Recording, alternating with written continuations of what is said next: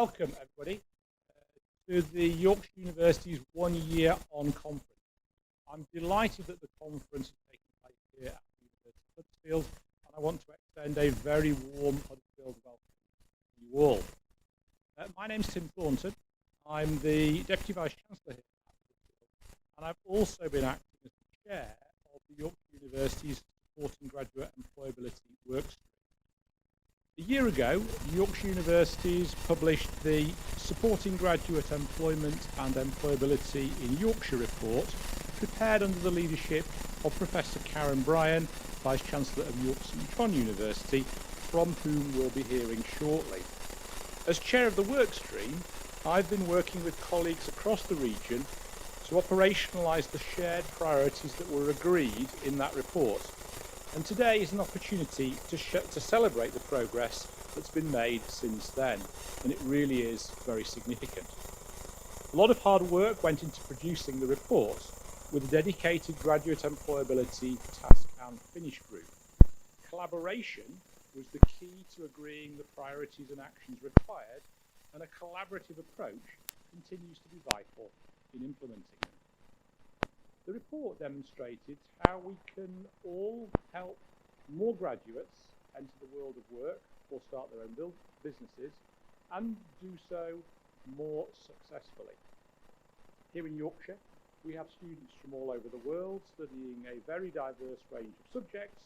By working together, we can help them to fulfill their potential and contribute to our wider society. It's a population of over 200,000 students, about a quarter of them postgraduates, about 10,000 postgraduate research students.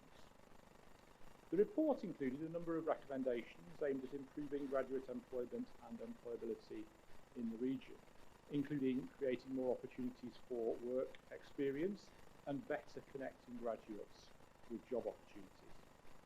Another important recommendation was sharing the value of graduates with employers.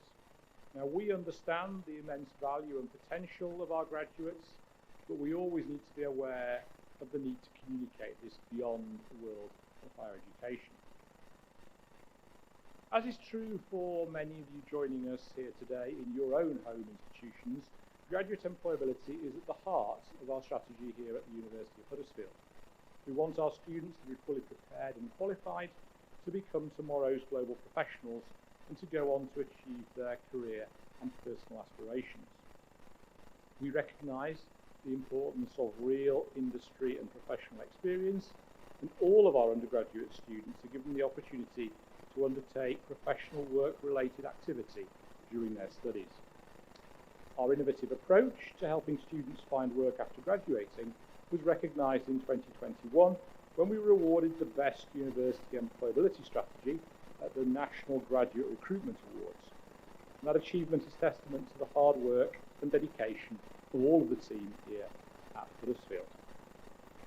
For example, our undergraduate students also study for their CMI accredited Global Professional Award alongside their studies, and we believe that this provides them with valuable skills and attributes that we know employers are looking for in today's competitive job market. But Yorkshire Universities represents 11 universities and 1 specialist higher education institution. By bringing us all together, the project has enabled us to extend and reinforce the strong work done in individual institutions and in existing networks, where we can combine knowledge and experience to develop and push the boundaries of higher education in Yorkshire. It's good to take the time to reflect on what we've achieved, and today provides the opportunity to do just that. I hope you'll find today's panel discussions and talks interesting, and recognise the great progress that's being made in supporting our graduates. I encourage you all to take the opportunity to network with one another, face to face, and for those unable to attend in person, please do join in via the live stream. Your active involvement and important contribution today, online and in person, starts with using Slido. Please join the event using the QR code that you'll find on your tables or through Sway, and use it to ask questions, provide feedback, vote, and help answer the questions that we've set up for you. The information that we harvest today with your help and input will be fed back to the Yorkshire University Board meeting in July and will inform the work of Yorkshire Universities in 2023-24. Your contribution really will make a genuine impact. And so now, please join me in welcoming the lead on the report which began this process, Vice-Chancellor of the University of York St John, Professor Karen Bryan.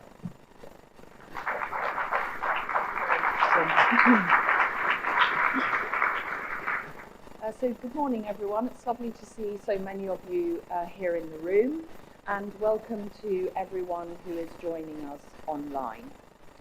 So I'm going to talk about where we are with student and graduate employability in Yorkshire and Humber 1 year on. We have a huge, very significant graduate pipeline.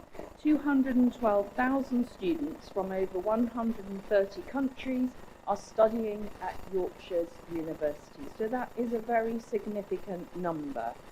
And if I go to an event that is attended by largely employers, people are staggered by that figure. So I think it is important to reflect on that. And from that number, we have approximately 68,000 graduates every year. So that's a huge and diverse talent pool for the region's employers to work with. Universities like Huddersfield, like York St John, where I come from, have a much more diverse population than perhaps the traditional universities have. But that's very valuable to Yorkshire and Humber employers.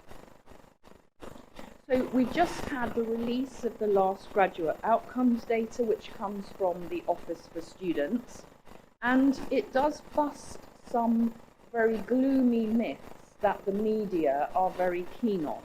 So what the data shows is that graduate employment across the country is on the rise, and that reflects all the work that many of you do to support students to gain their first graduate job. Also, graduate unemployment has lowered, and there is a noticeable graduate wage premium. So the media tells you that that premium has eroded away, no longer exists, but the latest data shows you that there is a notable graduate wage premium.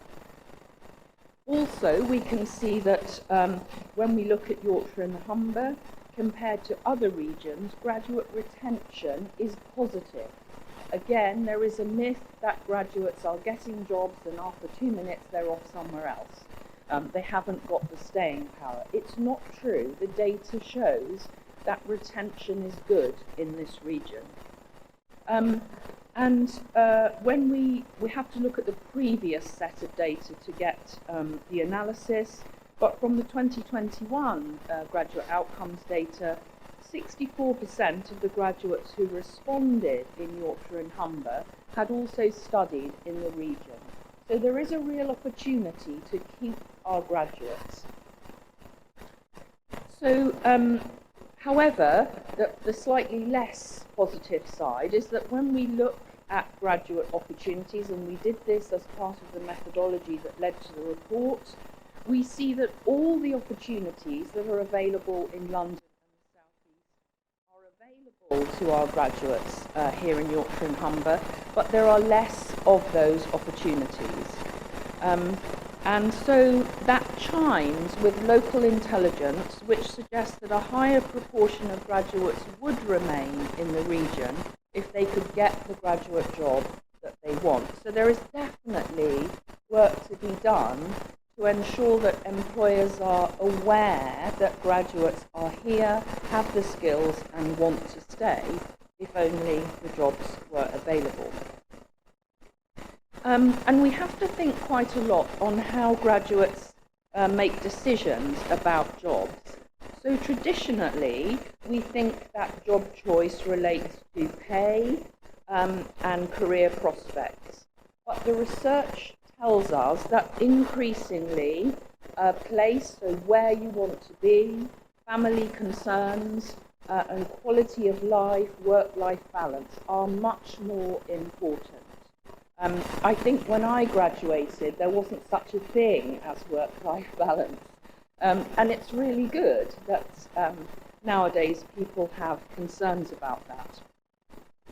And I do feel very strongly, and this came out in the report, we shouldn't need graduates to uproot from the region to either gain employment or develop their careers.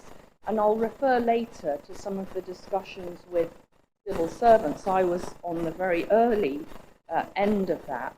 And it's not just getting a job here with the civil service, but it's how would you develop your career without having to inevitably end up in London where you might not want to be.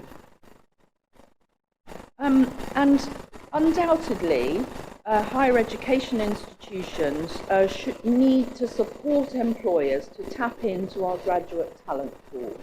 All universities, even the relatively small ones, are complex organisations.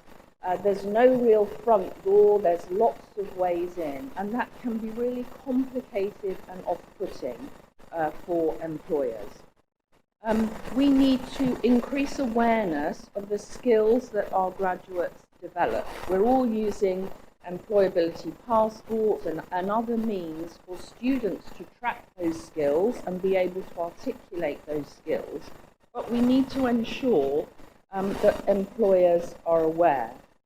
And we also need to help employers around sort of boxing off what qualifications students need. So do you really need a computing graduate? We know there's a huge shortage. 98% have got a job well before they've even got their degree. Or do you actually need excellent digital skills? If it's the latter, humanities and arts graduates have absolutely amazing digital skills.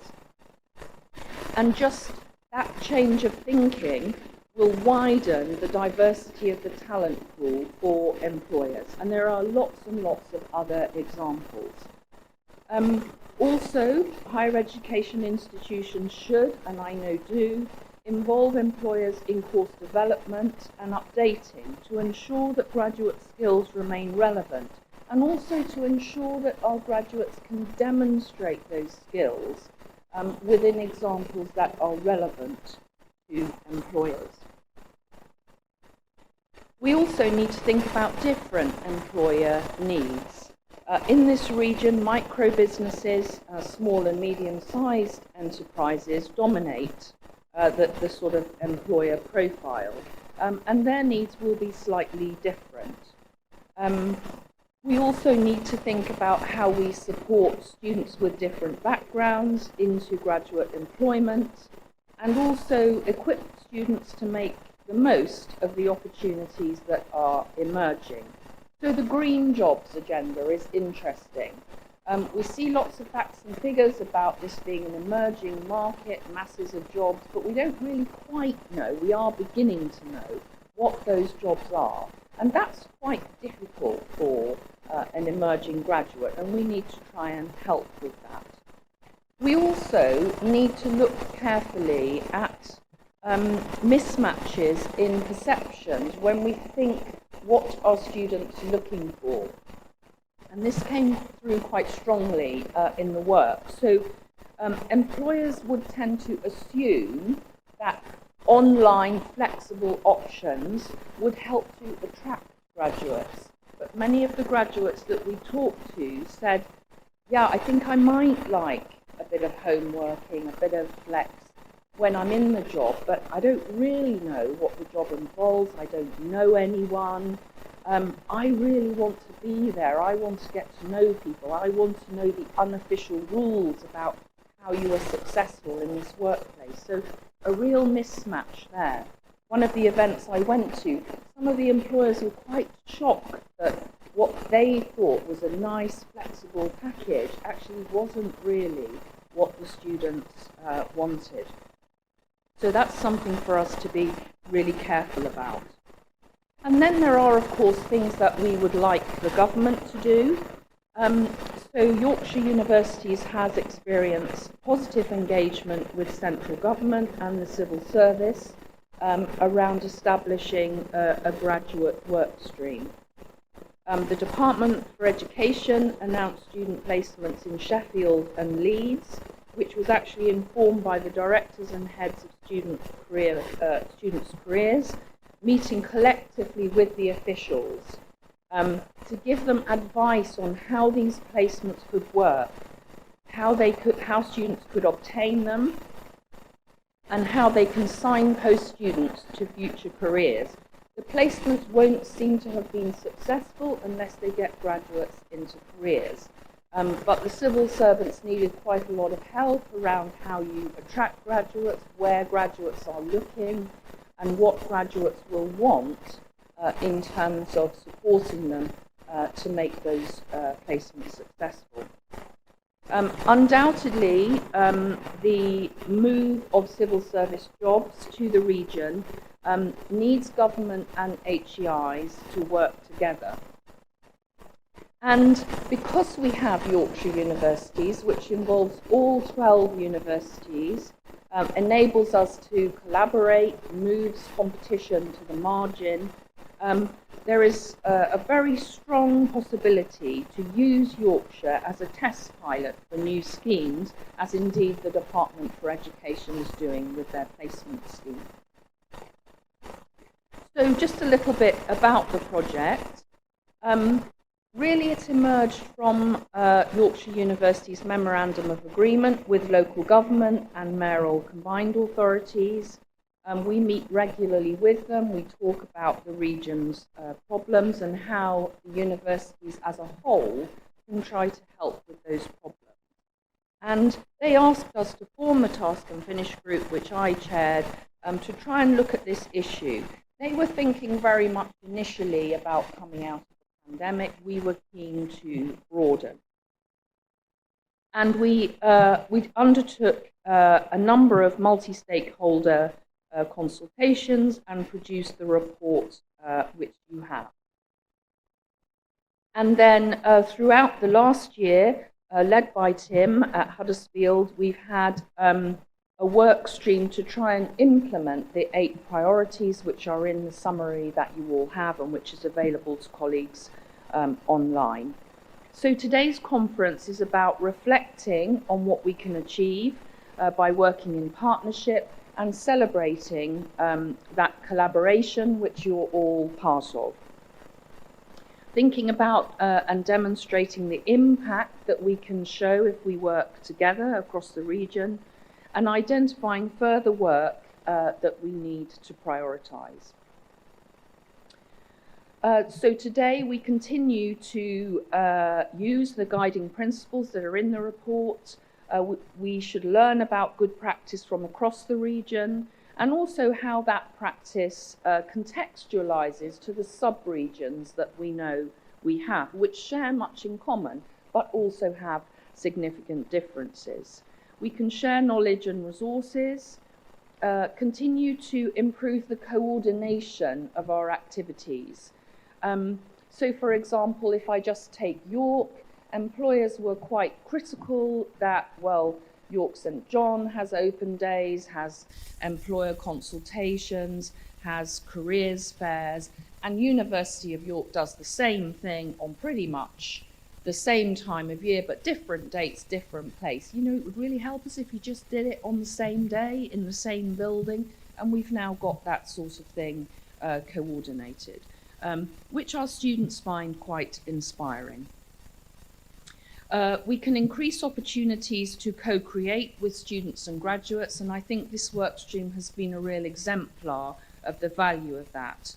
And through this work, try to build on the brand and identity of Yorkshire and promote Yorkshire for our graduates.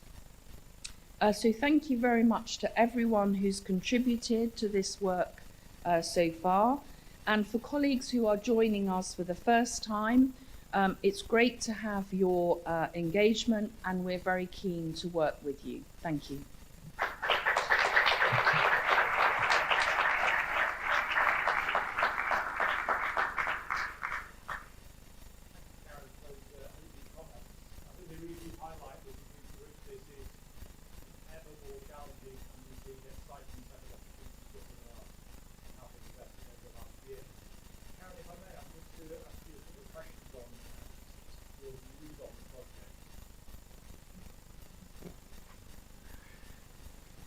Karen, what do you feel are the most valuable aspects of working in partnership on this agenda? I think sharing knowledge and also tapping into each other's sort of strengths. Inevitably, one part of Yorkshire and Humber will be ahead on a particular agenda, and we can all benefit from that. I also think taking a sort of Yorkshire and Humber wide approach means we can really gain momentum on the work, get noticed, get people outside interested in what we're doing. Thank you, Karen. Secondly, what do you feel are the most valuable aspects of working with graduates on the agenda? I think that staff in universities tend to be somewhat older than graduates, not of the same generation, maybe having our own biases, our own views, and it is really important to talk to graduates and find out what it is they're looking for, find out what makes them tick, find out what they think makes a job interesting. It's not always what we think it might be. I think also for students who are becoming graduates, they see barriers which aren't necessarily the barriers we see. So I know one of the issues that emerged in my university a couple of years ago was if you're studying for your degree, you're doing well, you really want a graduate job, you know that will improve your life prospects, but you work quite a number of hours as an assistant in a care home, working for a supermarket, and that gets you a salary. It's a low salary, it's not the salary you want, but to give that up and sort of be paid a month later, that's quite scary for graduates, and so planning about that. So that's kind of an example of a barrier that maybe we wouldn't think of, and it wouldn't seem such a barrier to us, but you've got to talk to students to know what it is that's holding them back from kind of making a decision, leaping forward. Indeed, thank you. Very important perspectives. And finally, Karen, where do you see, looking forward now, the biggest opportunities for working across the region? Well, I think, as I just briefly referred, there are a number of sub-regions in Yorkshire and Humber. So we do need to understand that. We do need to contextualise work to those sub-regions. But we share an awful lot in common. And I think there are more possibilities for students to move across the sub-regions to create new opportunities to build their career, but still remain largely in the region. And that's perhaps something that we can look at moving forward. Certainly, one of the things on the agenda today. Karen, can we thank you again very much for your support today, for coming over to Huddersfield, and indeed for the leadership and support you provided for the project overall. Thank you very much. Thank you very much.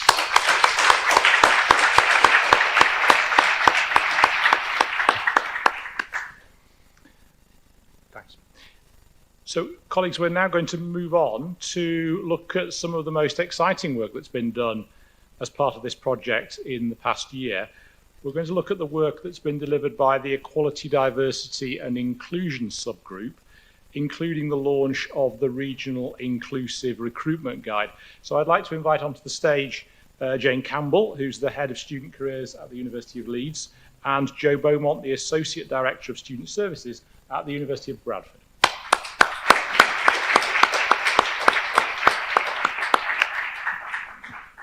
Thank you, Tim, for that.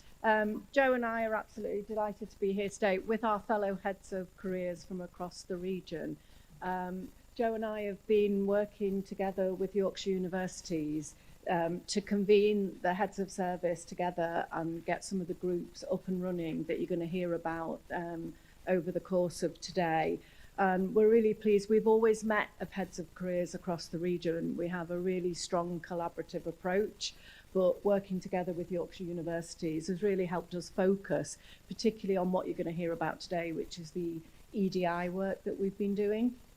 So it's been a really productive collaboration, which we hope will continue and take forward this work across the region. Hello everyone, so yeah, I'm Jo Beaumont and it's really lovely to be here with you all today. So Jane and I just really want to take a moment to set the scene about this work strand, and it's been operating for about eight months. So the career and employability leads of the 12 institutions across the region all contributed to the development of the report and the subsequent action plan. And that process and the discussions further informed our collective understanding of the positive impact inclusive EDI practices can really make to student and graduate social mobility, also enable graduate retention in the workplace and in the region, and also support business growth and innovation. Those discussions also, as Jane has said, strengthened our commitment to work together collectively on these EDI practices, how we can develop those further, and particularly with a focus around recruitment, around our employer engagement, and also the staff development that we need in order to enable the delivery of those. So just moving on. So as Karen alluded to, in terms of our 12 institutions, we offer a really diverse student and graduate talent pool. You know, we've got over 200,000 students in the region. A third of those are from within the region before they start their higher education experiences. And as Karen says, there is diversity in our own institutions, and in some institutions it's much higher than a third of students who are locally based. We've also got international students from over 130 countries, and they are growing across our 12 institutions as well. So for us, I think collectively, diversity absolutely goes beyond those 9 protected characteristics. I'll just put a few of those kind of what OFS would call access and participation characteristics, but it's even beyond that, isn't it, for us in this area? And also, we've got a plethora, really diverse subject disciplines across our 12 institutions collectively. So just like us in the room today, our students and graduates, they all have their own unique combination of these characteristics and social identities. And so part of our work is also really to recognise the importance of intersectionality. And that's also a theme within our work. So in terms of our institutions, all of us are really focused on really looking at opportunities and innovation to connect our students and graduates with businesses. And this is central to the work of all of our universities. There's also a growing evidence base and experience across UK business and business globally, recognising that diversity in the workplace and in the staff groupings really promotes innovation and business growth. And this term innovativity is really gathering a pace as a discussion point in many businesses. And so it's within that context that we framed our work collectively as an EDI workstream.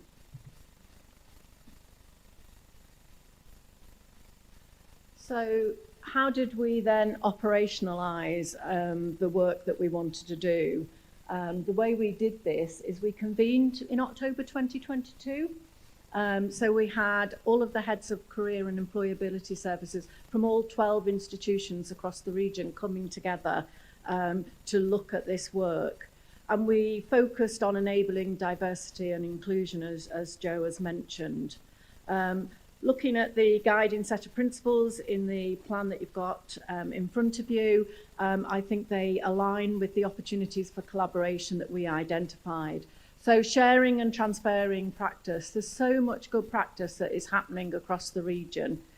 So just sharing that and looking at how we can take good practice from one institution and think how that might then look in our institution. It might look very different, but it can draw upon that good practice. We also recognised that we wanted to develop new practice. So how could we come together, not only look at what was already happening, but look at gaps and how all of us together, with all of our expertise, could think about what might be the gaps and how we might develop new things that could support the region. We wanted to share resources. I think Karen mentioned that there's lots of ways that we can look at what have we all got, and rather than all trying to do the same thing, share resources. You might want to tweak those when it goes back to your institution or your area, but we wanted to make sure that we were sharing resources and not duplicating. sharing our knowledge and insights, and also developing new knowledge and insights. So through that first set of meetings following on from October 2022, we identified with Yorkshire Universities 4 themes that we wanted to look at. Data insights, data, very important. We needed to look at the data to see where there might be gaps, where there might be areas that we needed to prioritise. And we wanted to be data informed, not data led. So we wanted the data to inform our thinking. Training and development of our staff, but also how we could support training and development and knowledge of our partners, our employer partners. So how could we work together to develop things? Universities as key employers. When we looked at our graduate destination information, I know certainly from my institution at Leeds University, when we look at our graduate outcomes, the university is one of the biggest employers of our own students. So we wanted to actually look at what does that mean, and you'll hear more about all of these themes in a minute. And then universities engaging with businesses with a particular focus within the region on SMTs. So that's what we set out to do. And so in January 2023, with membership from all 12 institutions, both from career services, from HR departments, and from colleagues who were looking at EDI across universities, Yorkshire Universities and Go Higher West Yorkshire, connecting with WICA teams and a grad skills project that is happening across the region, we put together the following groups that look at all the themes that we'd identified. And what you're going to hear now is from each of those groups, from the leads, on what they've been doing and the work that they've been able to promote. So thank you very much.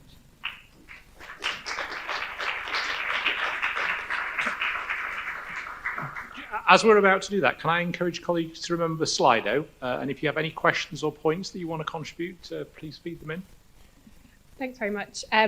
Hi everyone, I'm Marina Tapley. I'm Yorkshire University Policy and Research Officer, and I've also been leading on the Graduate Data Group. And as was just mentioned, data was one of the themes that was identified by the EDI group, but it's also a theme that came directly out of our Graduate Implementation Group as well. So the Graduate Data Group is looking at many different areas of graduate data, and I'm just going to give a bit of an overview of how this group kind of came about and the focuses that we're looking on and how that links into this EDI work. So when the Graduate Implementation Group first started to meet, they had questions about how can we really understand the picture of what graduate employment and employability looks like in the region through data, and how could we potentially track any progress that's made through using data. And we brought together data contacts from the 12 member institutions to discuss this, and we looked back at the priorities that you'll see in the graduate report. We looked at the first 4 priorities that are more student graduate directly facing students and graduates in terms of their activity, and I'm not going to go through all of these in detail. This is just to give a kind of indication of some of the mapping we did, and we looked at different types of data, some of which is collected differently across institutions, but there were a few things that kind of came out as overarching areas that we could look at, including graduate outcomes data, which is collected centrally, and career registration surveys that are collected at many of the institutions. And there'll be a lot more detail on this in the data and conversation session later, so I'm not going to go into, like I said, as much detail. And we also talked about, across all of these priority areas, building data collection into any new activities that are set up as an outcome of the Graduate Implementation Group or the EDI Planning Group, to ensure that we're tracking, how many employers are involved, any feedback, and this is something that we've done, for example, in our engagement with local government organisations. We ran a survey in the run-up to a roundtable that we held, so that we have some data on what they view as important in engaging with graduate employment as well. We did also talk about the the other 4 priorities, and the data group identified that these were more strategic overarching priorities that link with engagement with external partners, and there's more activity that's needed, and this would perhaps be better served by qualitative data, feedback, and case studies at this time. And also we talked about the fact that the 8th priority of data sharing and analysis for effective strategy and action is something that by having a graduate data group that's looking into this, we are actively working towards this priority. And so the outputs of the ongoing data meetings, which we're sharing internally with HE colleagues, is already starting to put this into practice. And we're also hoping to look into ways that we can share some of the key messages that are coming out of the graduate data group with external partners as well, to help with this effective strategy and action. So as I said, we looked at all the different things that we could look at in terms of graduate data, and we thought that the areas of focus initially for the group should be around graduate outcomes and looking at how can we do some regional analysis of this centrally collected data, because it's consistent across all the institutions. And we also started looking into career registration data, which, as I said, we'll go into more detail in the data and conversations section, but it currently is collected at 9 out of the 12 Yorkshire University member institutions. And throughout looking at graduate outcomes and career registration data, we've been linking this back to how it can fit into the EDI planning group and the themes that they identified as well. We had a specific session of the graduate data group where we looked at graduate outcomes from an EDI lens to explore what are the areas that we could and should be looking at in terms of regional analysis from an EDI lens, with input from the EDI group. And as was mentioned before, graduate outcomes is a good way to identify the university's role as an employer of its graduates, where graduates are reporting that they work for a university or in the higher education sector. And we also can see how engagement with career registration data, which is already either being analysed in terms of access and participation characteristics, or there are plans or trialling of analysing it in this way at all of the 9 member institutions that are already collecting it. So it's something that we either already can look at in terms of EDI characteristics, or there is potential to in the future.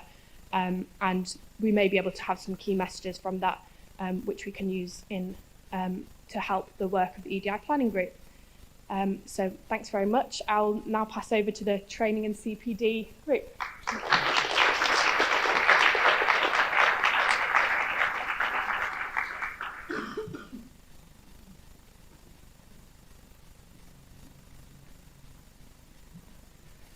Good morning, everybody. I'm John Harrison. I'm Director of Student and Graduate Mobility at the University of Hull. Mark and I had the longest game of rock, paper, scissors to decide who'd come up and deliver this, but Mark's up later on, so I took the hit this time. The training and CPD group has only met a couple of times. It's still very much in its forming stage and throwing around some ideas, but when Mark and I met outside of that meeting, we were struck by the passion, the knowledge and the expertise that was in the virtual room. And that's quite refreshing. And that gives us a really good base point and a framework to really deliver some good stuff across the region. And what also struck was the blended membership that had happened within the group. There are representatives from all the institutions, or most of the institutions, some of them with career-facing roles, some of them with EDI or WP, widening participation, work as part of their remit and responsibilities, but also HR colleagues and some staff that it doesn't form part of their role or a main part of their role. They've just got an interest in this arena and this type of work. And again, it's really refreshing. And importantly for a training and CPD group, they're also training and the facilitation experts, which is really good.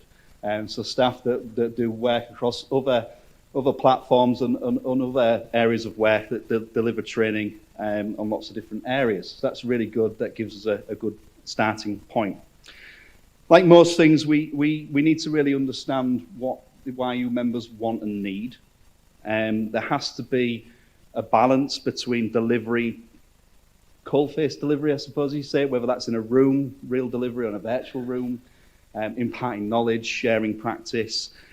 Also, how do we look at creating online resources, off-the-shelf tools, toolkits, best practice, and case study modelling? We need to find a balance between all of that, because we all know that CPD is high on the agenda for lots of institutions, lots of areas, so we don't want to flood the market and dilute some really important things that we need to cover. We also want to include perspectives from students, graduate groups, and employers. Significantly important that we create a well-rounded CPD function and delivery. So as part of our early conversations, we started to explore some of the areas just within the group to try and identify some areas that we can try to explore early. And confidence was one of the big things. Confidence in use of language, approaches to communication and engagement, whether that's with student groups, student demographics, graduate demographics, or employers as well, that's already been mentioned, and academics and other stakeholders internally that may not have a full understanding of EDI or WP or AP&P or levelling up. So confidence was a big thing, and communication and engagement was a big thing, so we need to try and unpick that and understand that. Data capture. How do we set KPIs around EDI at institutions, whether that's delivering to students? How do we look at that? How do we benchmark? How do we use data to inform and lead our delivery, our objective setting, whether that's writing strategy or policies, and also working with employers to look at how do we inform the labour market and recruitment trends. So, the time-honoured tradition, won't surprise you to know that we will be launching a stakeholder survey that will go out to all YU members. Just to give us an insight and direction of travel. Like I said before, we don't want to dilute the market. We want to find that balance between actual delivery where it's right and proper, and when there's time, and we've got the expertise to do that, but also off-the-shelf toolkits and knowledge bases and best practice modelling that can be used at any point in time. So we need your input in that. So that will be launched shortly. And we're hoping, fingers crossed, that there will be some delivery, dissemination of toolkits and things in the autumn. Thank you.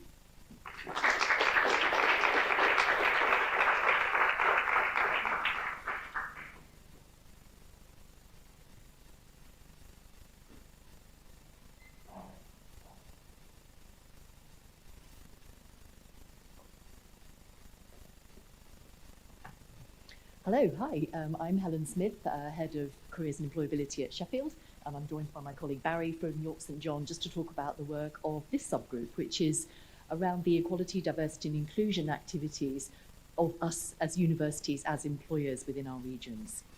So what we're going to be having a look at is initially our current activities. So the first step, as Jane has said, most universities in the region recruit, or all universities in the region recruit significant numbers of our own and others, students and graduates. We typically in the graduate outcomes survey all come out as being significant. You know, I think at Sheffield we're the second biggest recruiter of our own graduates, and I think that's similar across all universities. So as we're major recruiters, we should be setting the highest of standards. And it's really exploring what we are doing and how we are doing as universities ourselves in ensuring that we are meeting those EDI goals and expectations as employers. So what we've done is conducted a very informal survey initially of the recruitment practices in our own recruitment of students and graduates.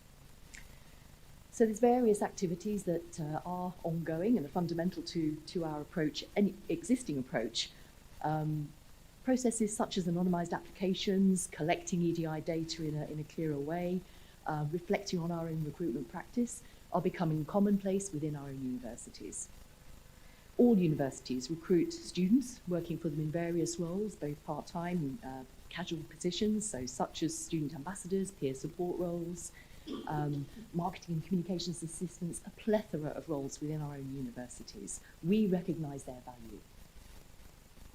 We're looking at the planning for student and graduate employees to reflect the student body in terms of equality, diversity and inclusion. It's something that we're increasingly aware of.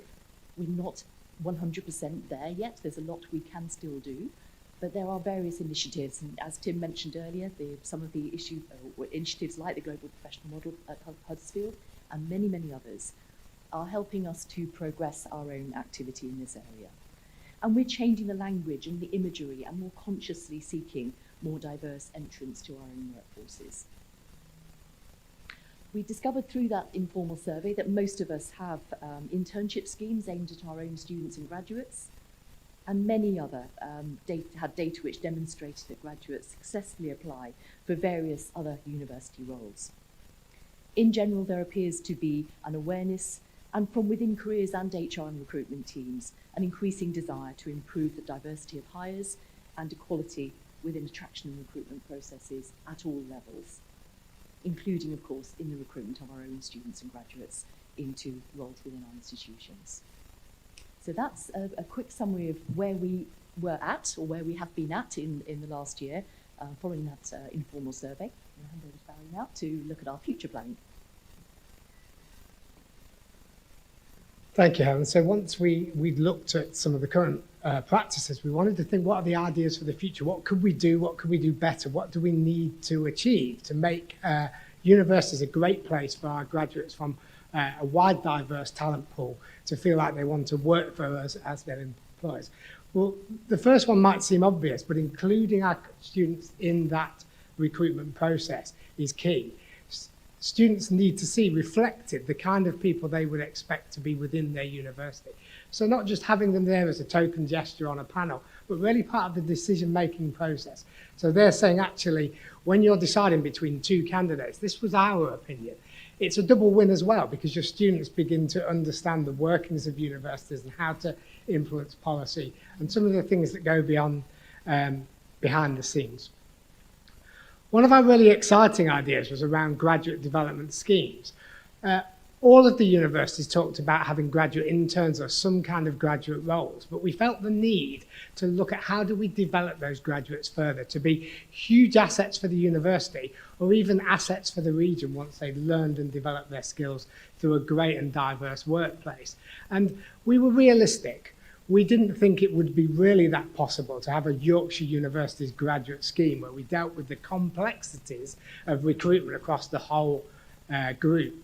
But what we did recognise is there was a high level of understanding and resources that we could share that would help us develop our graduates further.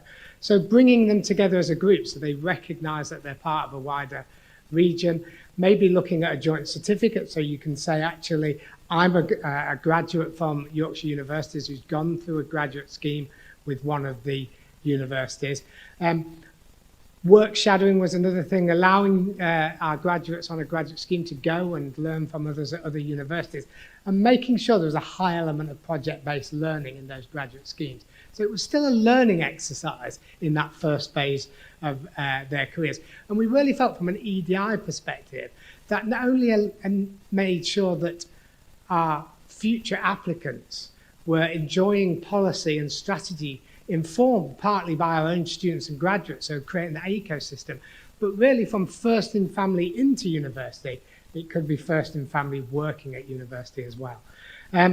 We wanted to look at the recruitment practices. I think as Karen alluded to in her opening speech, there's very much a sense of language and a sense of how we talk, all of the acronyms within higher education, all of the things that we think about that we feel everybody knows about, and not always the most inclusive of language. So what we wanted to do was use our students who were very increasingly knowledgeable about the language that gives us a sense of inclusivity to drive some of the way that we place our adverts.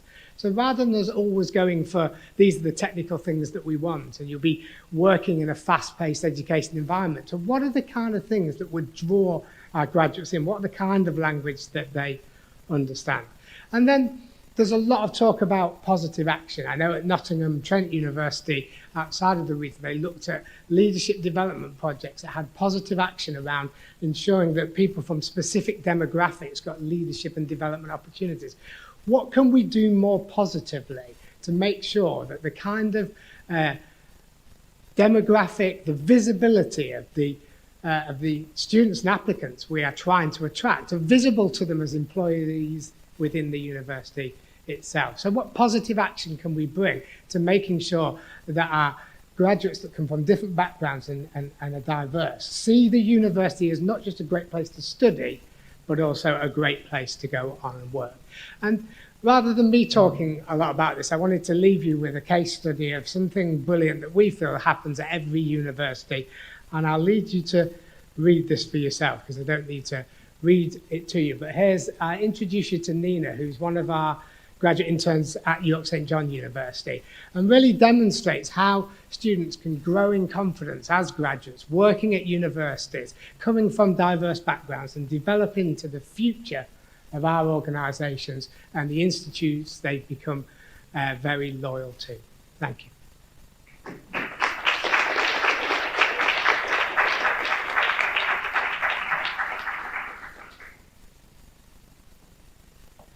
So you've got Joe and I again now. So as well as helping to coordinate, we've also been running the group that's been looking at universities engaging with employers subgroup.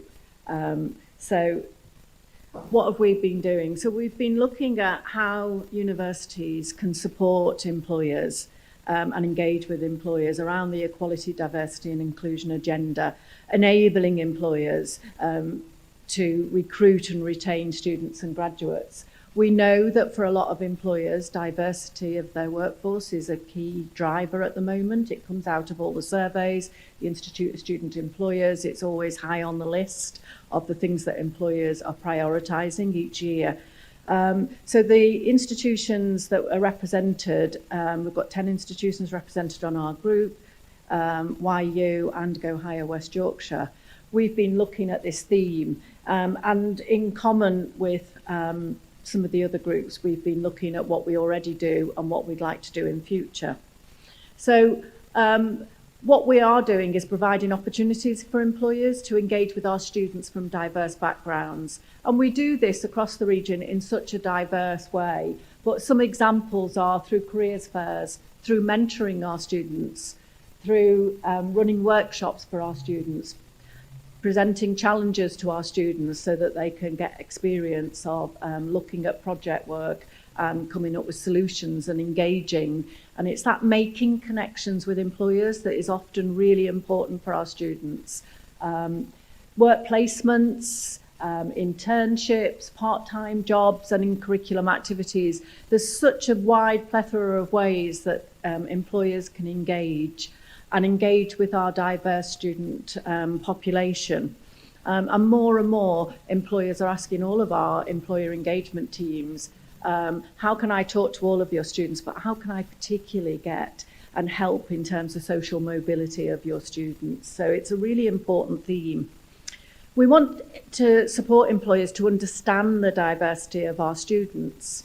And I think, as Joe mentioned at the beginning, we're looking at a very wide group of students, and our definition does include all those definitions that we put up at the beginning, but also international students. So, you know, we've got a fantastic cohort of international students who are really keen to be involved in the region and to give something back.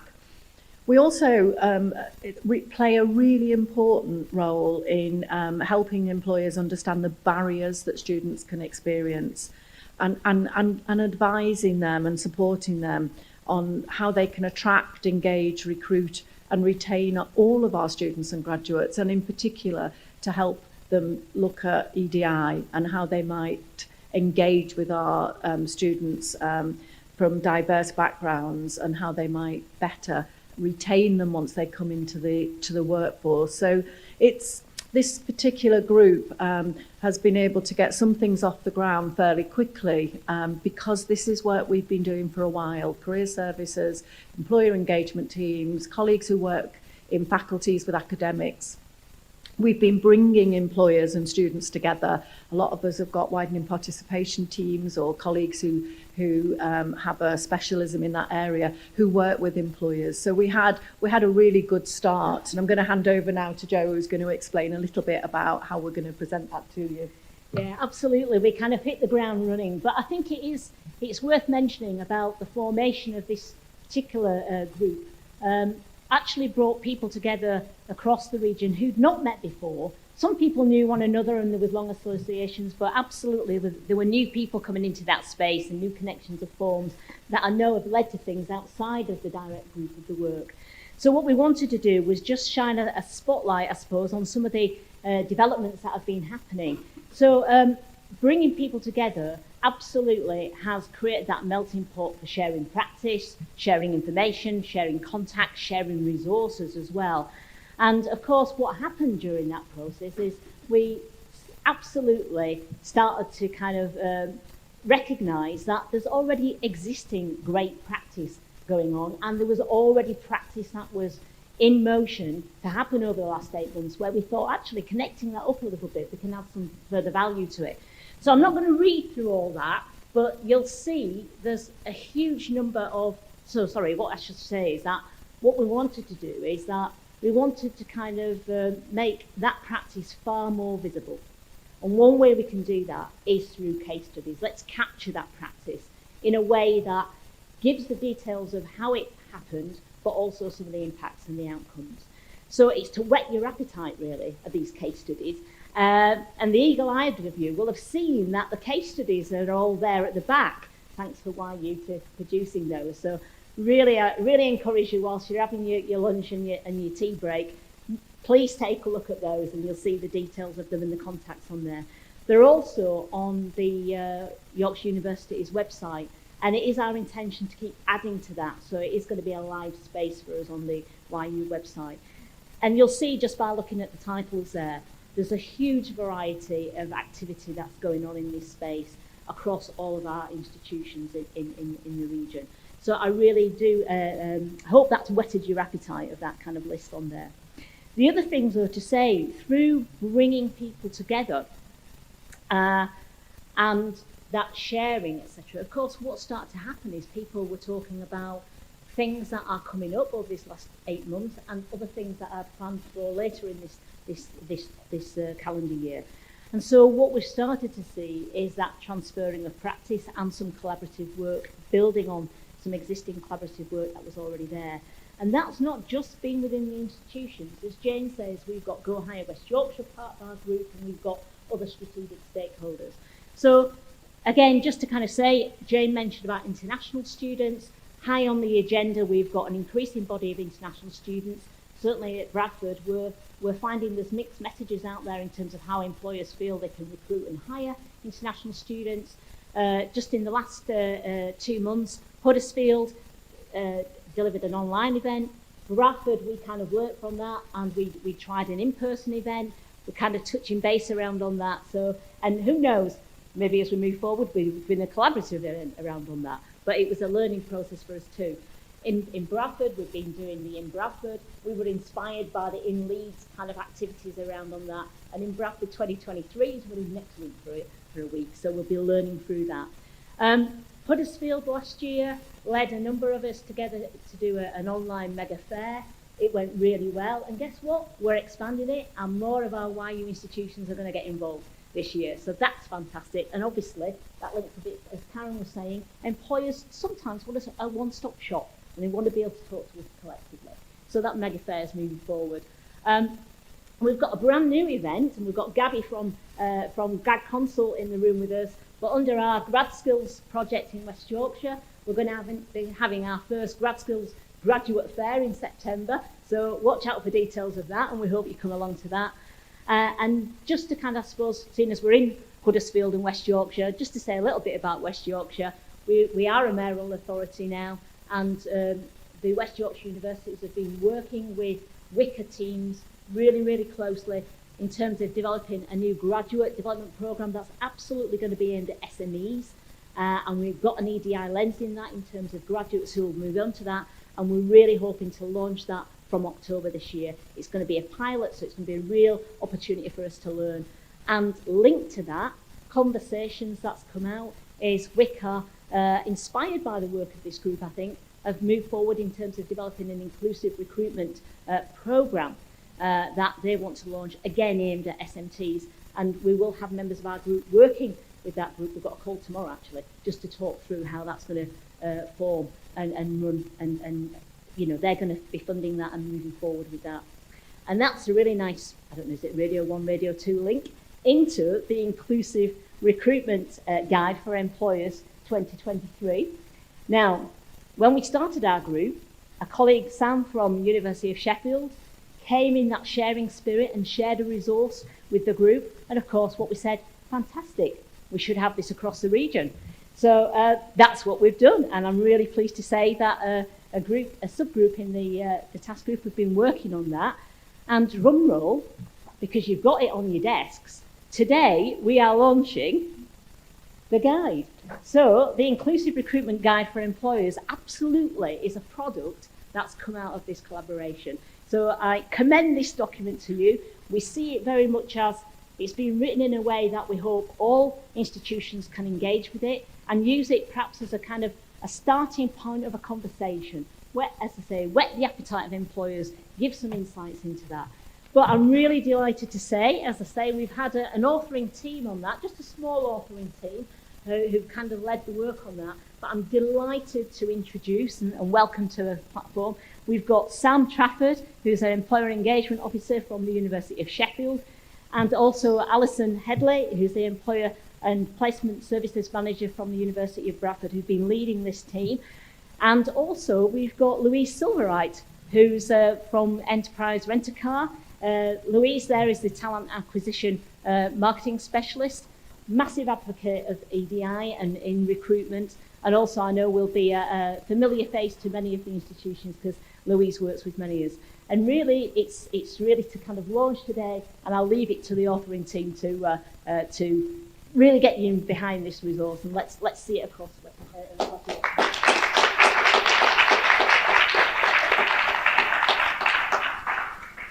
Hi everyone, I'm a little bit further away from the microphone than the previous speakers, so I just want to check that everyone can hear me all right. I met a lot of people for the first time in person today, and the first thing they said was taller than I expected. So that's just the nature of virtual working and collaboration. So yeah, my name's Sam, and we are here to introduce the Inclusive Recruitment Guide for Employers, the regional version that was adapted from the guide that was developed in Sheffield early in 2022. I'm going to stop clapping because I realise it's picking up on the microphone. So with collaboration from Alison, Irfan, and others from Go Higher West Yorkshire, Bradford, Leeds, and York, we have developed this guide to showcase to you today, but also to provide tailored support to SMEs and micro businesses across the Yorkshire region to help them provide good graduate jobs for students and graduates from different backgrounds. And you can all find a copy of it on your table, hopefully. So I would like to say a massive thank you to the team that have helped us get to this point, and also to Joe and to Jane for your leadership throughout as well. A little bit about me. I work as an employer engagement officer, specifically focusing on engineering employers, students and graduates. But prior to my role that I'm currently in, I had 7 years experience in recruitment, mainly with Sheffield-based SMEs. So I'm just going to set the scene a little bit, and I know we've done some of this already. But one of the key priorities that came from the report last year was to provide tailored support to employers. So that's what we've built this based on. So this guide is more of an advisory approach rather than prescriptive. And it includes recommendations which are practical, they're realistic, and overall are inclusive methods of recruitment. And they stretch from advertising the job in the first instance to shortlisting the applicants, assessing the candidates, and onboarding the new hires. And some of the inspiration, like we said, for this guide came from a document produced by the University of Sheffield that we've refined, we've adapted, and we've tailored for the audience that we intend to engage. But I wanted to start, first of all, by preaching to the choir why it's so important to actually recruit a diverse workforce in the first place, and to make sure that we're projecting the right reasons to employers why they should follow in suit. There's two main reasons, and those are moral and pragmatic. So we all have the right to work in a safe, supportive, and inclusive environment. We all have the right to develop our skills and abilities to our full potential. But there are lots of pragmatic reasons behind recruiting a diverse workforce. For example, it's vital to the sustainability of businesses and economies. So famously, Deloitte did some research and they found that up to 49%, up to 50% of customers' purchasing decisions are directly influenced by the supplier's stance on equality. And McKinsey found that a company's financial performance is greatly increased in line with their rate of diversity across ethnicity, race, and gender. But we also need to consider intersectionality, which Joe mentioned earlier today. The fact that we all have overlapping identities that contribute to our experiences and our perceptions. One thing that wasn't included in the Sheffield guide was the distinction between equality and equity. So it's important that employers want to be flexible, but it's even more important that they want to be flexible for the right reasons. And those come from understanding the perceptions and the experiences, the lived experiences of others. So to sum up, equality is treating everybody the same, and equity is recognizing our differences and putting in place the appropriate and reasonable support. And another distinction that we wanted to make was that between positive action and positive discrimination. Now, this guide will be aimed at a lot of people who haven't talked about or even researched the area of EDI before, unlike most people in this room. And terminology can really be a barrier to understanding the EDI sphere. So that's why we've included some of these fundamental distinctions and definitions.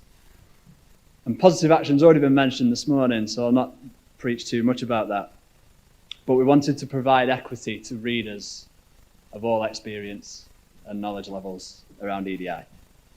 And so here is a very brief definition highlighting the fact that evidence and a clear action plan needs to be provided when putting in any action in place. Right, so let's put ourselves in the mindset of an employer. We're writing our job advert. Where do we start? Well, last week, an engineering SME in Sheffield that will remain nameless sent to me a job advert, and on 4 separate occasions in that one job advert, they referred to he, him, and his, even in 2023. So the first thing we need to consider is the explicit language that we're using when we're writing job adverts and job descriptions.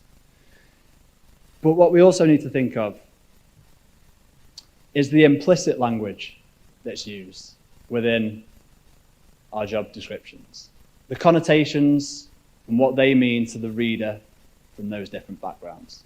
Because gendered language impacts male applications a little bit, but gendered language impacts female applications massively. And research has been shown to prove that. Something else that also contributes to that disparity is the sheer volume of person specification requirements.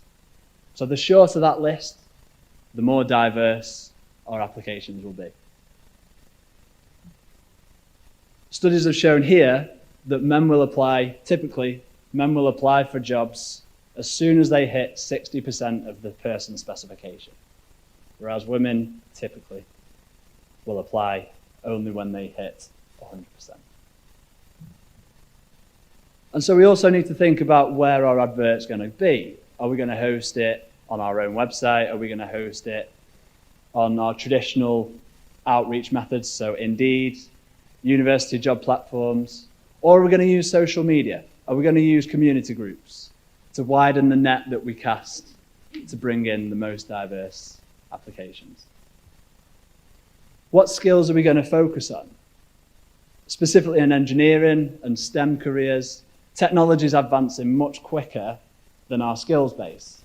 So if we're only ever going to target hard technical skills, we're going to reach an empty pool. By focusing on transferable skills that students and graduates learn across the board in each faculty, we can recruit a more able and a more adaptable workforce that will move quicker along with the pace of technology. And we have a huge labour shortage, as well as the diversity piece to focus on with that too. And when we're attending careers fairs and hiring events, are we sending the most diverse group of people from underrepresented backgrounds that are going to better engage with students and graduates from those similar backgrounds? These are all questions we need to ask ourselves throughout this process. And university staff, I'll just go back to that slide. University staff can use this as a little bit of a checklist during that initial conversation with an employer when they've uploaded a job to the job portal or they've received that first initial call. We can use this as a stop shop, one-stop shop to go through and make sure that they're fully briefed and we've covered most options.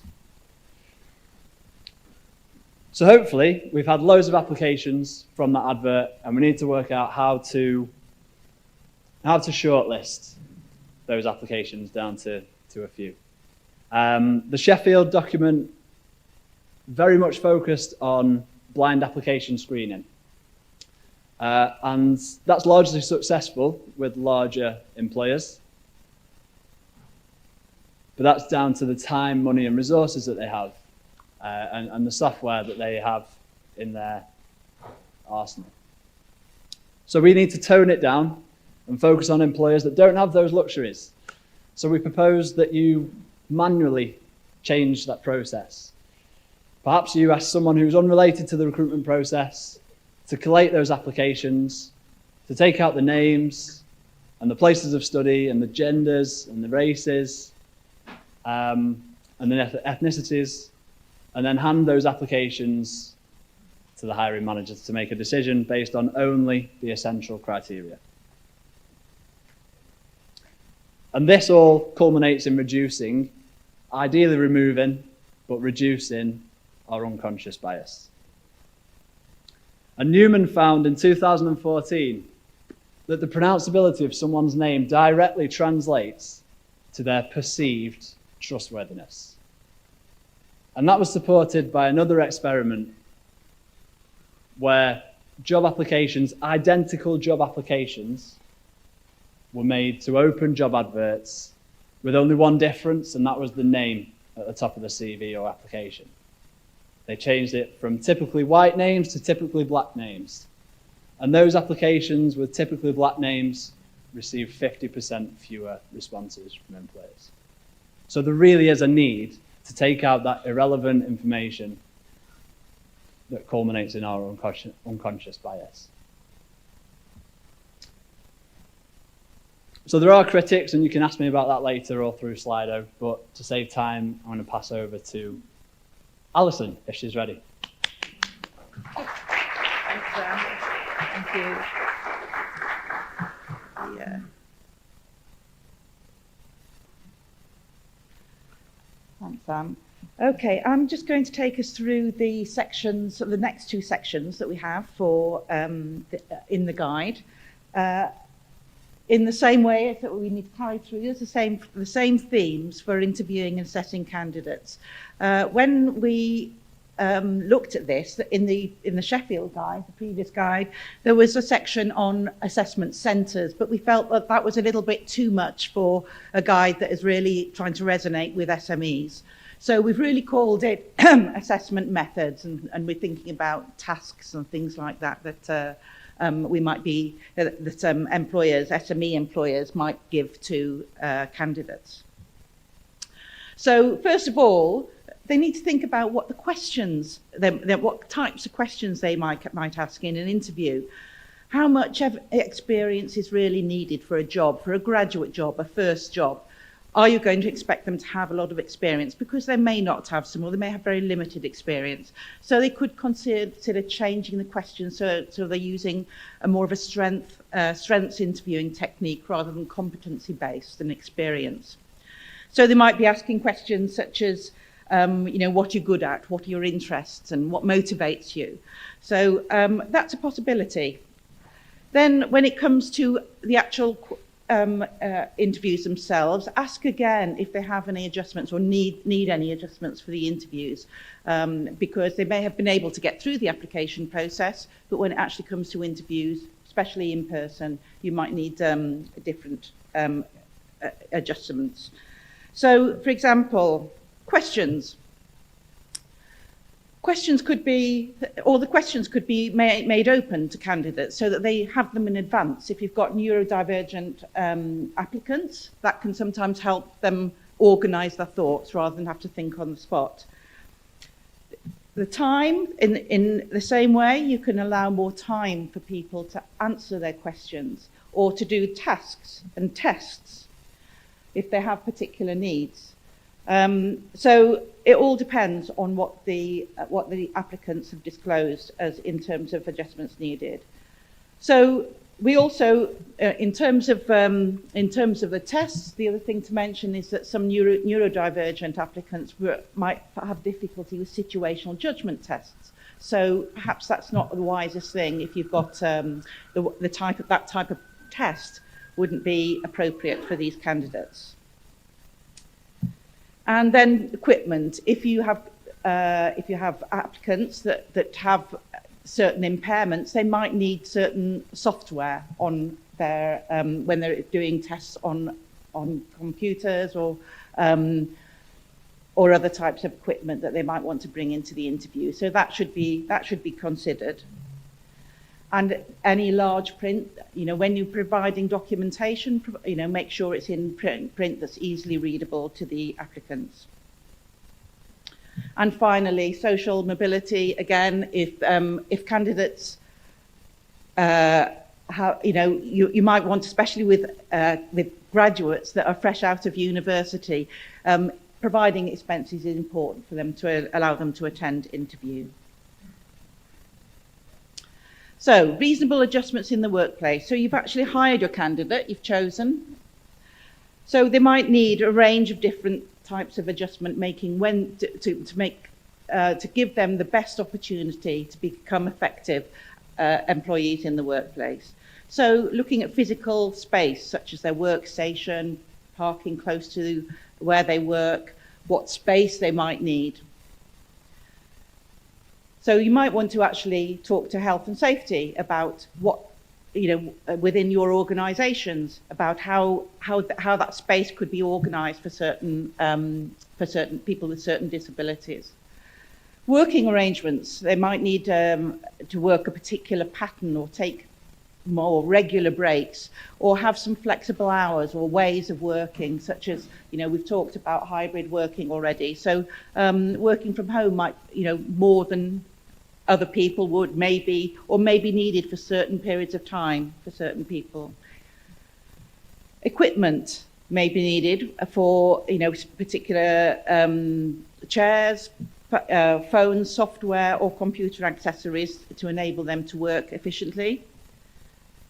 And tasks such as, they might need additional training, or the role needs to be changing as their needs arise, or you can understand what they can and what they can't do. And also about carefully planning their workload.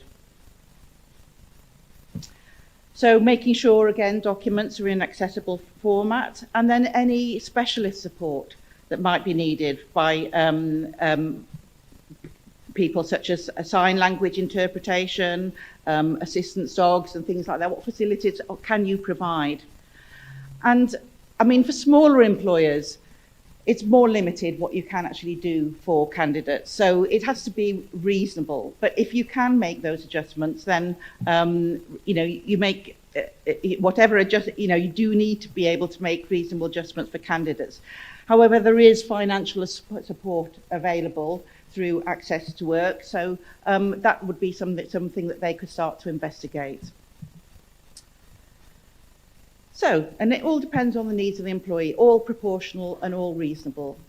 But it is doable, and you know, people can work just as well as anybody else, even though they might have particular needs. So finally, we just wanted to give a quick word on how to use this guide. I'm very conscious of time, and we want to move on to the next. So I'm not going to spend long on this slide, but we would like people to use it as a discussion tool, just to highlight the benefits of inclusion. We'd like practical help. We want to, you know, this is actually practical help for organisations wishing to diversify their workforce. For SMEs who are recruiting through our student employment services, we can send this out regularly or make it available. Well, it will be made available on all the Yorkshire University websites, or even a modified version of it in some cases.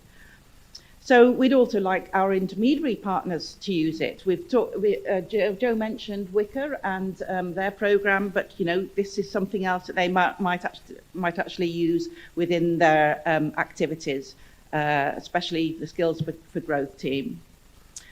Then informing students and graduates of the support that they can get. That's it's not aimed at those, but it might inform them in terms of what they can talk about with their employer, their new employers. And then, as I said, it will be available on the Yorkshire University website and each university's own website. And then it does also highlight other sources of support that people can access. So, but also for internal dissemination, whilst our guide is designed for SMEs, the principles apply to our own practice and recruitment. And I know we have got another group working on that, but these principles are going to intertwine with what they're doing as well.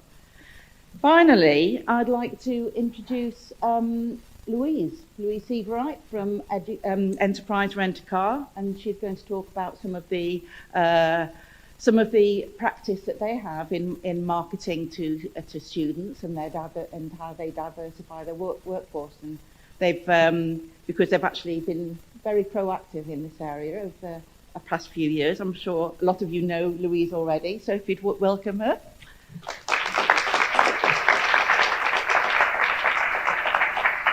Good morning, everybody. I can definitely see a lot of familiar faces. I do manage to weasel my way into most of these events somehow, so I'm sure that a lot of you are probably sick of the sight of my face already this year. I am going to keep this very short and sweet because my stomach is rumbling and I'm sure a lot of other people's are, so I know we're going to want to get on to some food soon.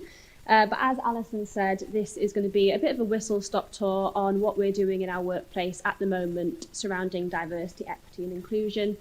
I am not here today by any means to say that we have perfected this, that we have it cracked. There's definitely a lot that we can still do and initiatives that we can put in place, but I just wanted to give you a bit of an outline as to what we are doing in the workplace at the moment.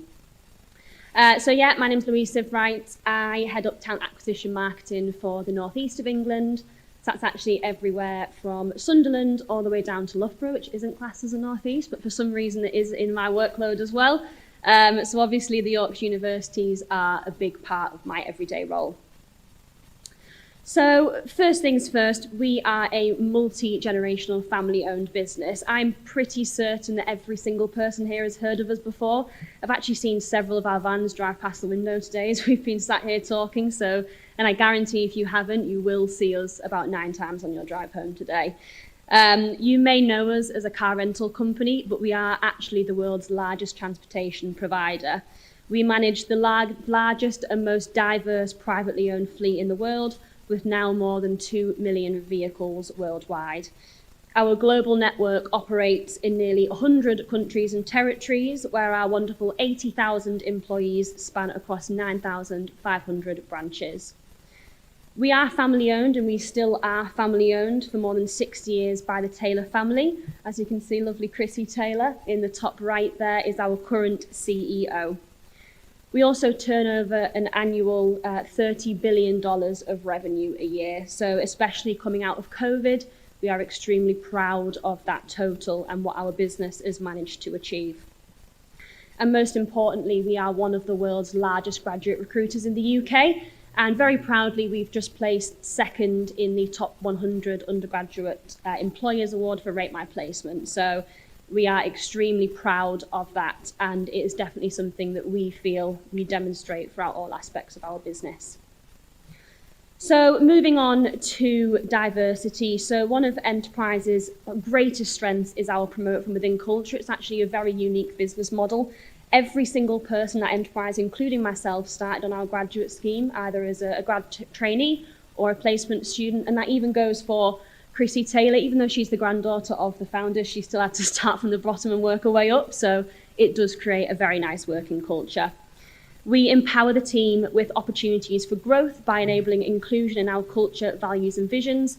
And last year, nearly 20,000 of our employees were promoted or took on new challenges within the business. I myself have had 6 promotions in the last 3.5 years at Enterprise. I am nothing special. That is very standard for most employees at Enterprise. So because of that promote from within inclusive culture, we really do create amazing career opportunities. For more than 65 years, Enterprise has been committed to creating a diverse, equitable and inclusive work environment. The commitment to diversity, equity and inclusion is embraced throughout our organisation and is driven by our employees who work and in our environment where they're encouraged to bring their authentic selves to work every day. This is accomplished through our global D&I council structure, which ensures vertical and horizontal integration across our operations, strategies, missions and objectives. Its multi-dimensional membership encompasses a diversity of race, ethnicity, gender, sexual orientation, age and work experience. So I'm going to move on a little bit to what we do within the talent team to really help diversify our recruitment process. So within Enterprise, we commend ourselves on a culture of respect.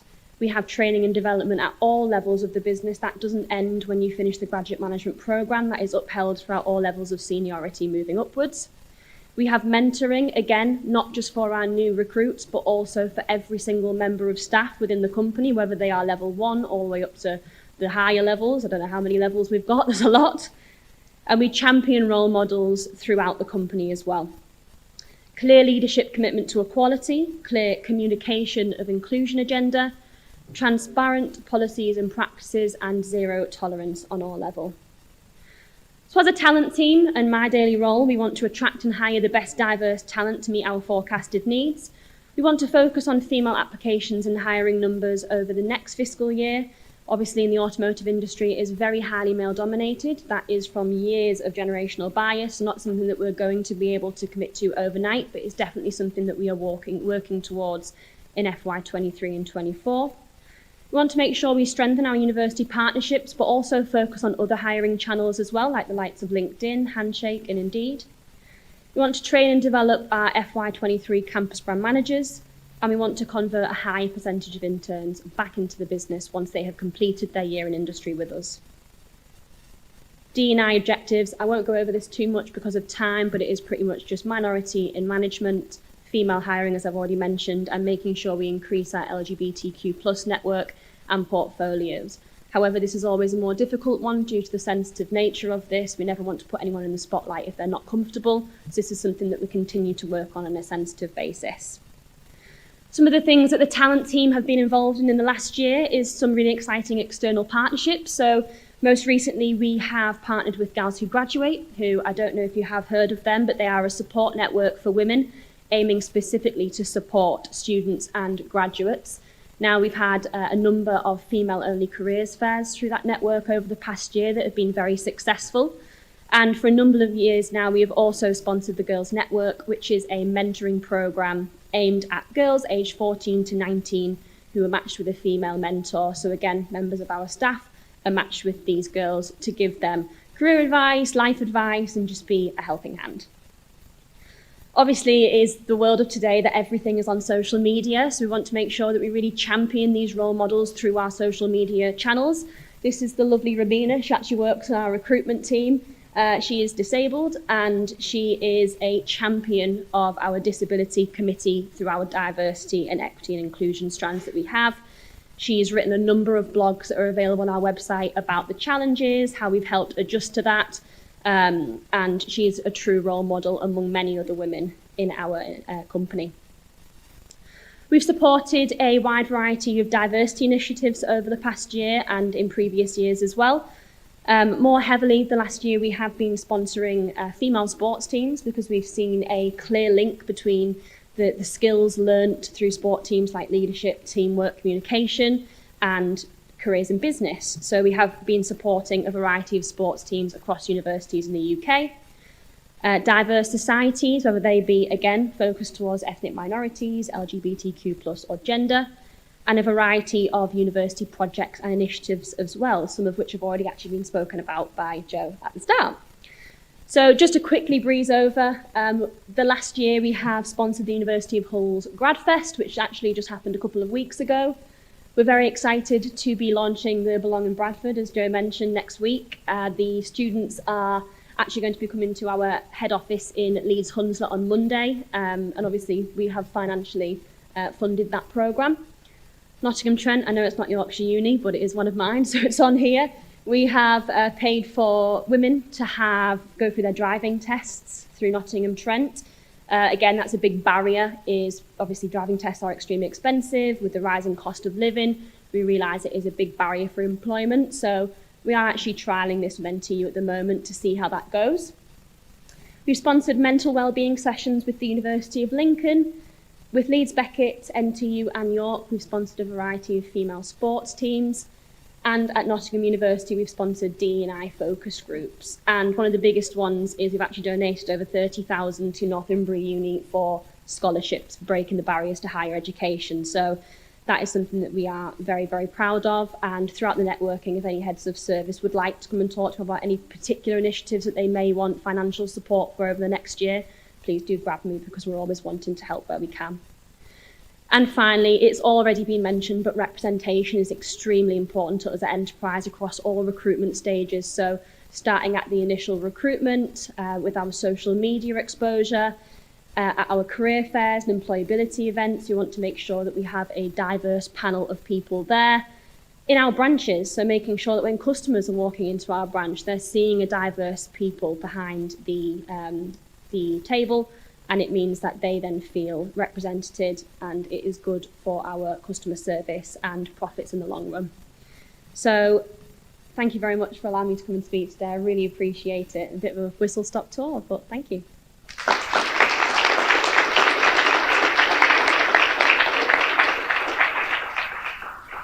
Hi everyone, me again. I'll be quick. We've had a couple of really popular questions come in through Slido. So I'd like to address some of them. First one that struck out to me was the impact of ChatGPT and generative AI on on recruitment in general, but specifically in this sphere. I'm not an expert on AI, and certainly I'm not sure if anyone else is in here. But there was a webinar that actually happened last week through the ISE. So those of you who are members can access that webinar, and I'm certainly advised that you go and spend an hour watching it and making notes, because they addressed that exact question. And because AI and ChatGPT specifically pick their data up from the internet, it's completely reliant on what that data is, and that data itself might be biased even. So it depends, I guess the answer to that question depends on what extent AI is used in the recruitment process by employers or even by the candidates themselves.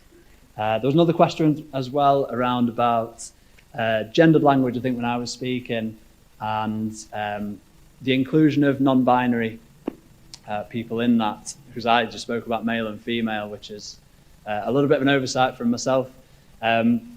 But the point I want to reiterate is that we're looking to neutralise the gendered language in job descriptions and adverts.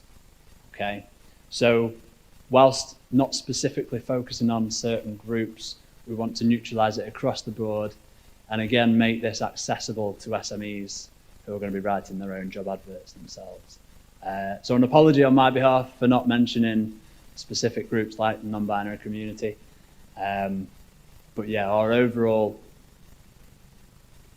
response for this is to neutralise things so that things don't need to be adapted for specific groups in that way.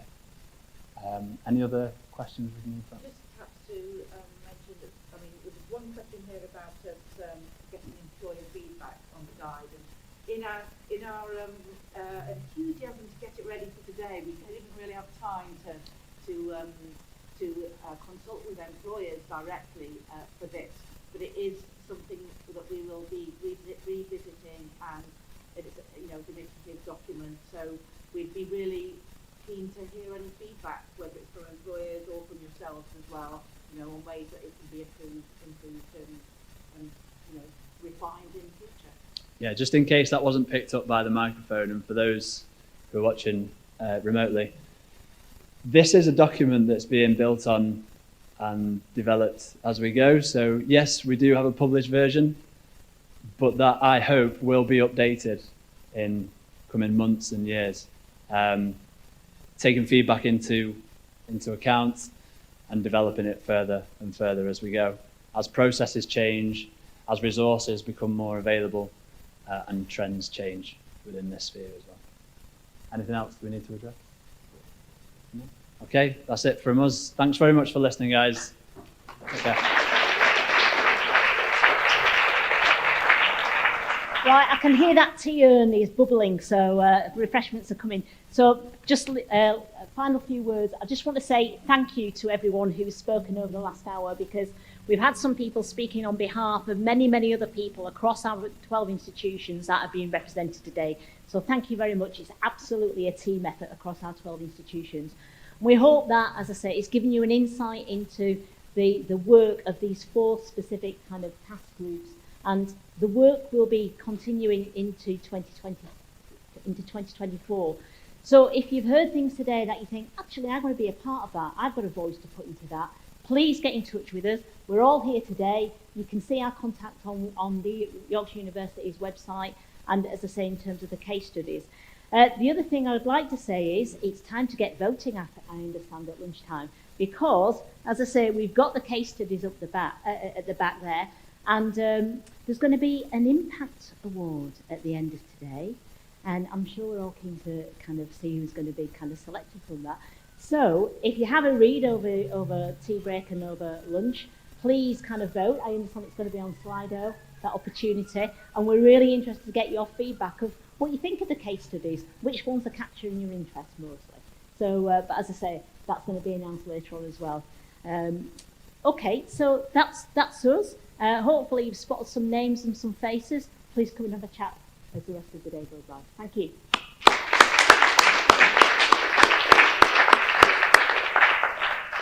Thank you, Joe. Thank you, Jane, and everybody who's presented, and indeed everybody who's contributed to this really very exciting work. I think we're all looking forward to seeing how the guide and the other initiatives are going to roll out and make an impact over the coming year. Joe's just mentioned the important voting that needs to be done. Those posters are up, and please do have a look over the tea break. We're going to reconvene at 12, so about 20 minutes time. Thank you all.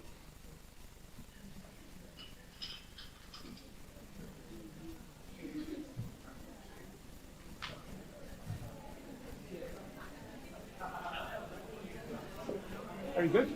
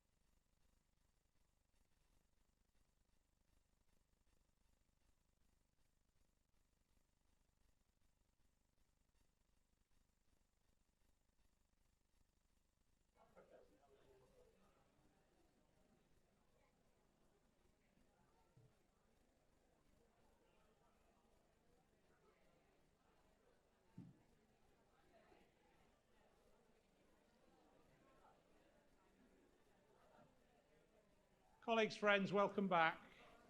It's always very awkward, isn't it, when you're the one who's encouraged networking and then you're 5 minutes later telling everybody to stop talking and come back and sit down. Fantastic to see all of that activity over the break. I'm going to hand over to Marina for our next session. Hi everyone, welcome back. As I mentioned earlier, for those who are here for the EDI session, and we talked about how data links to EDI, that we had a dedicated session for it, and that's now we're going into the data and conversation session, and each speaker is going to have approximately 15 minutes to present on their kind of view of graduate data from a different angle, and then we're going to have 15 minutes for questions and discussion. So please do make sure that you're on the Slido, which you can access through the QR to the link tree, and you submit your questions through there, because that's how we'll be using it for the Q&A at the end of the session. So we have some great expertise on this panel, and I'll introduce them each as they come up. We're starting with Peter Glover, who's the Economic Evidence Manager for the West Yorkshire Combined Authority, who's going to be talking about the demand side of graduate data and talking about diversity in Yorkshire's labour market and key growth areas.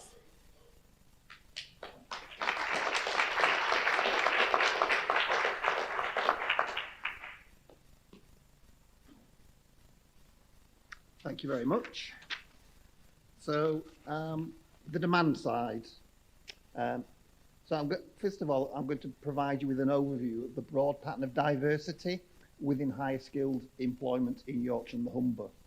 So starting with the background for why that is useful, I think we've had quite a wide-ranging discussion this morning about the importance of equality and diversity and promoting access to opportunity for all population groups to all different types of employment across occupations and disciplines. And obviously that's important not just from the point of view of broadening the range of options of career options for individuals. It's also about ensuring that employers have the widest possible talent pool to draw from in terms of recruitment, and that's important not just from equity grounds, but also it provides a proven benefit to business performance. But we know it's pretty well known that different population groups are not evenly distributed across occupations and industry sectors. And one of the well-known examples that I'm going to look at in more detail is around occupational segregation by sex. So men and women are heavily concentrated in different occupational categories within the labour force. So gender stereotyping is a key feature of the labour market, and I'm going to look at that in more detail.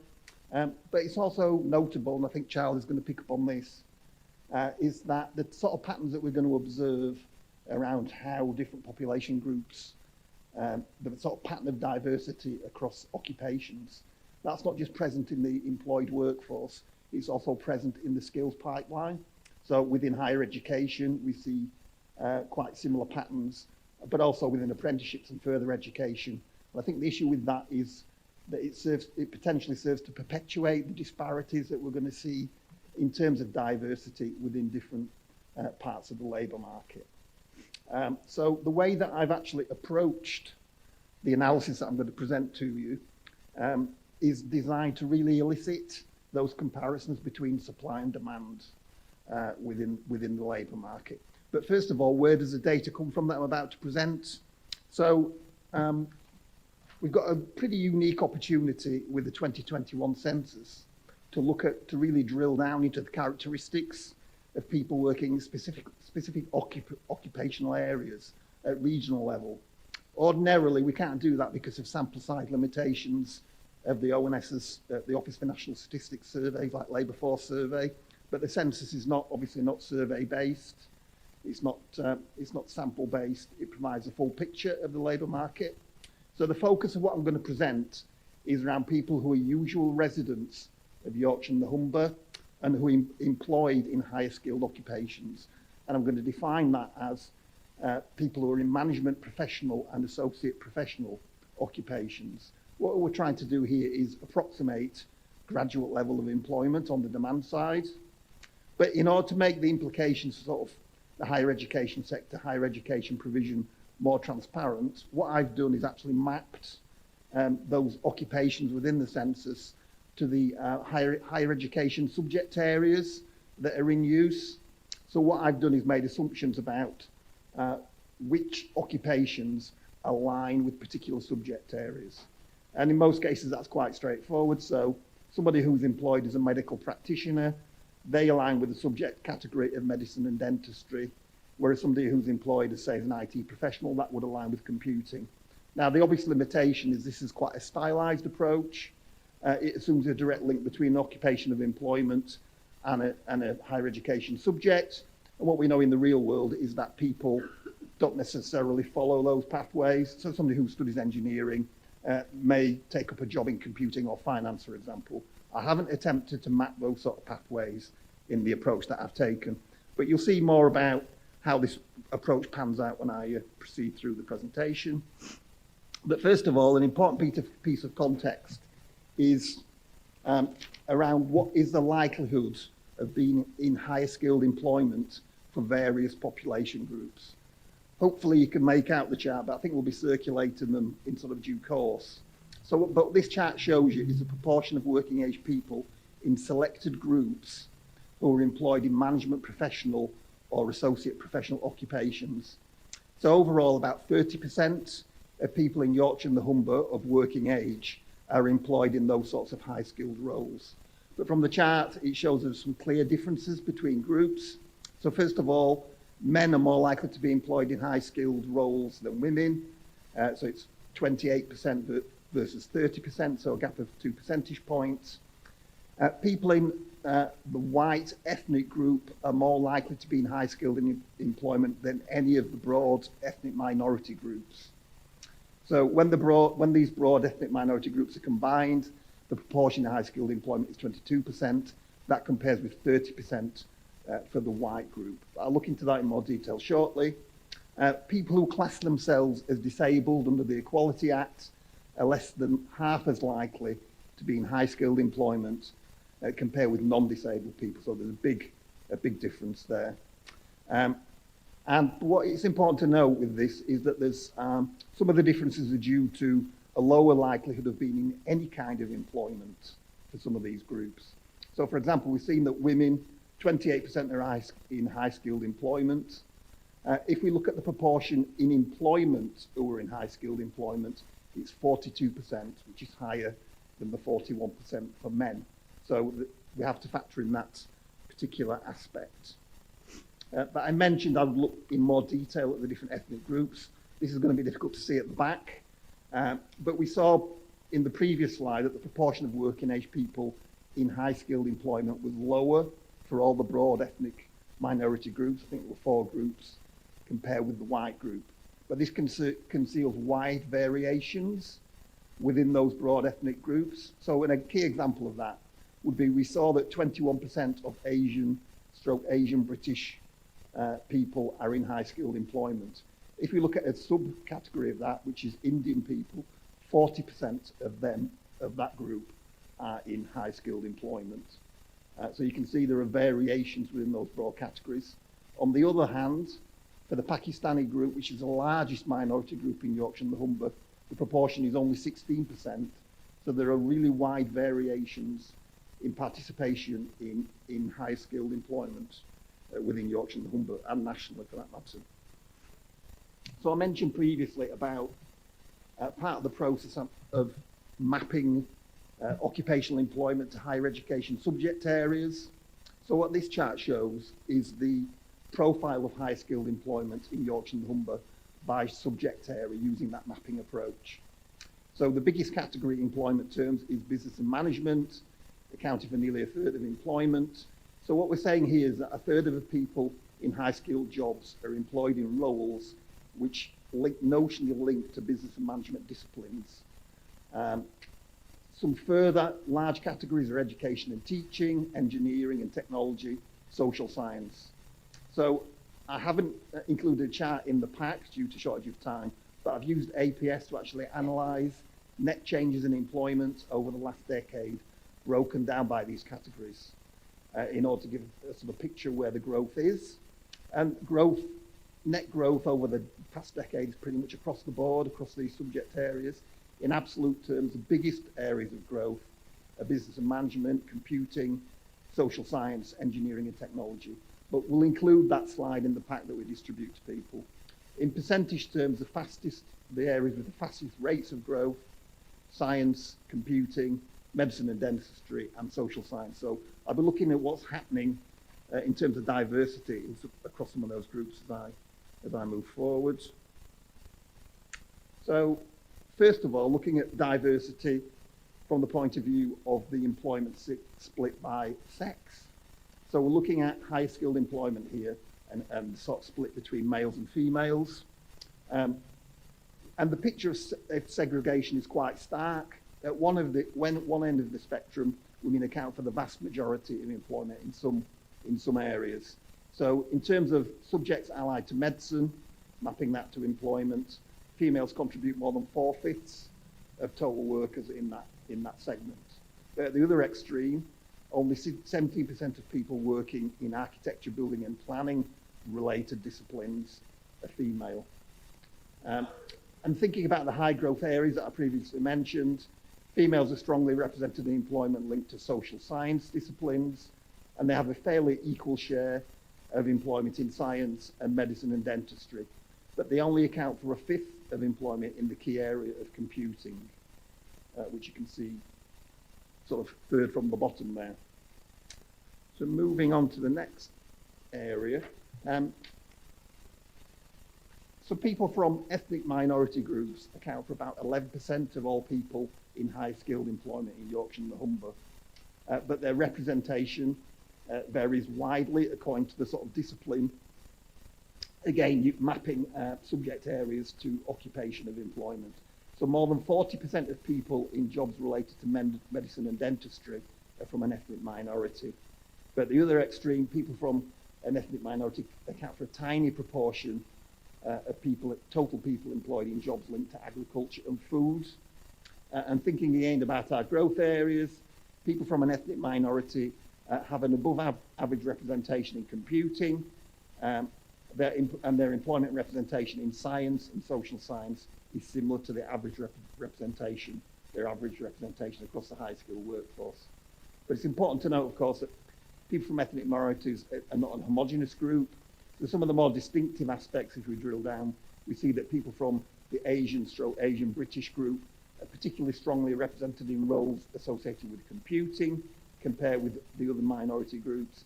And people from the Black British group are strongly represented in jobs linked to subjects allied to medicine, which includes nursing, and also social science disciplines. So intersectionality is also a key aspect of what we're thinking about here. So how multiple categorization sort of align and what that means for a given individual or for a group. So to examine that in fairly broad terms, what I've looked at here is the distribution of employment for 4 groups based on ethnicity and sex. So we've looked at white males, ethnic minority females, ethnic minority males. So in the previous couple of slides, we looked at representation of groups as a proportion of total employment in each discipline. But here we're looking at the distribution across the disciplinary categories of each of those population groups. And we can see some important patterns. So if you look at engineering and technology employment, it's male dominated, but white males are around twice as likely to be employed in this field as males from an ethnic minority group. So it accounts, this category, engineering and technology, accounts for more than 1/5 of total high skilled employment amongst white males, but only around 12% of total employment amongst males from an ethnic minority group. And there's a similar pattern to that within architecture, building and planning. For medicine and dentistry, males and females from an ethnic minority group are each several times more likely than white males and white females to be employed in this category. So both sexes within who are from ethnic minorities are strongly represented in medicine and dentistry. And that's also similar, there's a similar pattern in subjects allied to medicine, which includes nursing and computing. So there are a whole host of additional sort of things that can be drawn out of the data as well, which we haven't got time to look at today. And then the final group that I'm going to look at is the disabled. So if we look at the employment pattern for people who are disabled based on the Equality Act definition, which is what's used in the census, so this is people who class their day-to-day activities as limited by long-term physical or mental health conditions or illnesses. On average, around 9% of people in high-skilled employment in the region are disabled. But disabled people are strongly represented in jobs linked to social science disciplines, such as welfare and housing associate professional roles, like community workers and housing officers. They're also strongly represented in design and creative and performing arts roles, so particularly artistic, literary and media occupations. But their representation is somewhat lower than average in medicine and dentistry and architecture and building and planning. But the chart shows you that in more detail. Again, we could do further intersectional analysis around this group. But moving to the conclusions now, what I've basically done here is recapped some of the main conclusions from the slides. I think if we turn to one of the key questions that was set for this presentation around the patterns of diversity in some of our growth areas, the key points I would highlight, the key issues in terms of diversity within the occupational areas that see the greatest employment growth over time would be that first of all, there's a poor representation of females in computing, including, but to a lesser extent, females from ethnic minority groups. People from the white ethnic group, both male and female, are poorly represented in medicine and dentistry, which is another one of our growth areas. And males, both white and ethnic minority, are poorly represented in jobs linked to the sort of social science disciplines like social work and so forth. So they're the key points I draw out. I think my time is up.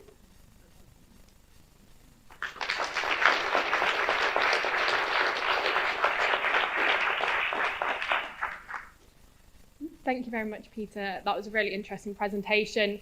And I think it also just shows really well what we were talking about before about graduate data and the potential to work with external partners as well, having the expertise coming from West Yorkshire Combined Authority and being able to look at that still on a Yorkshire and Humber level, and links very well to the EDI presentations before.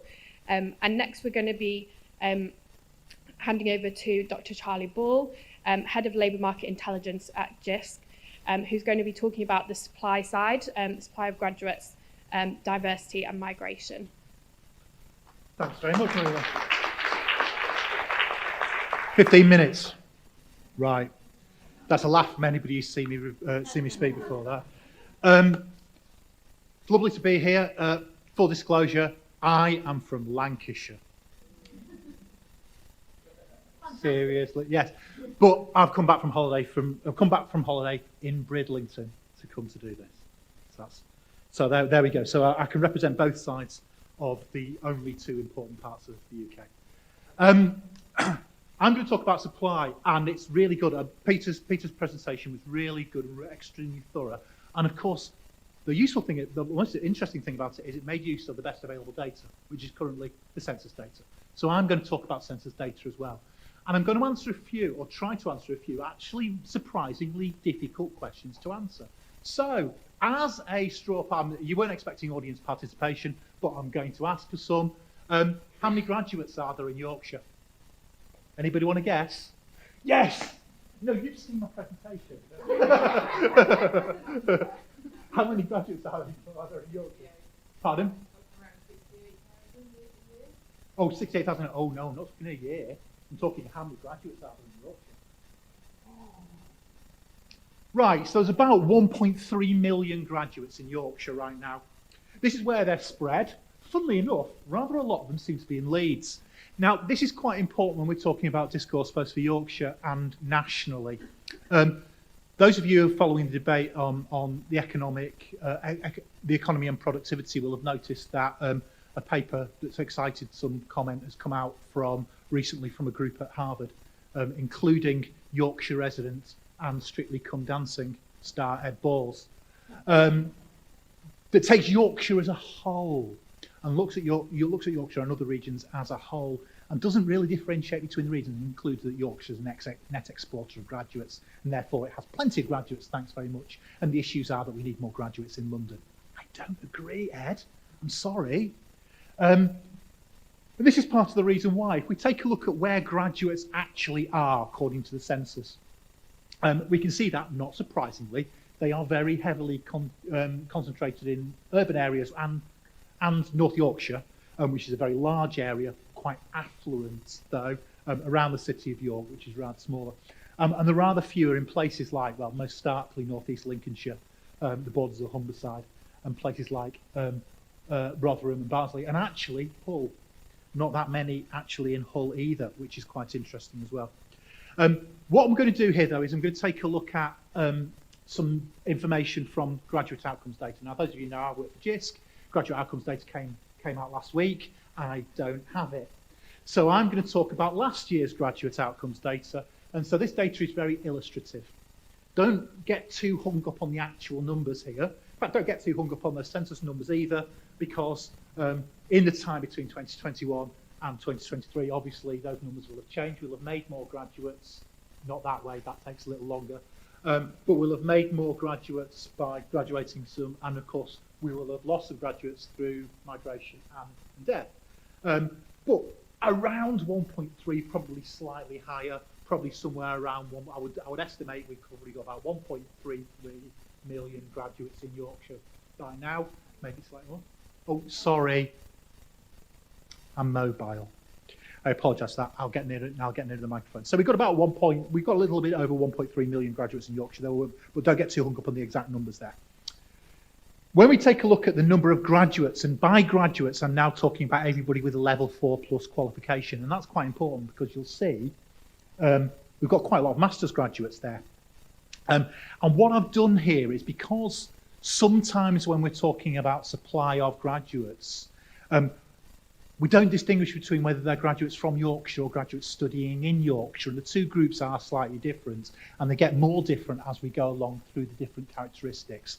So what I've done is I've presented both options for you so you can think about it, and you can also think about what we're doing here in the regions. You see, I said we. Lancastrians saying we in Yorkshire. Don't tell anybody I did that.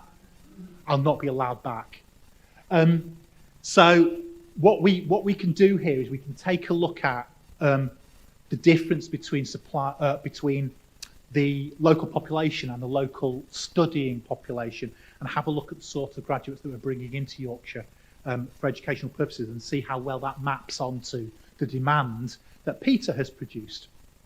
So we can see I've graded it down to, we're not producing very many foundation degree HND students right at the moment through the HE system, of course. This is HE data. We've got FE data as well, which will have more of those students in there. Mostly first degree graduates, but a substantial portion of master's graduates, and then other postgraduates, including what might be a surprising number of doctoral graduates every year. If we break it down by subject, and I apologise for the unwieldy table underneath, but this is CAH1, the same groups that Peter is producing here. We can see that we're educating more graduates than were originally from here in most subject areas, but there are a handful where actually we are effectively losing graduates for studying purposes, and they tend to be based around the agricultural theme. Now, I don't know if you've heard, but actually Yorkshire does quite a lot of agriculture. So that might not necessarily be wholly desirable. Do we really want, Yorkshire does need vets, Yorkshire does need agriculture, food and related studies. This is, and bear in mind, this is also first degree graduates now that I'm looking at here. So there are some postgraduates in these areas. But nevertheless, we're training a lot of people in these subjects here. Are they exactly the graduates that Yorkshire needs? And for those who are studying here, what are they actually doing? So we can see the most important and largest areas are subjects allied to medicine and social sciences. Large groups of nurses, psychologists, and various other social sciences, business and management also very important, and design and the creative arts, which has always been a strength of this region. And for those of you who are concerned about the skill supply side of things, or skills demand side of things, do bear in mind that although the OECD says the UK as a whole has an oversupply of people with knowledge of the arts, one of the only graduate areas where we've got an oversupply, we have an undersupply of people with good communication skills, which are also the arts graduates, so that's quite important. There's also that interesting difference between the number of people from Yorkshire who study engineering and the number of engineers that we train. About twice as many trained, and of course engineering is one of those areas that we have a bit of a shortfall in the UK, and by a bit of a shortfall I mean a substantial economy damaging long-term deficit, one of the most serious of all the skill shortages in the UK. Are we doing enough as a group to convince young people from Yorkshire to study engineering? That's a good question. If we take a look at the proportion, now the numbers here are not so, are quite small for 1 year. So I'm going to take a look, so we're taking a look here at ethnic breakdowns, and I apologise, those fonts are quite small. I tried to render them so they were larger and we could actually read them, but they are quite small. The crucial thing is, so the from Yorkshire is the yellow bit, and the not from Yorkshire is the blue bit. Actually, the crucial figure is right down at the bottom. We don't actually know the ethnicity of about 10% of graduates studying, or students studying, from official figures, which makes some of the efforts that we're putting in here quite difficult to parse. A whole 10% of the cohorts is of unknown ethnicity, and that does damage some efforts to examine ethnicity as a factor in employment. And as Peter has demonstrated, you see some very stark differences in the employability and the employment outcomes of people of different ethnicities. So whilst we have these marginal differences, so there are rather more white students coming from Yorkshire, about 80% of students from Yorkshire are white, and about 73% of students we educate in Yorkshire are white. So Yorkshire Universities are effectively doing quite an admirable job of bringing in students from elsewhere who are not white, particularly mixed race students proportionally. We are hampered by the fact that we don't know the ethnicity of a good 1 in 10. What is very important though, and what is clearly very important, is class. Now, a lot of the discourse we have about ethnicity and class we've lent a lot of terms and a lot of thinking from the US, where ethnicity and class have a different relationship here in the UK. A very simple way of thinking about disadvantage and intersectionality in the UK is it's all about class. It's almost always all about class. So one of the reasons, for example, that our Indian graduates and Indian students have very good outcomes, proportionally good outcomes, is actually a lot of them are in the higher social class markers. Now we're hampered again here because actually our social class markers are not brilliant. Polar is pretty good.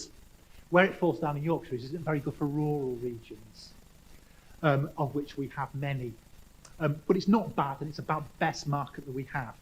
And what we can see is that actually Yorkshire Universities import posh graduates, or import students from high socio-economic backgrounds from around the country, by and large. Mostly imports people from high socio-economic backgrounds, that fifth quintile, that fifth polar quintile, because we have a lot of very good Russell Group universities. But it is important to remember that. And as a consequence, the universities have a lower proportion of students from lower socio-economic backgrounds than the actual population. So our university population is more affluent, if you like, on average, than the actual population of students from Yorkshire. Now, it doesn't mean we're exporting all of our students from lower socioeconomic backgrounds, but it does mean what actually appears to be the case is that Yorkshire universities are bringing in affluent students from elsewhere to study here. And I think we have to think about the supply, and in particular the agenda of social justice and fairness through that lens. We are doing a very good job in a lot of ways at our institutions in terms of fairness and in terms of inclusivity. But one area we're not looking at a lot is class, and that's what's happening. Yorkshire University is getting gradually gentrified. And finally, I'm going to talk very briefly about migration. Now, this is a typology that we developed many years ago, but has remained quite useful. And there's a lot of nuance within these categories, but as a broad group, these are the migration groups, and these groups have remained quite static for a long time. So about 45% of graduates who work in Yorkshire, so these graduates who are working in Yorkshire 15 months after graduating, so about 45% of them have never left Yorkshire. They are from Yorkshire, they studied in Yorkshire, and they work in Yorkshire. And usually they haven't travelled very far. We don't have a lot of people travelling who are from York, studied in York, and went to work in Sheffield, or vice versa. And we have to acknowledge that the typical experience of students and graduates in Yorkshire is to go to a local institution. So we are importing these graduates from elsewhere, but the typical experience and the typical student, the typical Yorkshire graduate is Yorkshire born, Yorkshire educated, and Yorkshire employed. So that is the most common experience. The next most common experience are people from outside Yorkshire who've come to Yorkshire and liked it so much they stayed. And that happens particularly in two cities, Sheffield and Leeds, particularly as it happens in Sheffield. Now, often they haven't travelled very far. I will be quite honest, quite a lot of stayers are from places like Derbyshire. So they're often from quite locally, and this is where regionally and in terms of skill supply and demand, the strict regional view starts to get quite murky, because particularly in South Yorkshire, South Yorkshire and North Derbyshire are all part of the same travel to work area and effectively part of the same labour market. So we do struggle a little bit with that, and some of this data is partly an artefact of that. But actually, there aren't an awful lot of graduates in North Derbyshire on account of it mostly being hills. So it's not too bad. I live just on the other side of those hills, so I get to look at them every morning when I get out and then think, how on earth am I going to get Sheffield and Transferable Express or Huddersfield over those hills, because the train's probably been cancelled. Then we have the returners, and the returners are a particularly interesting group. They are from Yorkshire. They went elsewhere to study, and then they come back to Yorkshire for work, and they're a large group, about a quarter. Oh, I've got to stop now. Shall I stop? No, I won't stop. Sorry. Because I've only got about a minute to go. They are the most likely to struggle in the labour market. A lot of them are from quite affluent backgrounds, but they're most likely to study in the labour market, because a lot come home because they struggle to find work close to their institutions. Again, they've often not gone very far. They've often gone to a typical returner has gone to the East Midlands, for example, so Nottingham is a popular university for returners. I'm delighted to say that like Manchester and Manchester Met are not popular university returners. We keep your graduates in Manchester, but on the other hand, you keep our graduates in Sheffield and Leeds, so it's a fair exchange. And then finally we have the incomers, and the incomers aren't from Yorkshire. They didn't study in Yorkshire, but they work in Yorkshire. Now, they are the most affluent graduates and they're the best paid ones. And actually the most common, and so not surprisingly, the most common thing for them to have done or to be studying is medicine. So a lot of our GPs, a lot of the GPs locally, and again, big supplier is Queen's in Nottingham there. So we do need to bear in mind that in particular as supplier of graduates, Nottingham is surprisingly important to Yorkshire. Nottingham's a great city, but obviously people like Yorkshire, people in Nottingham seem to be looking longingly at Yorkshire and thinking if only we could be there instead of here. So that is how this pans out. Now, this data was taken for the 2020 cohort who graduated in COVID and were surveyed just afterwards. We don't yet know how hybrid working is going to change that pattern. The data will be captured. We will be capturing data on where people are actually physically located and where their main work is. So we will in future be able to capture hybrid working. I suspect, I'm not going to put money on it because I'm a statistician and we don't bet on things, unless we know the odds are wrong. But I will bet that actually we will see more retention by Yorkshire as a consequence of hybrid working, because in particular Sheffield has a relatively low cost of living to salary ratio, and so South Yorkshire in particular, and East Yorkshire as well, as it happens, are quite attractive places for graduates to live and work if they don't have to do too much commuting. They don't have to use Northern Rail. Pennine. Sorry, this has been a whinging session about trains, hasn't it? Anyway, I'm going to leave it there now because I've gone on far too long, and I'll let Bob take over.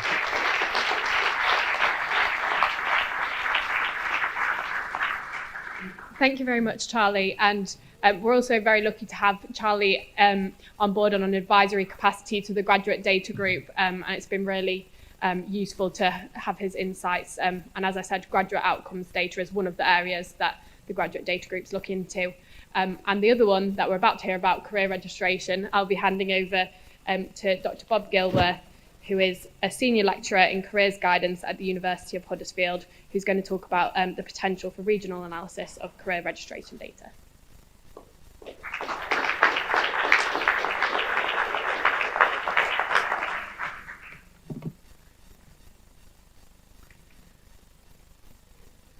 Right, thanks everyone. So there's a brief slide that tells you a bit about what I'm going to talk about, but as we haven't got a lot of time, I'll crack on and do it.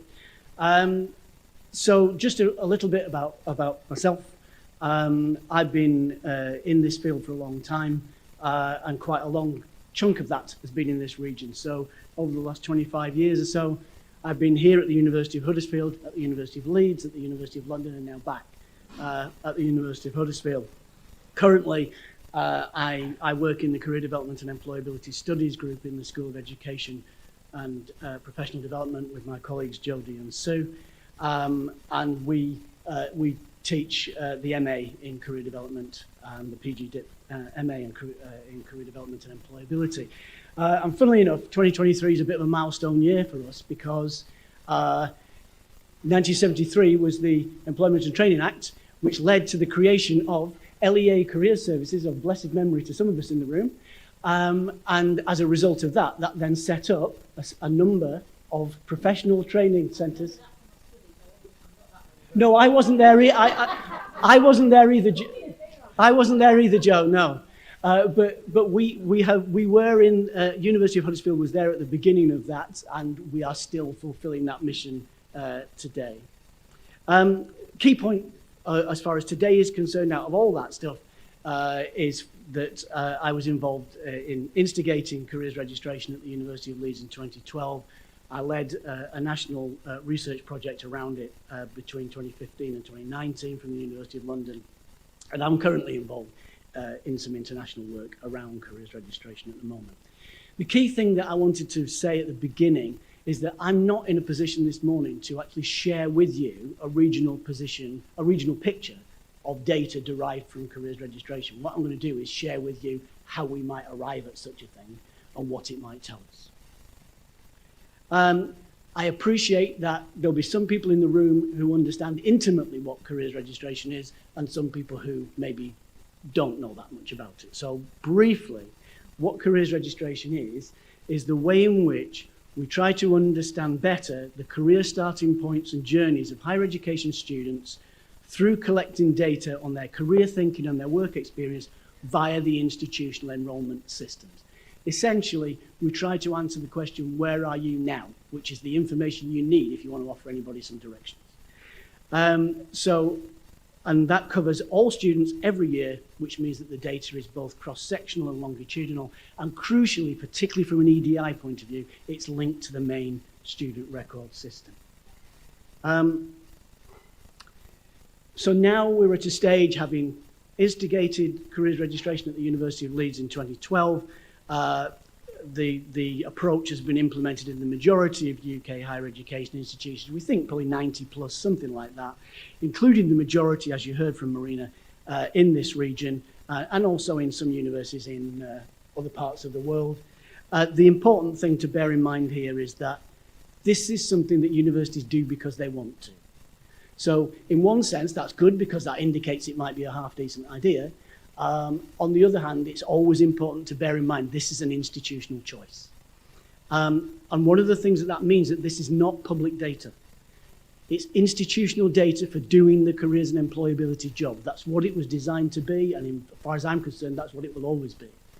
But there are benefits from voluntary collaborative approaches. But that regional picture, which hasn't been done anywhere else before, but that regional picture can only arise from that voluntary collaboration. There's no other way to do that. And so we have had those kind of collaborations before through the UK registration, careers registration learning game project, the Australian version of that is happening right now, funded by the federal government, and a project that I'm leading called CR+, which is an international project.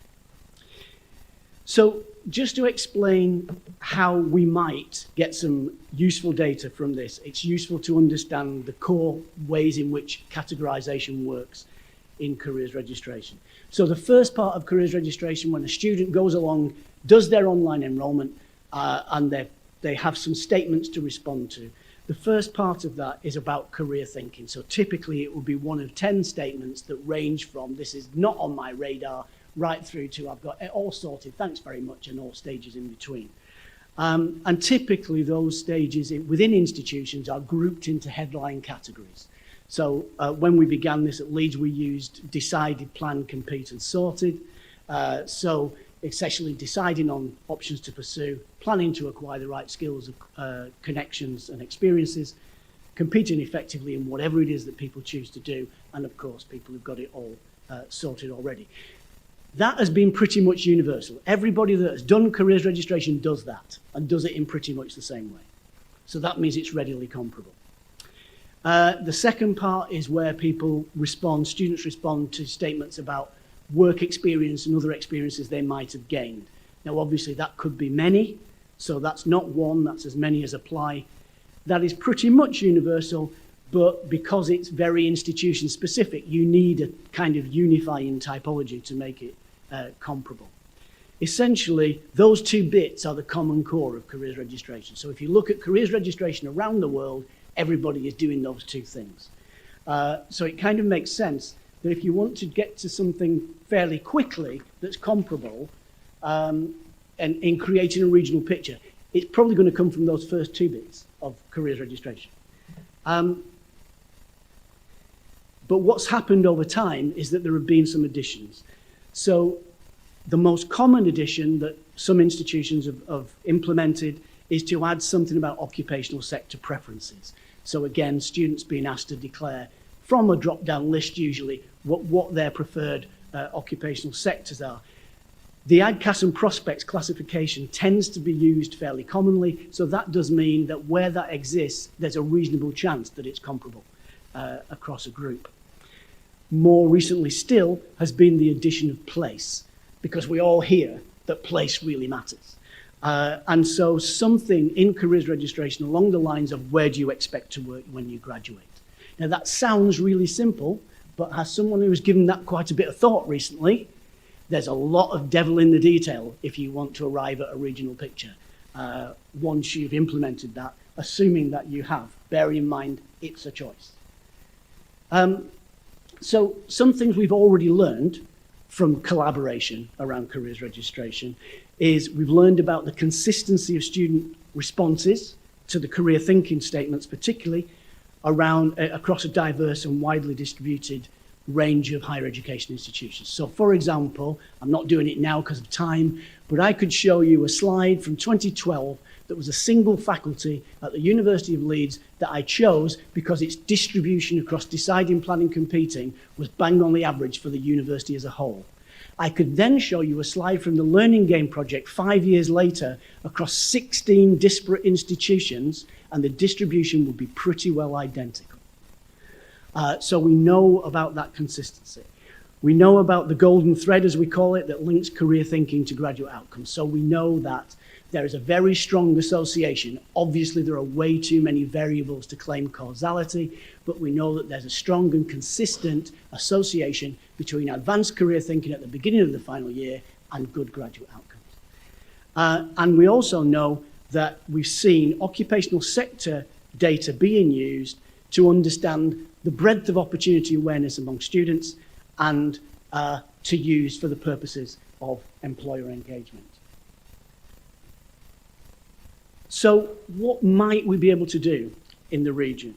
Well, first of all, unlike the learning game projects where we had the infrastructure and the established sharing protocols to share raw data, we wouldn't propose to do that here in the region. Instead, we would propose to do an approach that's based on results sharing. So in other words, collating the data that comes from analyses that have already taken place at the institutional level. And I think that raises an important point, which is that we need to be looking at things that have a value for the original purpose, that have that internal value for doing the careers and employability job, but that also add value in terms of regional stakeholders. And it needs to be things that do both. So one thing we could do is we could take a snapshot of career thinking at the point of undergraduate entry to higher education. That would be perfectly possible because everybody in the region that does careers registration at the moment collects that data in pretty well the same way. So we could get something that would tell us what that is.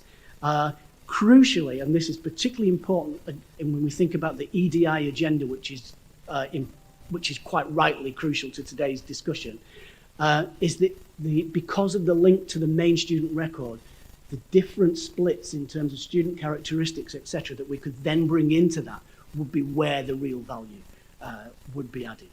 But because it's very standard, that could be a relatively quick proof of concept for regional data sharing. A couple of other ideas that are perhaps more closely related to the idea of graduate talent supply would be, secondly, where the occupational sectors preferences exist in careers registration, then we could create a regional picture of that. And we could try to answer the question, what do our regional undergraduate students aspire to do? If we then add in the place preferences where they exist, then we can add to that and ask the question, what do our region's undergraduates aspire to do and where do they aspire to do it? And all of this, I think, is something that can give us a new dimension that adds to, if we look at what is the EDI picture in outcome, we can also look at what is the EDI picture in aspiration.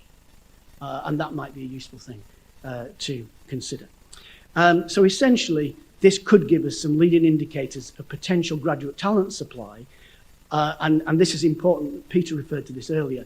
Amongst, the UK has the most subject-agnostic graduate market on the planet. And so from that point of view, understanding people's declared occupational interests might be a more reliable indicator than understanding the subjects that people are studying. And also bearing in mind that not only is it a subject-agnostic market, there's also lots of opportunities for postgraduate conversion should people choose to do that. So there we are. In terms of practicalities, we know that the first part of careers registration is universal. So therefore, that bit about the career thinking point of undergraduate entry to HE phase, if we chose to do that, that could be delivered fairly quickly. The others depend on whether or not people want to implement these other parts of careers registration, which some people already have. So occupational sector is growing at the moment, but it's not universal. So if we wanted to create a full regional picture, that would take some time because institutions would need to choose to include that in their careers registration. Having said that, because we already have some early adopters in the region, we could take an incremental approach to that and say, here's the picture for those people who've already done this, and then we can add to that as we move along. And you could say exactly the same for adding in the place dimension. That could work in the same way. So essentially what I'm saying is, here are some ways in which we could generate something that can only be generated by collaboration. It cannot exist in another way. The data sits within the member institutions of Yorkshire Universities and nowhere else. But it could help to answer some important questions like, what do our students aspire to do? Where do they aspire to do it? And also, because of the link to the student record, we can also look at the EDI dimensions of that.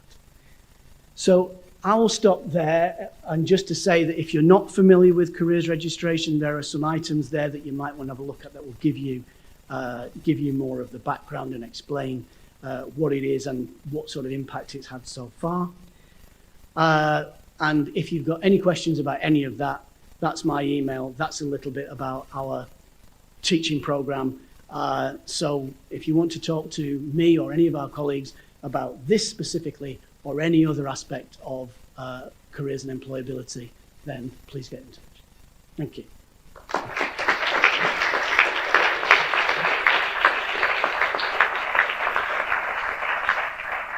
Thanks very much. That was a really useful and interesting presentation. And we're now going to go over to the panel discussion and Q&A.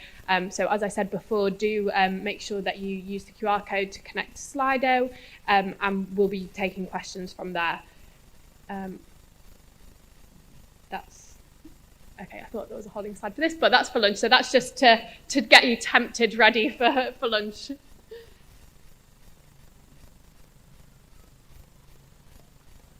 I think we're advised that if you don't ask any questions, we're all just going to sit here until lunch actually starts, and it's just down there, so you can know it's there.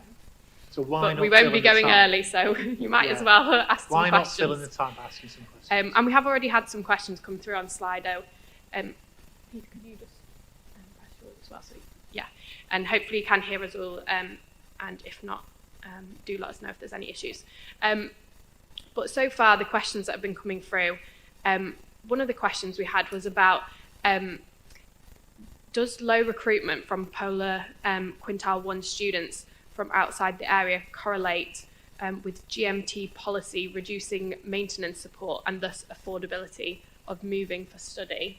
And there was also another question about the affluent students into the region that was asking if there's a way to understand the spread of affluent students across Yorkshire Universities, because not all universities attract the same number of affluent students. So, Charlie, do you want to? So question one, there are going to be a lot of factors, and cost of living factors are likely to be part of it, but less so than for some other regions, and because Yorkshire is a less costly region to live in than many other parts of the country, with the exception of Leeds, which obviously has, and parts of York, for example, which can be quite expensive. I think we do need to go some way to understand exactly how and why that social class breakdown of incoming students and retained students, exactly how that pans out across the country. It can be done. So the data exists to do it, but it has not yet been analysed. So if anybody wants it analysed, put in a request, and we'll see what we can do. There was another question about the level, the data that's available, asking about, do we know how many graduates leave Yorkshire to study and don't come back to work compared to the returners? Again, that data exists. What we tend to do when we look at migration is it tends to be examined from an employment standpoint. So we look at the people who are employed in a region and where they came from. However, there is a mechanism, and actually there's a typology which I've also developed, which is used a little less often, that also looks at your students, your original group of students, and looks at what happens to them. And of course that includes people who studied, who either left Yorkshire to study and didn't come back, or even there are some students from Yorkshire who studied in Yorkshire who then leave Yorkshire to work. They most commonly go, I'm afraid, to London. Not surprisingly, but that's what they do. But there's a typology and methodology developed to do that work. It's less requested, but it's eminently doable. Thanks very much. We had a question about Peter Glover's presentation and about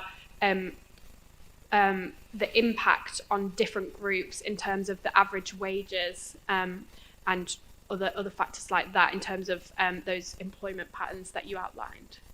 Yeah, I think that's a really interesting question. I'd be interested in the other panelists' views on that, based on some of the very interesting sort of discussion around subject aspirations and the actual subjects pursued, and then how that relates to the occupations that people end up entering into.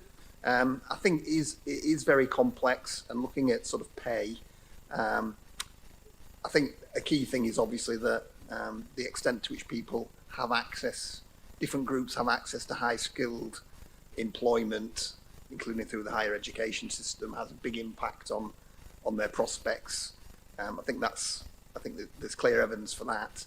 But if we look at the kind of occupational mix, the sort of very distinctive occupational mix of different groups, and the extent to which that impacts on their sort of prospects and pay and things like that, I think it's a very complex picture.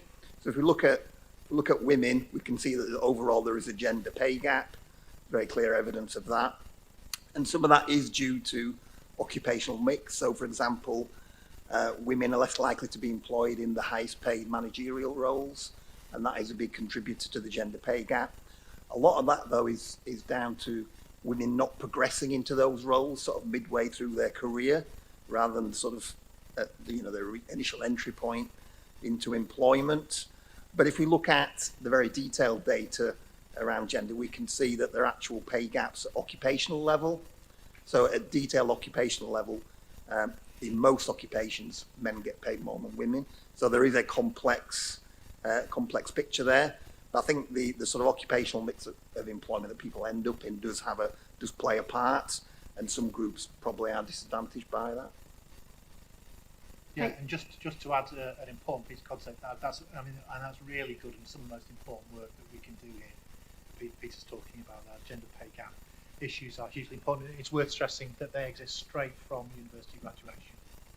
So sometimes the excuse is made is that it's a childcare penalty. It isn't.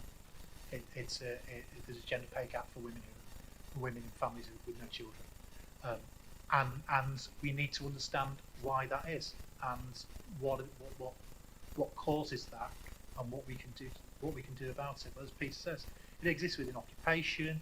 It exists in every metric you can look at, and there's a lot of work that can be done there. There are a lot of interesting facets to it as well. So, for example, if you've got a mostly female workplace and a mostly male workplace doing the same jobs, the workers at the mostly male workplace, including the women, will get paid on average more than the workers at the mainly female workplace, including the men.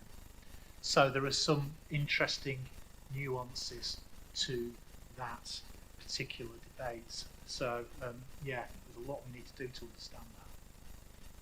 Thanks very much. And we've got loads of questions coming in now. Do also remember that you can also like and upvote the questions that you're most interested to hear about, to make sure that we don't miss the ones that you really want to hear the answers to. Linking to that EDI aspect that's been a kind of key theme throughout, there was also a question about how international students are included in this data, because they are a large part of the student population. Yeah, and because the issue is that within graduate outcomes data, international student data is collected, but it is not currently reported, nor is it currently reportable. And I'm choosing my words very carefully here. So we have this data, but the simple issue is response rates between individual universities are very, very divergent. So we know we do not have, it's not that the sample size is too small, we know that the sample is not representative, and it's not easy to weight. However, there is some very intensive ongoing work, which I'm a part, to work out what we can do with this data so we can make it useful. And we're hoping that by the end of this year, we'll be seeing some useful and informative outputs from graduate outcomes data on international students. That's the best I can promise, that people are looking at it. But that's the situation. International students typically are included in careers registration. Yes. That is standard, that in the vast majority of institutions it's literally everybody.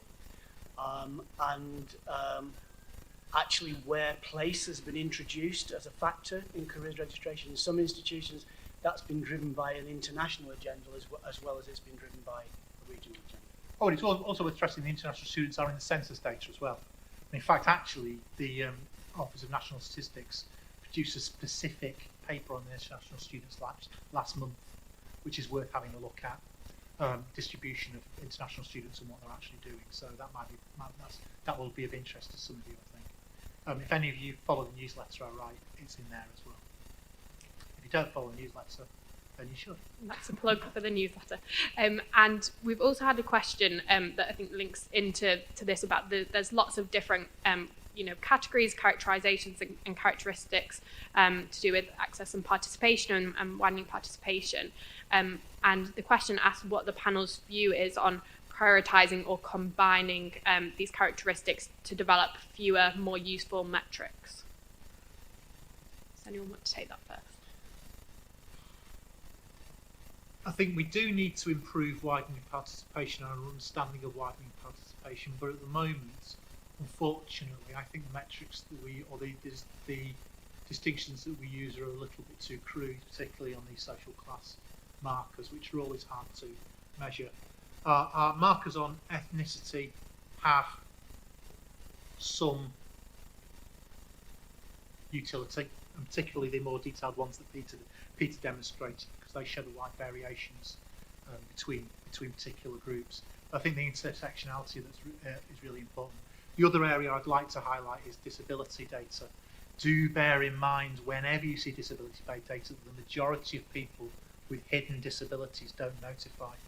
For the very reasons that Peter demonstrated, that people with identified and acknowledged disabilities unfortunately have worse employment outcomes because, whether we like it or not, there is discrimination.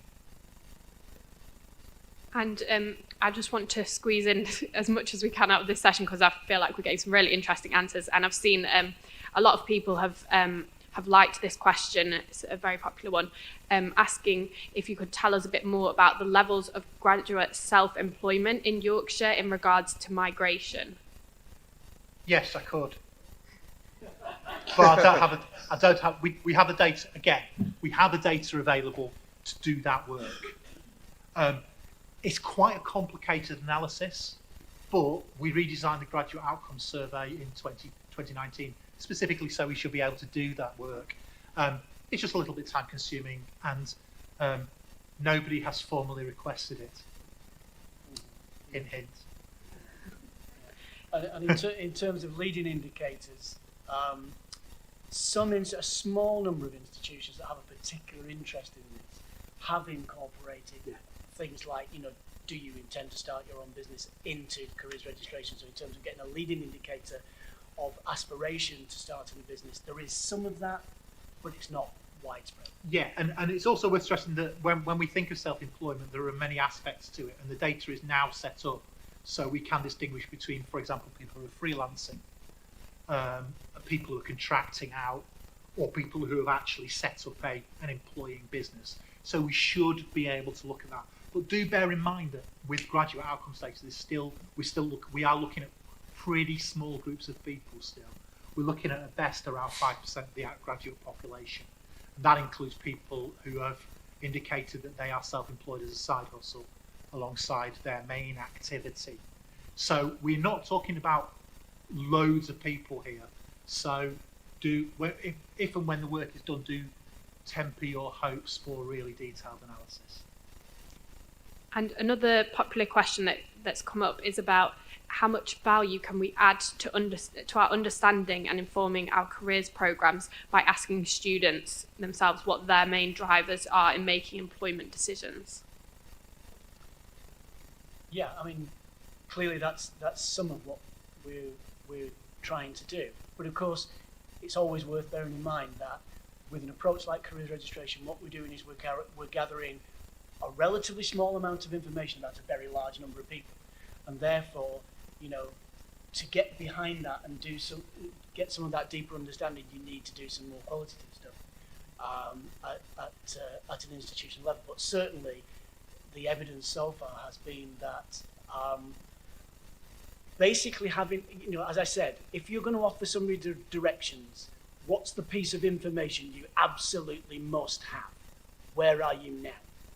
And therefore, basically having that in itself has clearly made a big difference to the way in which institutions engage with their students, because they're meeting them where they are. Another question that came through on career registration was about what type of institutions aren't engaging with careers data collection and what could be done to encourage them to engage. Do you have any quick thoughts on that? Well, my understanding of the spread is it's fairly comprehensive, but it's always a choice. And you know, it could be, for example, you might be in an institution where it might be very small and very specialised, and you kind of feel that you know your student body very well, and you know where they're going.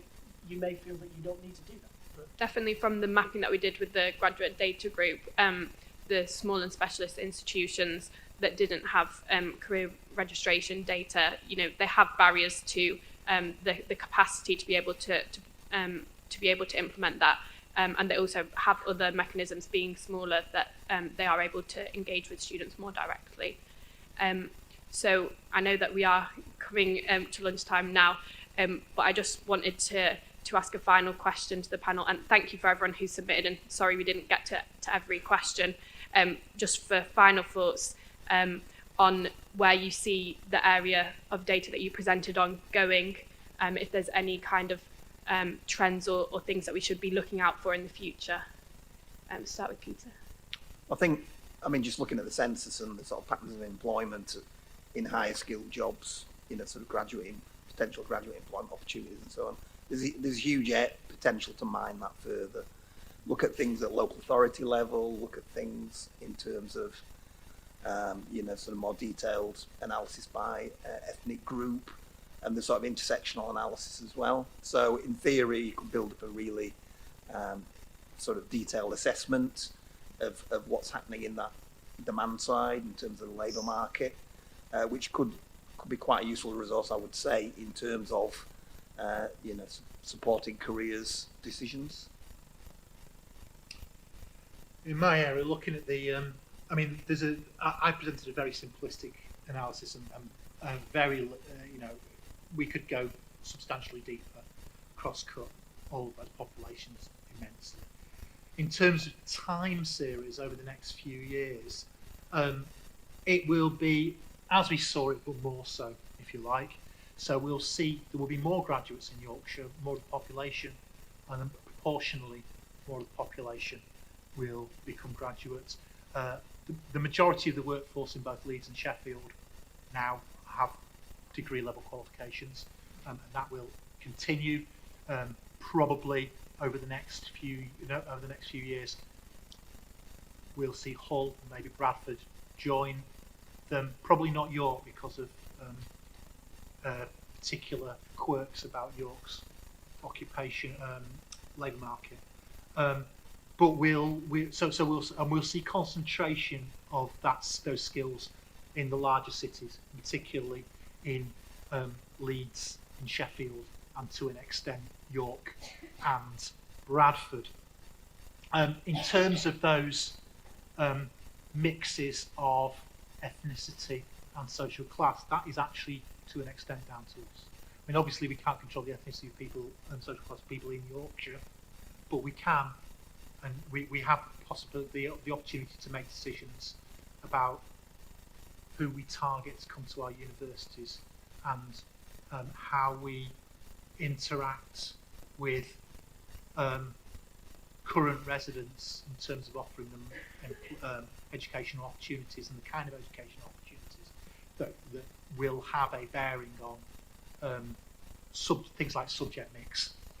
You know, we can see that supply and demand are from the student side, so student supply and student demand subjects are reasonably well matched, but there's some areas, for example in the agricultural area, arguably in engineering, where perhaps that supply and demand aren't quite as matched as they could be. So there's work that we could do there and see some of those numbers changing.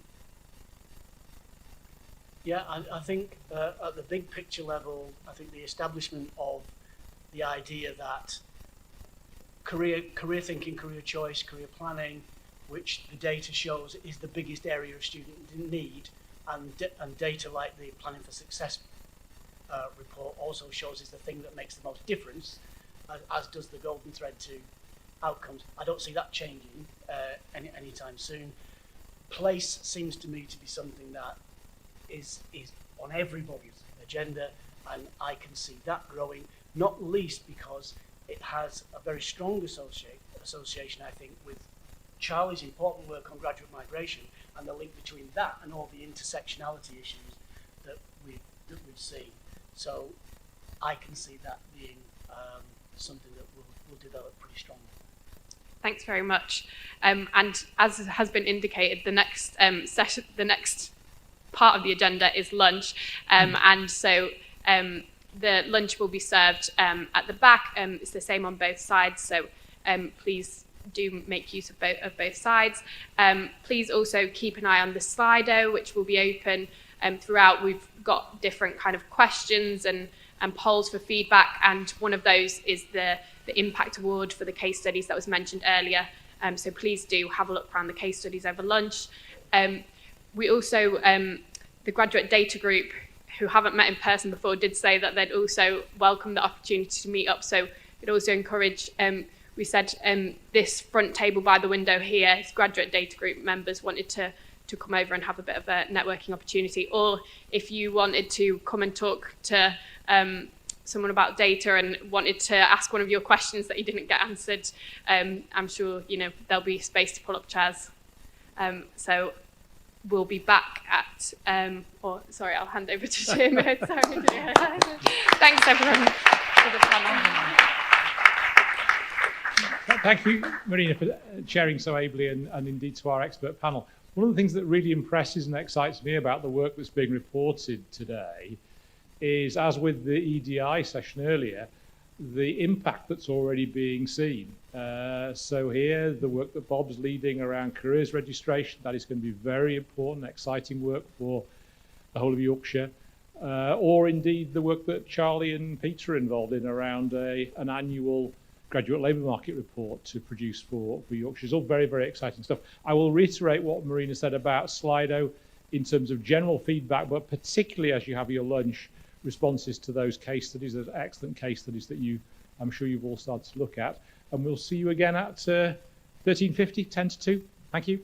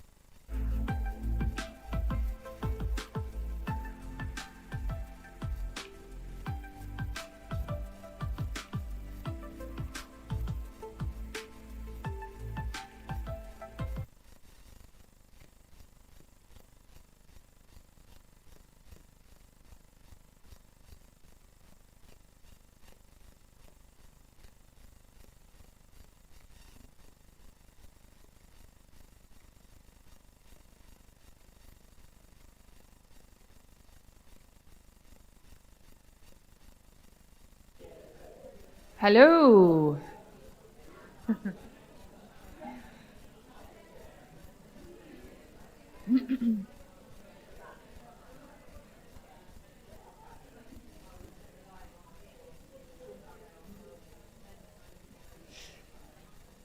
Ready or not, I'm going to do a website demonstration now. Thank you, colleagues, for this morning and for all of our speakers who have contributed this morning. It's been a great pleasure to hear from all of you, and thank you so much to everybody who has been involved in contributing to this work this morning as well as this afternoon. For those of you who don't know me, I'm Monica Antal. I'm the Assistant Director at Yorkshire Universities, and I'm here to give a sneaky peek at what we've been working on in the background, refreshing our website. Now, and why this is important. Well, websites are important, but we wanted to reflect a little bit more on the works and the work of the Graduate Talent Workstream, and make that more visible about who is involved, who is doing what, and most importantly, build a repository where we can collect the case studies, the start of which you will have seen displayed today, and we've been asking you to vote on them. And that work is going to continue, so we're going to go much further beyond the current number. But just to give you a little preview, this is still the building site. It took us a little bit longer than expected to get to this stage. I can see Helen smiling at me, and she'll understand just how long these good work takes. So this will be live shortly in the coming weeks, we hope.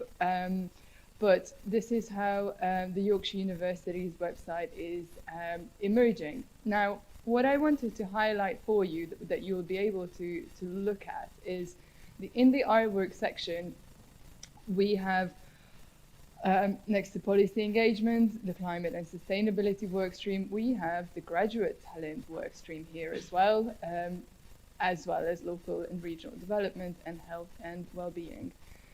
In the graduate talent page, we have areas for all of the groups and themes that you've heard this morning so far, as well as access to the report that we published this time last year and we're celebrating the first anniversary of.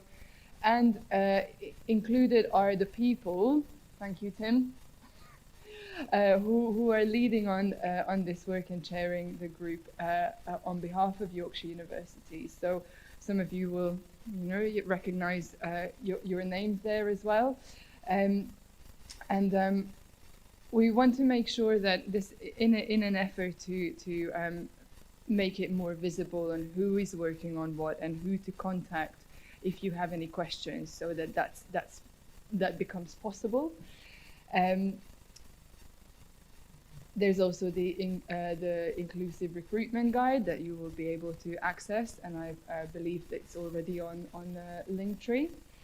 And something else I wanted to draw your attention to, and this is again work in development, something that we would like to focus on in our next in the next phase of the graduate talent workstream in the new academic year.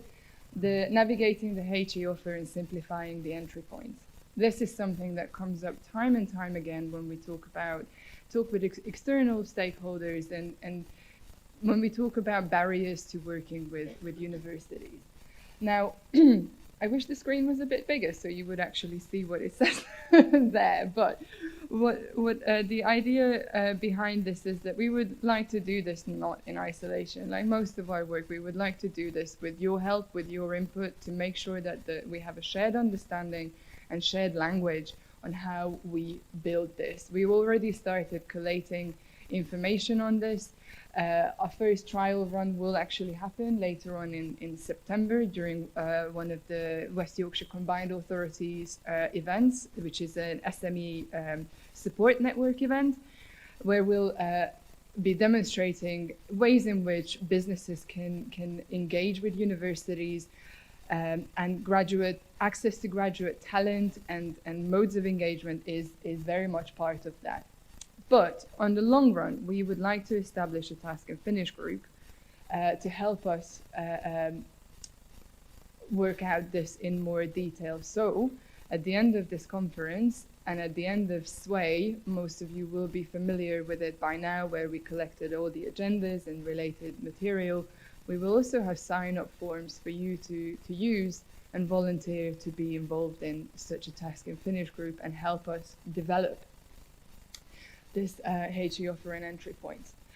And the other exciting aspect of this site is that we can have a repository of the case studies, those that are printed out there, and also listed under case studies. At the moment, we have populated the graduate talent section, and some of you will already be also be aware that we are working on a sustainability service learning project that will host all of the case studies and the regional landscape audit in that section. In the graduate talent, however, this will be familiar to you from using the link tree today. We have hosted all of your work, and we're hoping to refer to these and showcase the amazing work that is already ongoing in the region, and build on this repository and collect more in the new year. So this will be hopefully a resource for you to share with your stakeholders, as well as for us to be able to showcase and demonstrate just how much collaboration is happening across the region. So that's what I wanted to share with you, very, very briefly. And when it all goes live, you'll know about it. Okay, that is me. And I'll hand over to Tim and get this out of the way. Oh, all right. There we go. I might need AV team to come and help.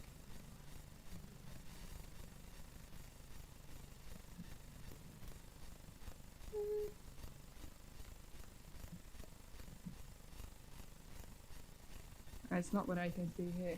Oh, here we go. Oh, the silence is a killer. Well done.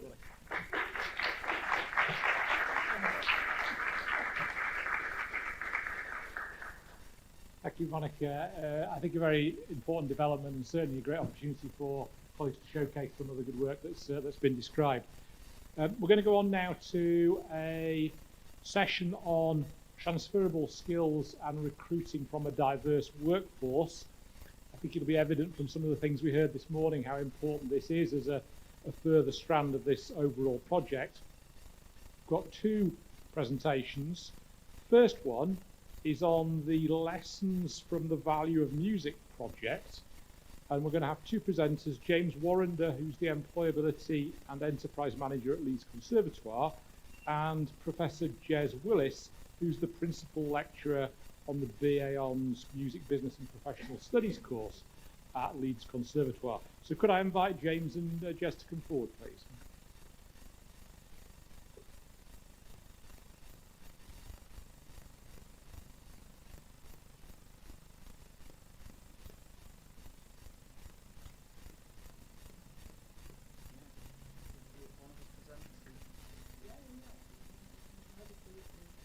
Cool, thank you.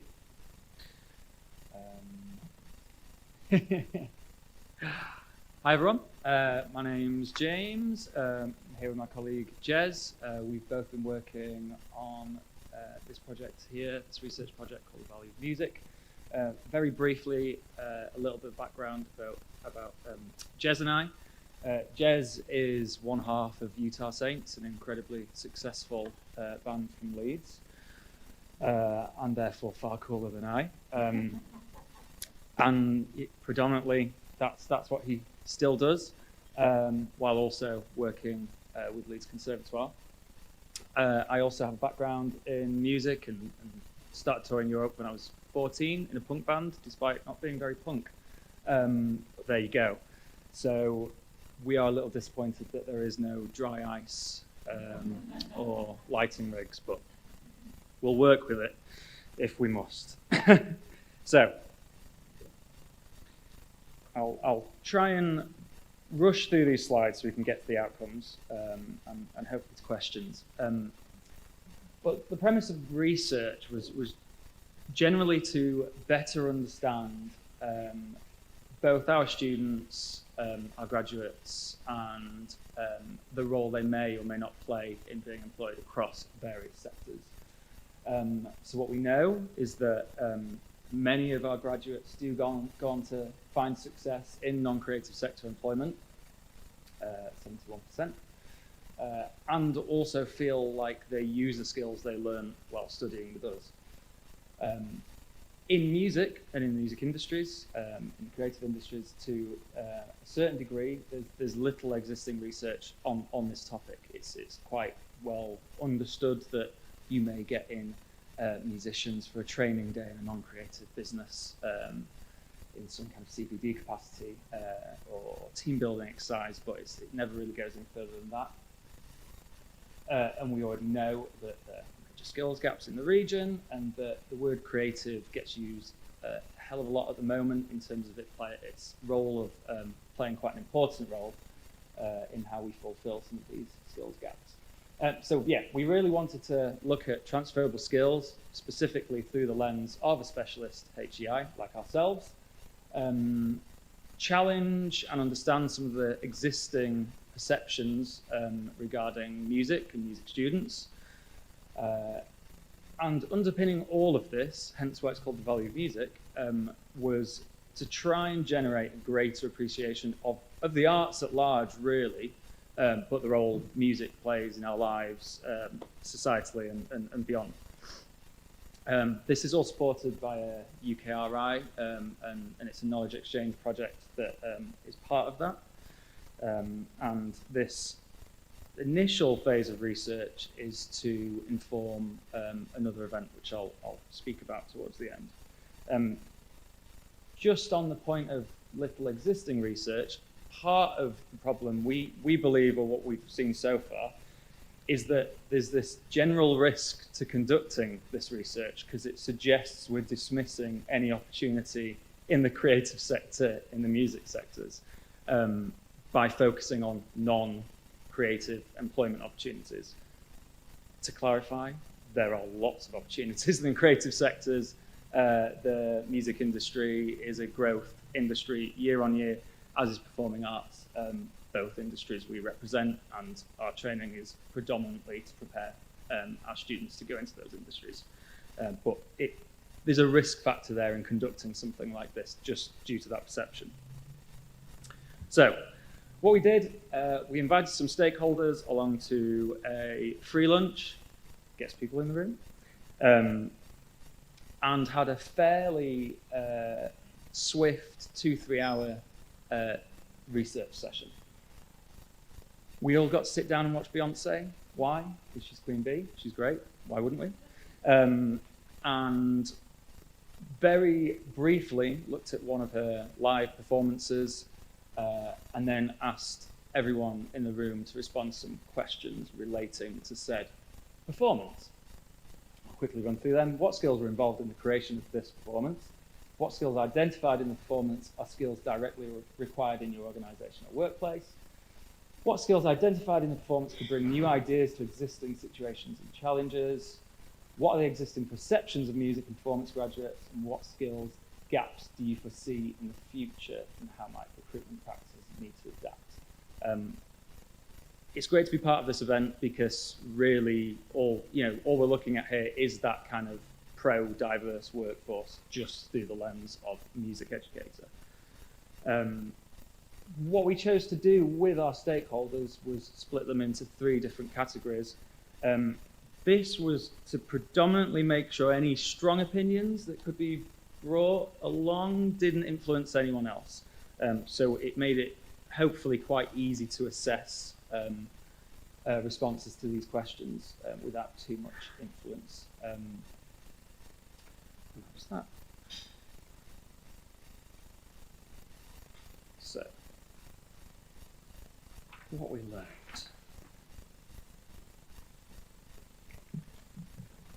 Initially, skills are often confused with roles. We were very, very particular about skills as opposed to roles, but when responding rapidly to a question, most people listed the roles present in a video, therefore a lighting engineer or a performer, rather than the skills those roles may actually have or may have to utilize to do that role.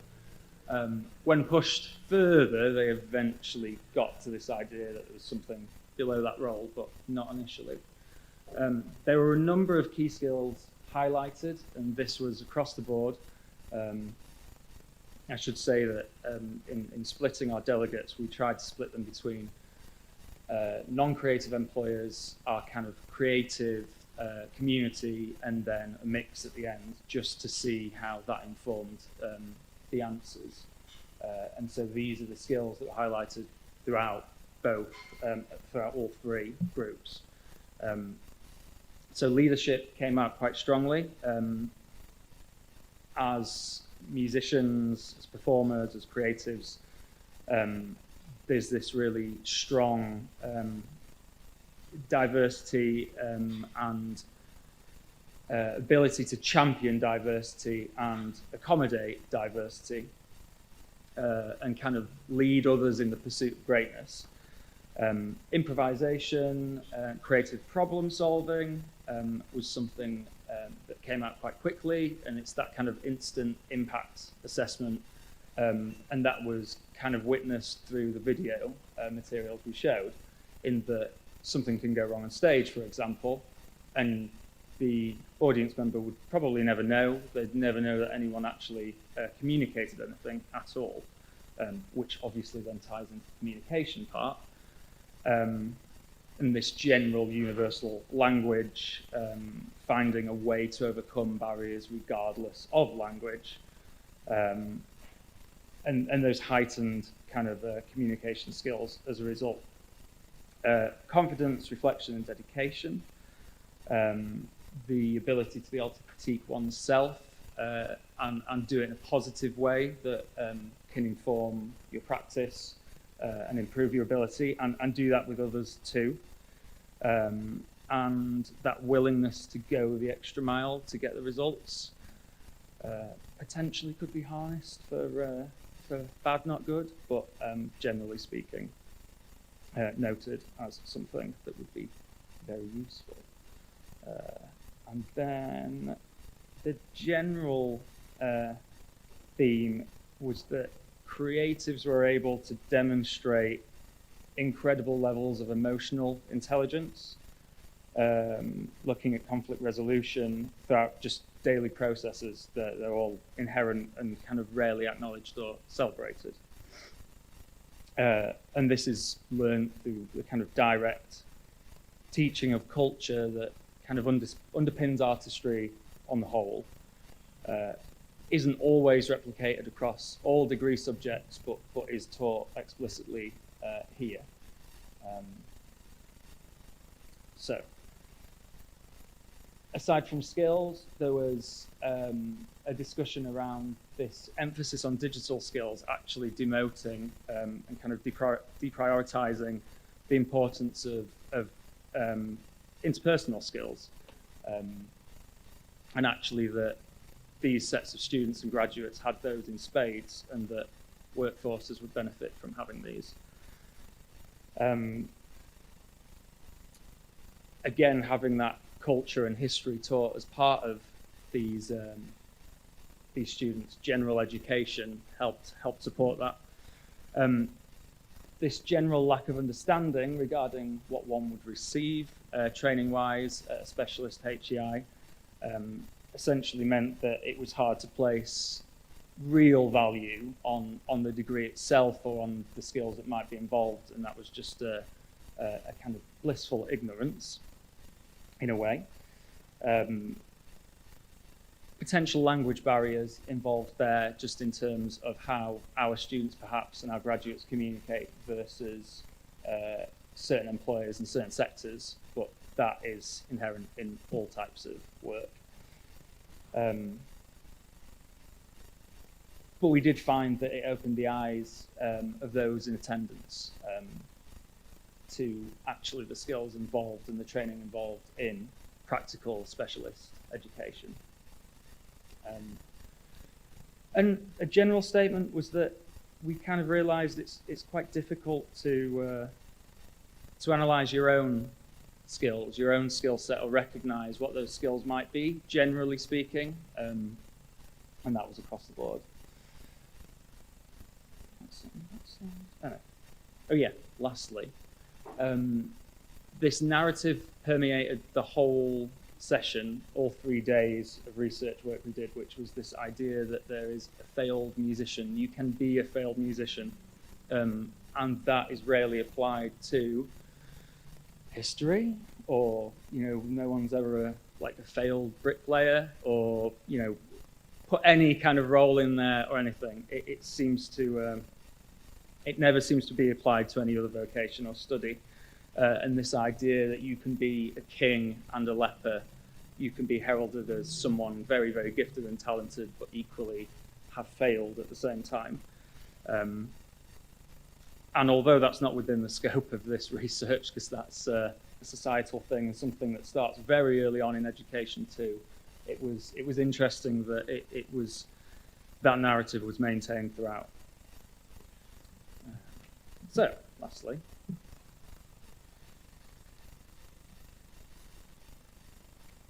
what we're looking to do as a result of those sessions, which were incredibly useful to us, is look to enhance our own training, our own awareness of the transferable skills our students have and how they could utilise them elsewhere.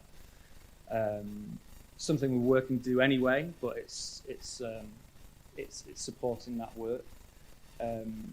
Look to try and work further with primary and secondary schools and our kind of feeder schools to make sure they understand the skills gained at conservatoire, whether or not students choose to go on and do freelance work or work in creative industries at all. There is absolute value in pursuing this. Not least, doing higher education shouldn't just be about getting a job. It should be about the experiences and what you gain in every other sense. We want to continue to develop this research. We want to continue developing our relationships with non-creative employers. By our nature, most of our employment networks are with the creative industries, but we recognise that a lot of our students don't always want to go there. And so we want to continue having those conversations and looking at how we can work with other employers in other sectors.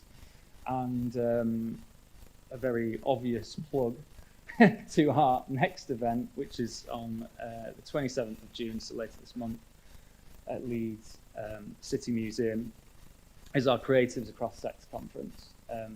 We've tweaked the name slightly and broadened the theme, but it's a bit more of a call to action, and it's involving more stakeholders, more senior figures, to continue the debate, share what we've learned so far, but importantly, we're not necessarily just here to preach. It's about having that conversation and learning how we can support the skills gaps and how our students might be able to demonstrate the right skills at the right time. I think that is it. Is there anything you'd like to add, Jess? Cool. Great. Thanks. Thank you, James. James and Jess, could I invite you to join me on the stage here? I'm afraid we still do lack the dry ice. I'm sure they've gone off to try and get some to us quickly. Indeed. Please could I remind you about Slido and the opportunity to ask questions via Slido. What we've just heard, I'm sure, was very thought-provoking. It reminded me of what we heard earlier from Charlie Ball, for example, about the importance of this region as a producer of creative graduates more generally. A very significant part of the work that higher education does in Yorkshire. If I kick off with an initial question, then we'll see whether others come in through Slido. Can I ask one or other of you, if you could just outline perhaps as part of that next steps piece, what opportunities you think there might be for Yorkshire University members or indeed audience participants here to get involved in this project or the next work that you're planning. Yes, basically collaboration. We totally want to collaborate. We're a small institution. We want to collaborate with as many stakeholders as possible. Already today we're discussing that we see some parallels perhaps with sports qualifications in terms of the way they're perceived by employers. It's when we started this research, we naively thought it was a fairly narrow topic. It's a hugely broad topic with many issues that go across pretty much most qualifications. So any collaboration and any research that exists or that you're working on, we'd love to hear about. Okay, very good. I'm sure there are people here or online who will be interested in taking up that conversation. We've got a few questions coming in. Can I encourage more? There's a question here. The failed scientist narrative is actually very powerful too, particularly for PhD graduates.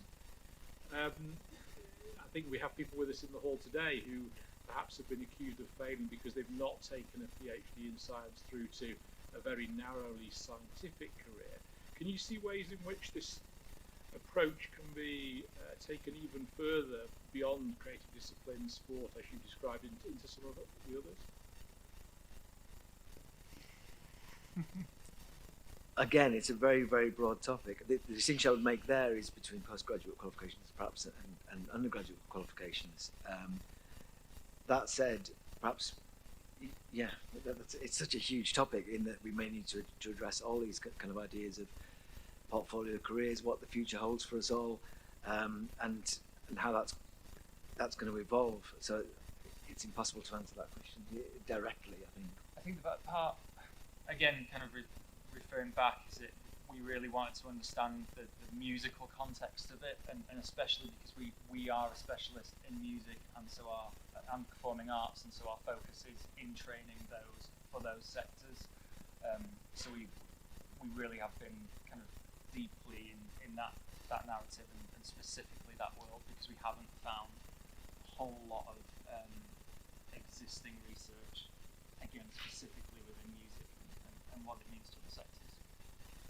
I think it's right that as a sector as a whole, we have a job to do, and it may be that music can be at the leading edge of that in trying to explain how transferability of skills applies in all disciplines, and the danger that too many audiences fall into of understanding these things in far too narrow and compartmentalised a sense is one that we all can work to address with your kind of work to support it. A further question, I think around your own students and their perception of their skills and workplace applicability of those skills. Without that Beyoncé exemplar to prompt an audience, how far do you think your students are at the moment able to identify the connections between skills and workplace skills? Again, I think that's an issue across sector. We found for our initial research, and we want to explore it a lot further, is that really a lot of our students don't recognise the transferable skills sometimes, and that again, this is narrative which with music, which can start very early in education, because it kind of gets sidelined as a hobby, and so sometimes even at degree level, some of our students aren't recognising the fact that they've learned a lot of project management, time management, financial things, and those areas they see that haven't quite understood the professional development they've had during their degree. And again, that may apply across the entire all higher education. I think colleagues will agree, important implications from this work. We've heard about next steps that the project is taking, and also an invitation for others to get involved if they wish. So can we thank James and Jez again very much indeed. Thank you.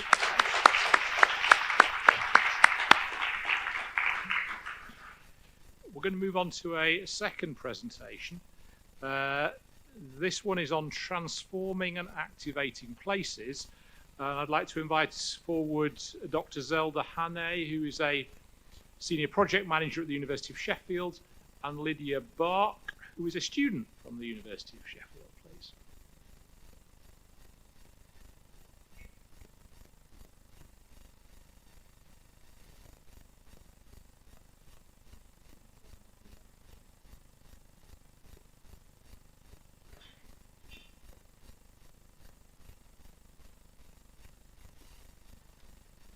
Hi there, everybody. Thank you so much for having us today, for inviting us, and thanks to Marina and the team. It's been a really great day so far. I'm Zelda, I'm the project manager on the TAP programme, or Transforming and Activating Places. I'm joined by Lydia today, who's one of our fantastic students, which is really exciting. She's going to be presenting as well with me today. And Emily Rogers as well, who's our administrator. And of course, I'm representing our community of students and partner organisations as well. So over 200 students and 80 partner organisations who are all part of our community. I'm going to put my timer on actually, so that we can keep to time. There we go. Okay, so TAP is one of 20 student knowledge exchange initiatives, projects taking place across the UK.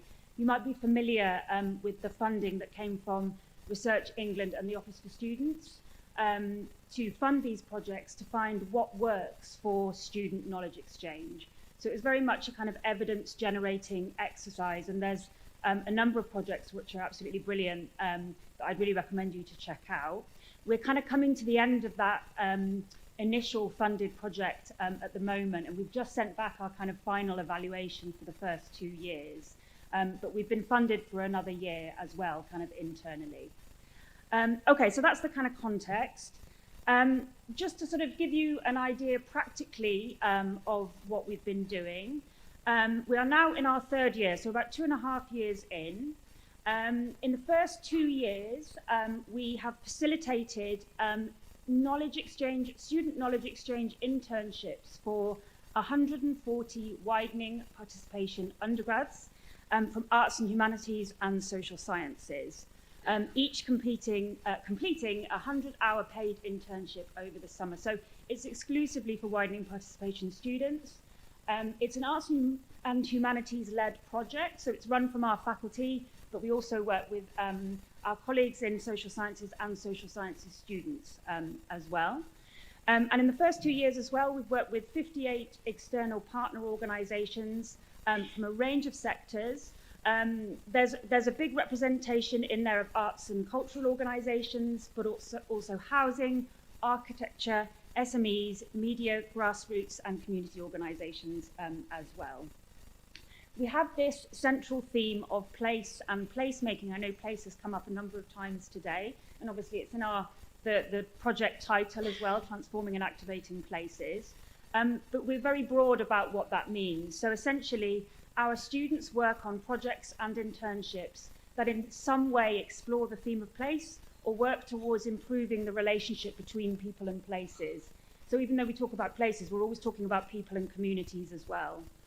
And yeah, allowing for interdisciplinary skills development and co-production and an equality of knowledges. So this kind of student knowledge exchange theme, which we understand as an equality of knowledges, which I'll talk about a little bit more later, but that comes into that central theme of place and placemaking. So the other thing we do as well, so we have this strong EDI focus for the programme, but that extends to our partner organisations. So we acknowledge that not all partner organisations have the time and resources, especially small organisations, to be able to take on a student. So we offer small funding, pots of money, small grants for 34 placemaking projects that have taken place over the last 2 years as well. So not all of the projects are funded by us, but some of them are basically, and the partner has to kind of make that case for that eligibility for that grant. The students, a really important part of our programme is that the students have a lot of support from us. So coming up to starting their knowledge exchange internships, they work with us from March to May, completing a series of workshops which cover different themes of placemaking. We have lots of external speakers coming in to talk about how they apply those place-related themes in their work. We also have a brilliant team of TAP ambassadors who are all students who have come through the programme before. And they do such a fantastic job of telling the story of TAP. I think you'll probably find in a moment when Lydia talks to you that that's the case. It really kind of brings it to life. So they play a really important part in those pre-internship sessions. So students are hearing directly from past students and also partner organisations and not just from us. It's also about building their confidence, and we cover issues like imposter syndrome, how to have a great first conversation with your host organisation. These are the kinds of things that the students have said that they would like help with frequently. So we kind of offer that range of materials for them to support them, so they feel really ready, basically, when they go and start their internships. We also have a TAP project board, which comprises students, partners, and also University of Sheffield stakeholders. Again, that kind of idea of co-production and the idea that we are a kind of learning community, and we want those partner voices and student voices always to feed into the way that we plan and deliver the project as well. Okay, so I'm just going to talk to you about several sort of mini case studies, examples of the kind of projects that take place. I might not have time to cover all 4 of them, and also Lydia's going to talk to you as well. But for example, we had 2 of our students working with Migration Matters, which is a sort of arts and cultural festival in Sheffield that focuses on migration, obviously, and asylum, and the idea of Sheffield as a city of sanctuary. So 2 of our students, Aki and Maya, were very heavily involved in the kind of running of that festival, and they were given a project to plan and deliver an interactive workshop in which they provided food. So they had kind of homemade samosas and henna painting, and people would come and they would gather stories of home and belonging. So the 2 students were kind of conducting a creative evaluation, really, and kind of interviewing people about what home and belonging meant to them. And they've got a fantastic kind of a collection from that work that they did. And Aki has written a wonderful blog post as well, which I'd really recommend you to check out, on his experience as a Japanese student of kind of what that might mean, those terms of home and belonging as well. And another one that I'll talk about then is Opus Independence. So one of our really brilliant students, Alban, worked with Opus, who are, they call themselves a think and do tank in Sheffield. They have a number of initiatives. And Alban was working on a project looking at exploring legal personhood for the River Don. So kind of legal personhood for a river is something that's happened in various places around the world. And this has been a kind of extended project. So it began with 100 hours that Alban did and a small grant from us. But his internship was extended because we had a bit of extra money at that point to pay for that. But then he was offered a permanent job as well at Opus. And that project has gone from strength to strength. If anyone was in Sheffield at the Festival of Debate, they may have seen Alban's, one of Alban's workshops and presentations that he did about that. Okay, so I'm going to hand over to Lydia now, just to talk about her experience and the project that she worked on as well. Thanks. So I took part in TAP in its first year in 2021. I now graduated, but I think I always felt that being employable was about learning how to be an inauthentic version of myself, to be a person who masked, altered and suppressed all my needs in order to be an employee who didn't need any accommodations. And this was a really scary and potentially dangerous expectation of the working world. And TAP has helped me change that perspective. I learned that my context and disabilities have value, and TAP empowered me to understand that my needs are not unreasonable and do not make me unemployable. So in 2001, in 2021, missing 20 years there, I did my internship with a marketing company called With Love. And this was an industry that I had no experience in and never thought I'd have access to. And TAP opened that door for me and showed me that my experiences and ideas are important and useful to an employer. The aim for me during my internship was to create a report covering academic theory, interviews, and some general research on this idea of place feel, and to see if we can pin down how placemakers can consistently produce a positive place feel in public spaces. I looked at a specific case study of Noma in Manchester, which was a developing area looking to provide a space for work, socialising, arts and culture. I was able to create and perform interviews, did my own academic research, and was able to write to a brief and match the company's tone. I learned and developed new skills, which I've been able to transfer beyond my internship. I also discovered that there were environments and jobs out there for me, and that being employable is about finding what suits my needs and finding an employer that sees value in all of my contexts. I have worked since graduating in environments that have not accommodated my disabilities and have caused crashes, meltdowns and panic attacks because of the stress caused by not being in an environment that was safe. Having my experience with TAP allowed me to remember that finding a healthy working environment is achievable, and TAP gave me the opportunity to know that what I need is not unreasonable and does not make me any less employable.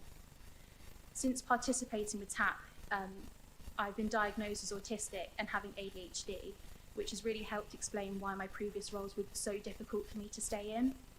Learning about my neurodivergence would have been a lot scarier when it came to thinking of future careers if I hadn't been involved with TAP. I knew that there were autistic students that got on great with their placements and that there were conversations being had for neurodivergent students to help them be accommodated during their internships. I think that TAP provided a safe space for everyone to openly discuss their own contexts and how these might make working a different experience. And these conversations help people ask for help. Without knowing what might help to accommodate your context, finding and then staying in a job is so much harder. And I think that empowering students during internships to advocate for themselves really encourages confidence and ultimately enables students to work on their own employability. I'm now returning to mentor current TAP students and to do my MA in September. Without TAP, I wouldn't have realised that my academic interests in spatial theory and emotional landscapes can have impact beyond my essays. Looking at placemaking through the employment perspective has helped me understand that being a graduate with disabilities makes me an interesting person, and these contexts are relevant to who I am as an employee. I do not have to separate myself from my needs, and I can add a value through my experience. TAP has helped me see that I am employable and that I can find my place in the working world.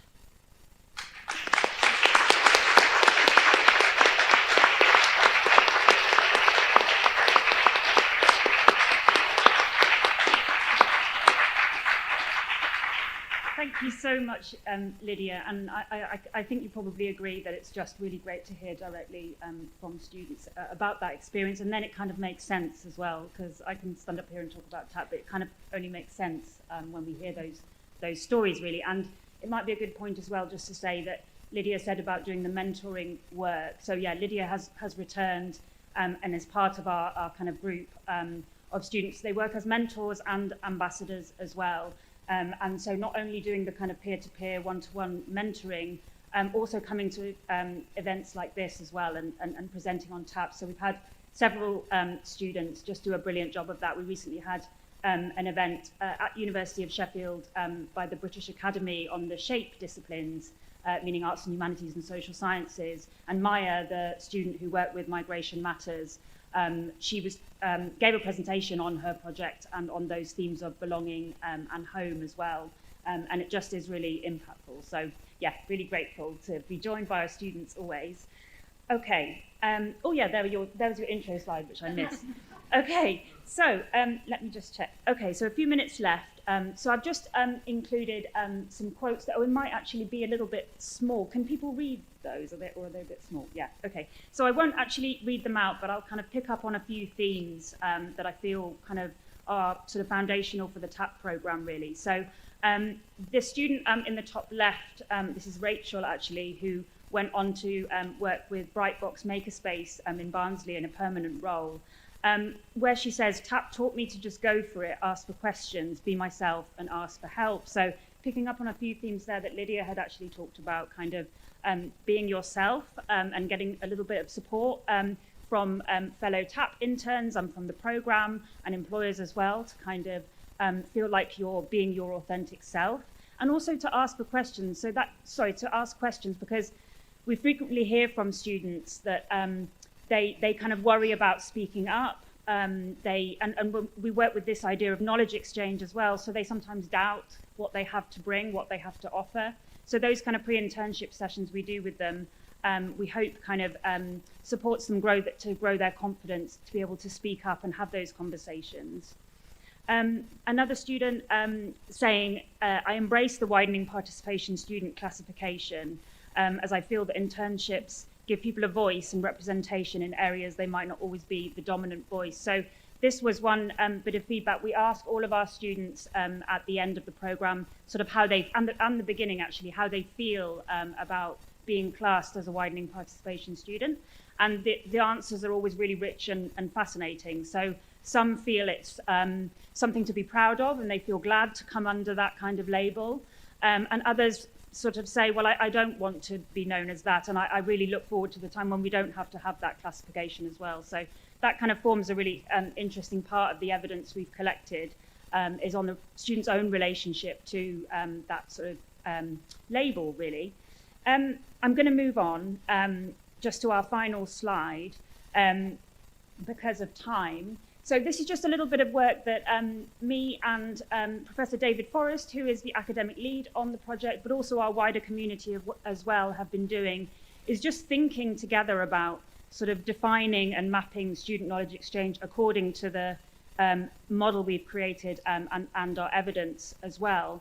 And these sort of three key areas we find are foundational. So one of them being lived experience, and this is something we talk to our students about a lot in the context of knowledge exchange. So kind of saying you can bring your disciplinary expertise, and that's what we encourage them to do, to that theme of place and the place-related projects they work on with their external partners, but also their own individual experiences and lived experiences, and that actually those are extremely valuable, and employers really are interested in those, and they're interested in diversifying their workforces and bringing in fresh perspectives, and that doesn't just mean disciplinary knowledge. And then mutually beneficial partnerships as well, and that's the sort of knowledge exchange angle. So we're always trying to think both from the partner perspective and the student's perspective as well. How is the relationship mutually beneficial?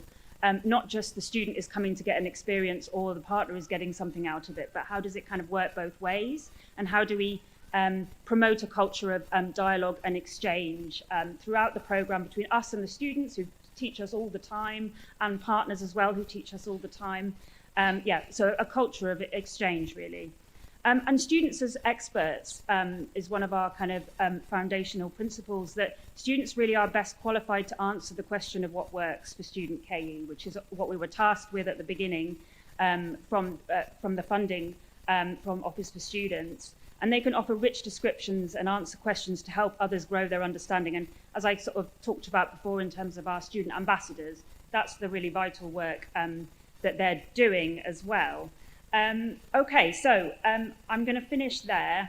Our contact details are there, and we really love collaborating and hope that you might have some questions as well. So thank you very much.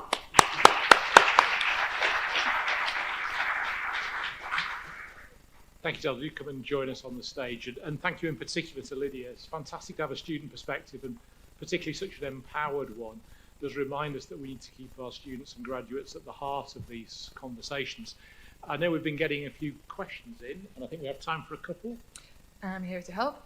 A very quick one is whether TAP is an opt-in program. Meaning that sort of people apply and choose to apply, not that they have to do it. Yes. Yes, absolutely it is. Yeah, so it's open to all undergraduate social sciences and arts and humanities students. So it's obviously quite a lot. So yeah, it's absolutely kind of optional. And we know that because it's co-curricular, so we have the workshops. So we have about 5 workshops that they have to commit to. So sometimes students think, oh, I don't know if I could quite do that with my other studies as well. So we find that the people coming on the programme really want to be there, and that works well. That's great. And the next one quickly is, do you think there is enough support from HEIs to prepare graduates for the world of work in relation to workplace well-being and workplace rights? No, no. I think it's something that we need to work on, and we've definitely found through the TAP program that we've tried to think about holistic support, and students don't differentiate between like skills and well-being and kind of higher aspirations and much more concrete everyday things. Lydia will be able to speak to this as well, but in our experience, they want all of those kinds of support, and they see them as absolutely interlinked as well. So I think we should definitely be working more towards that. But Lydia, do you want to? Yeah, I would say without my experience with TAP, then I don't think that I would have had the same level of confidence to advocate for myself outside university. And even then, that's a very complicated thing to do, and often feels like quite a burden for yourself to have to kind of figure everything out on your own. But yeah, I can't imagine if I didn't have my experience with TAP, then I think I'd be in a very different place now. Thank you. I think that leads neatly onto the final question around how can universities enable and support students to have the confidence to advocate for themselves in the professional workplace through the programs like TAP and other sort of supporting services to build up confidence, exactly that, for students? Yeah, how can they? Yeah, so yeah, I think it's just giving that space. So I mean, what we found with TAP, and particularly because it's for widening participation students, but I feel it is relevant to all students, that they're just given that space to explore before they go and start their internships. I feel they get so much more out of it if they do that kind of prep work with us. And they also hear from people that they can feel inspired by as well, and see kind of role models too. So I feel like in hearing from students like Lydia and some of our partners as well, who are incredibly inspiring as speakers, they can kind of see themselves, they can see examples of people in these kinds of positions who are doing great things and maybe not fitting a mould, and just being kind of exposed to that and experiencing that is just super beneficial for them, basically. But also I think to be led by them, it's kind of what they say that they want to explore and what they need support with. So rather than saying, okay, we're going to prepare you in this way that we've decided is the best way to prepare you, actually saying, we ask them, our kind of application process is quite open in us asking people what they want help with, how can we best support you on the programme, would you be interested in a mentor, kind of giving them these different sort of options, really. So I suppose, yeah, it's kind of being in tune with them and designing and delivering in accordance. A last word from Lydia? Yeah, just to add to that, I think the emphasis on knowledge exchange, I think with TAP also helps so much with confidence as well, that although I don't have professional experience in this certain industry, I've lived experience of being a person that can think about this in potentially a different way because I'm not a professional. And I think that allowing space and encouraging space for students to understand their own lived experience and what skills and value they can add to different industries that they might not necessarily think that they have the direct skills to go into. Very good. Well, thank you both once again. We are going to break shortly, but I think it's worth reflecting on both presentations that we've just heard on the significance of creative graduates and the challenges of transferable skills.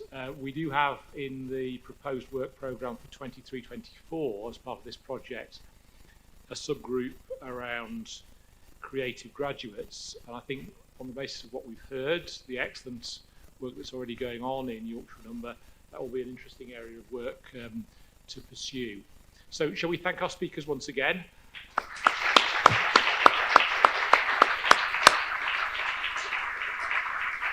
We'll reconvene in 10 minutes time at 3 o'clock, and in the meanwhile can I remind you about Slido and the opportunity to give feedback on the session so far?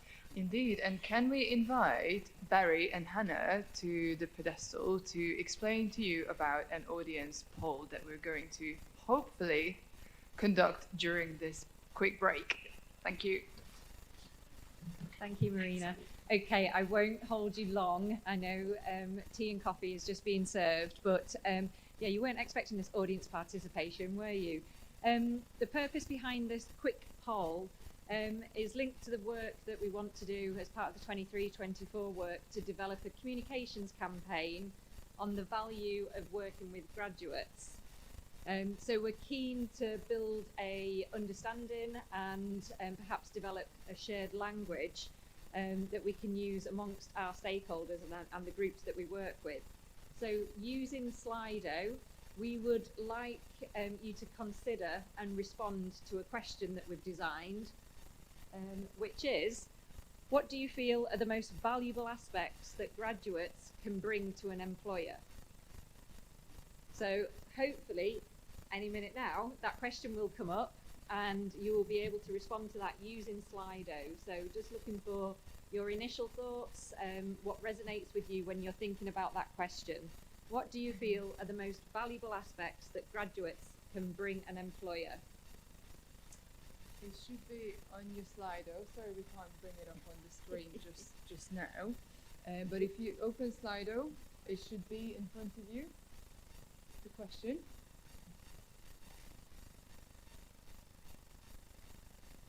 And we're not sure why this is not doing what we're doing. Yeah. Okay. So it looks like people are busy banging in their initial thoughts and what resonates with you.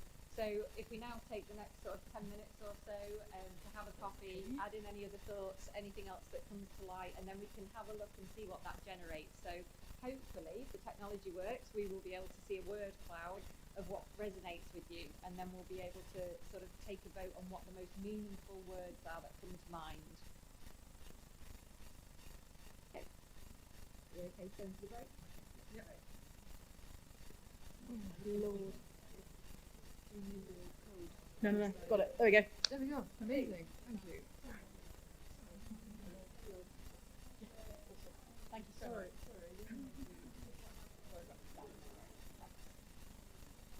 Hello.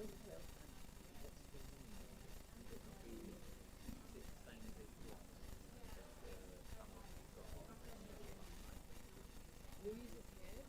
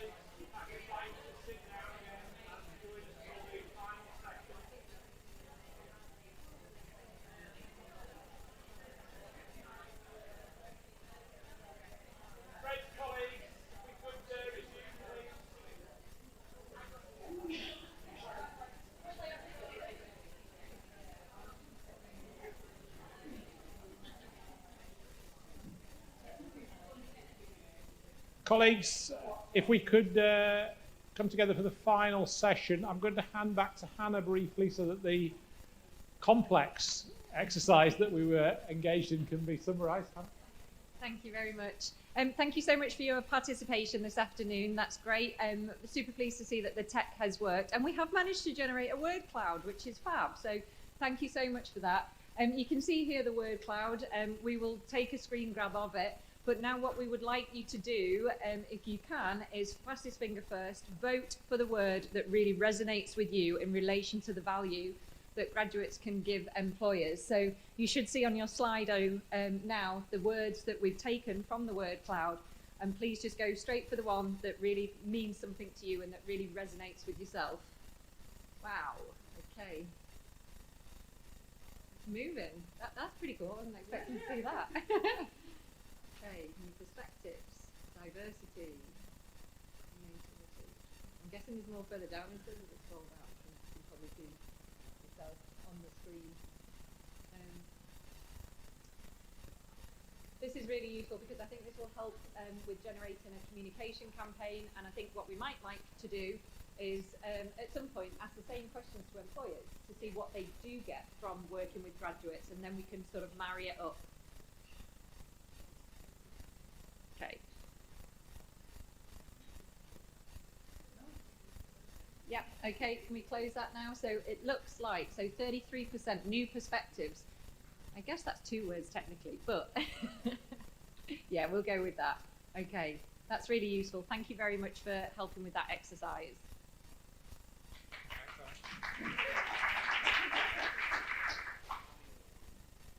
Thanks, Hannah. We now have a session on place marketing and the drivers of stickability. Again, a theme we've heard about before, very, very important for the future agenda in this area. And I'd like to invite Mark Stowe, who's the Director of Business Engagement, Employability and Careers at Leeds Beckett University, to come and chair this session. Mark.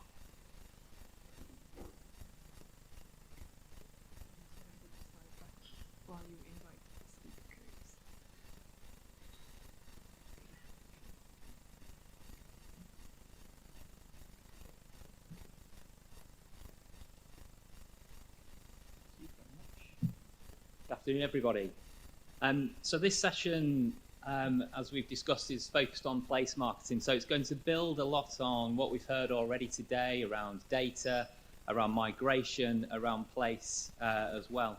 But as you heard from Charlie earlier on, the apparent decline in graduate migration, I think that poses some interesting questions for us around the preferences that students and graduates are now exerting in terms of their career destination. So we begin to see a shift in graduate motivation away from policy makers' assumed motivations of salary and status, moving on from that. So with that in mind, this starts to raise the questions around within the regions around how we attract the best graduates, how we retain the best graduates, and how within the regions and sub-regions we encourage more migration as well. So these will all be debates that we cover in this Q&A session. So if I'd like to invite my panelists to come up to the stage and take their place, I'll just tell you who we've got. We've got Louise Alford, who's Head of Recruitment for the Department for Education. We've got Gabby Binney, who's Head of Funded Projects at Grad Consult. Louise Sivewright, who we heard from earlier, Talent Acquisition Marketing Specialist at Enterprise Rent-A-Car. And channeling the music theme earlier and channeling the Eurovision Song Contest, we've got Martha Story, who's joining us remotely from somewhere in Yorkshire, we assume, as well. So Martha is a researcher at the Same Skies think tank in West Yorkshire. So what we're going to do for this session, I'm going to invite panelists up one by one to give their presentation. They have drawn the short straw. They've only got 7 minutes for this one, not 15 minutes as the other ones did. And then we'll invite a question from the audience, and then we'll have an open Q&A session at the end going forward. Okay, so I'm right in assuming Martha is joining us first remotely. Hi. Welcome. I'll hand over to you then to give your 7-minute presentation. Cool. So yeah, I'm a student and I'm also part of the grassroots think tank called Save Skies, whose main purpose is to look at how we can use the tools of regional democracy to get the best outcomes for the people of West Yorkshire. And over the past year and a half, I've been leading a project which looks at graduate retention in the region. So asking questions like what attracts graduates, how do national events impact this, and how attractive is West Yorkshire for graduates to move there. And the most recent part of this project is a survey where we ask graduates and current students these and other questions. And we sent out the survey through social media, email channels, and received 130 responses. The survey was aimed at those who either attended university in the region or who lived there before uni. And one of the main things we were interested in was people. Yeah. Martha, sorry, we've got a bit of a sound problem here. We can't hear you very well, so we're just going to see if we can solve that. So just bear with us a moment. Sorry about that.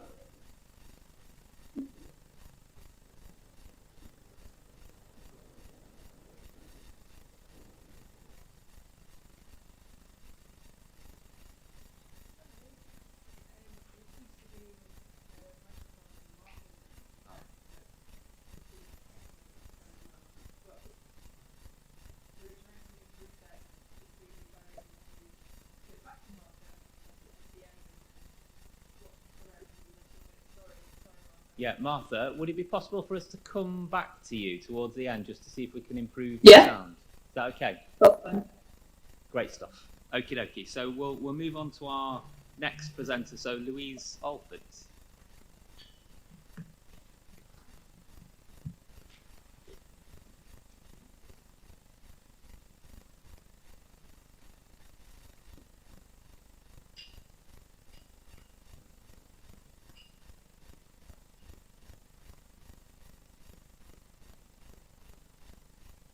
Thank you. Hi everyone, so I'm Louise Alford and I'm the Head of Recruitment for the Department for Education. I've been at the DFE for the last 4 years and prior to that was Head of Recruitment at Sheffield Hallam, so a lot of loyalties here and a lot of associations. I actually recruited for Karen Bryan's replacement when she dumped us at Hallam and went to York, but she's not here to hear that, but yeah, so fond memories. I'm representing Susan Dawson, who's the Commercial Director at the department and is also Head of Place. I think some of you may know Susan quite well. And I'm going to talk a bit about places for growth today and also about some targeted initiatives that my team are currently working on within the department.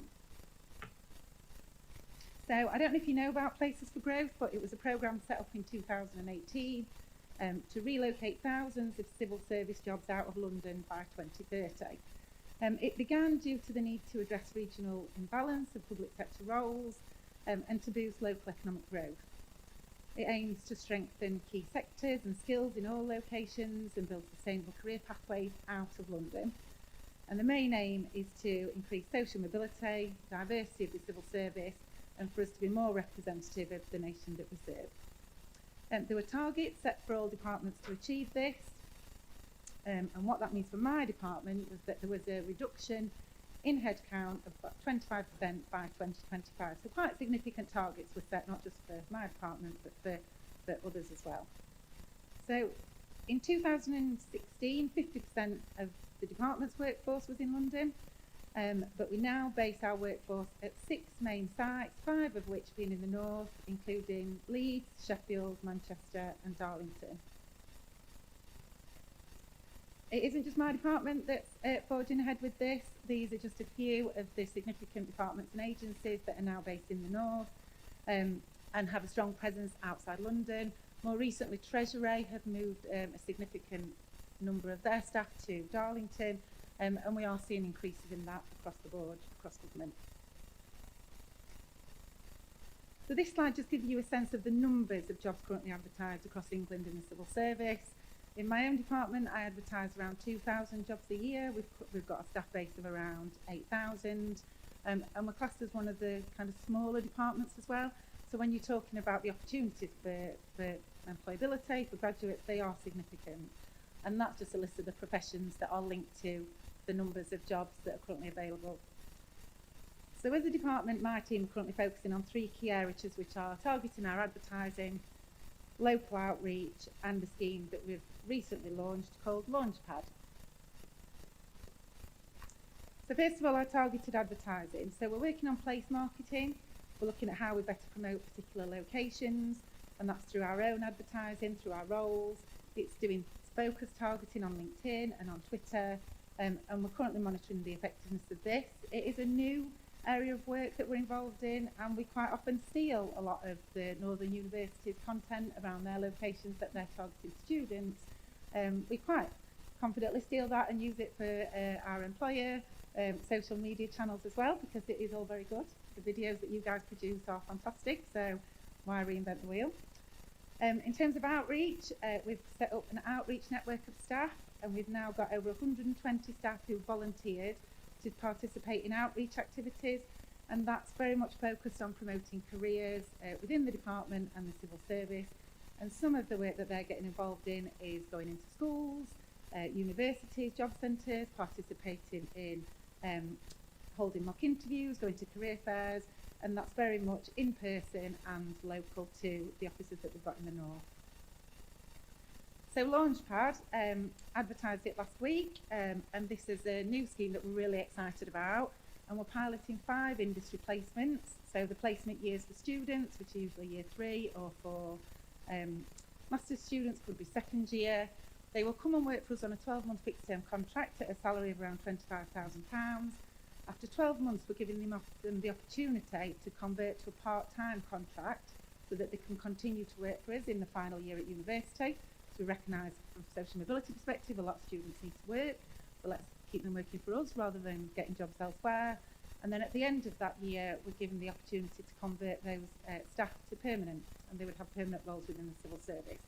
We're starting with 5 in commercial services, but we're asking for students who are studying business, law, commercial, procurement. There's a broad range, and we've been very careful in our advertising in what we ask for in our criteria, and this kind of goes back to the session this morning. We've only asked for 4 essential criteria, and that's very much about the ability to be able to communicate, the ability to prioritise, and asking for, within the interview process, asking them to come with a project or details about a project that they've worked on, and trying to really link that criteria back to the studies so that we're not putting unrealistic expectations out there for graduates who maybe haven't been involved in getting that experience in roles previously. So have a look at it. It's currently online now. If you can share it, we know we're quite late to the party for a September start, but we've got 20 applications so far in another week, so we're expecting a further flurry. The 5 roles are based in Leeds or Sheffield, and that can depend on the candidate's preference themselves. We're already collaborating with Yorkshire Universities. We spoke to you guys about this a couple of weeks ago, and we're using the place marketing that I talked about previously about we're targeting people on LinkedIn and on Twitter to promote Leeds and Sheffield as cities of really good employment. We're hoping that if this goes well, we'll widen it to other professions, including HR, finance, ready for next year, probably looking at a launch around January. And it's a scheme that we're really excited about, and we're receiving some good quality applications so far. So happy to take any questions, or I don't know if that's scheduled for later. Or... Yeah, I think we'll cover the questions later. I'm just having a look to see if there's any specifically for you, Louise, at the moment. I don't think there are. I guess one question from me, it's really interesting to see your approach there, but I wonder if you could tell us a little bit about how successful Places of Growth has been for the department. Well, in our own department, really successful. So we've got until 2025 to meet the target of 25%, currently at 23%, so we're doing really well. Our biggest office outside London now is Sheffield, where we've got 1,400 staff, and the next biggest to that is Manchester, which has got 1,200, so yeah, it's going really well. Great. Thank you very much. Thank you. Okay. So next we'll move on to Gabby. I think you're up next.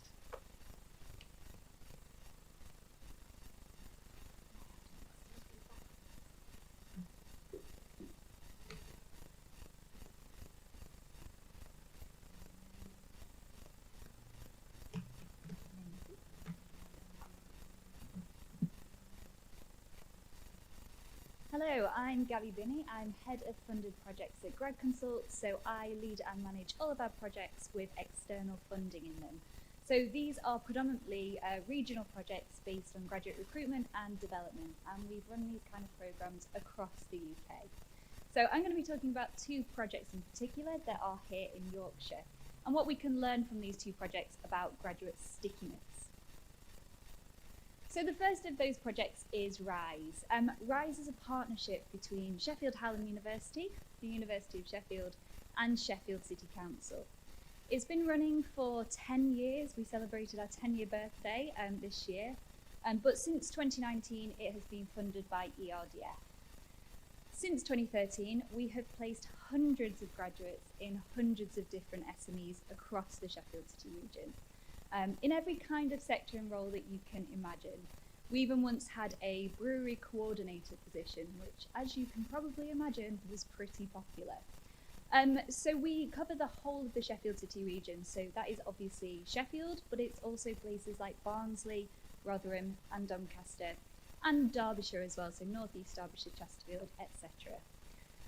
So as you can see on the screen, if you can see at the bottom, I've included some economic impact data for the RISE scheme. But this data is a little bit old. This was from our previous evaluation back in 2019. And I've literally just got the go-ahead today to be able to share some updated data with you. So this is data from March 2023. And what the evaluation has found is that in the most recent programme of RISE, so since 2019, the scheme has an ROI of £19 for every £1 spent on it. So for every £1 spent on the RISE programme in the Sheffield City region, that's £19 that goes back into the Sheffield City region economy. In addition, they've calculated that the GVA of the RISE programme since 2019 is 22.3 million. So that's the impact of the scheme on the regional economy, which is pretty fantastic. So what makes RISE work? Well, for me, there are a few different things that has meant that RISE has been really, really successful over the last 10 years. And I think firstly, it's because the business is our primary stakeholder. So this is somewhat different to other schemes that are run in other parts of the country.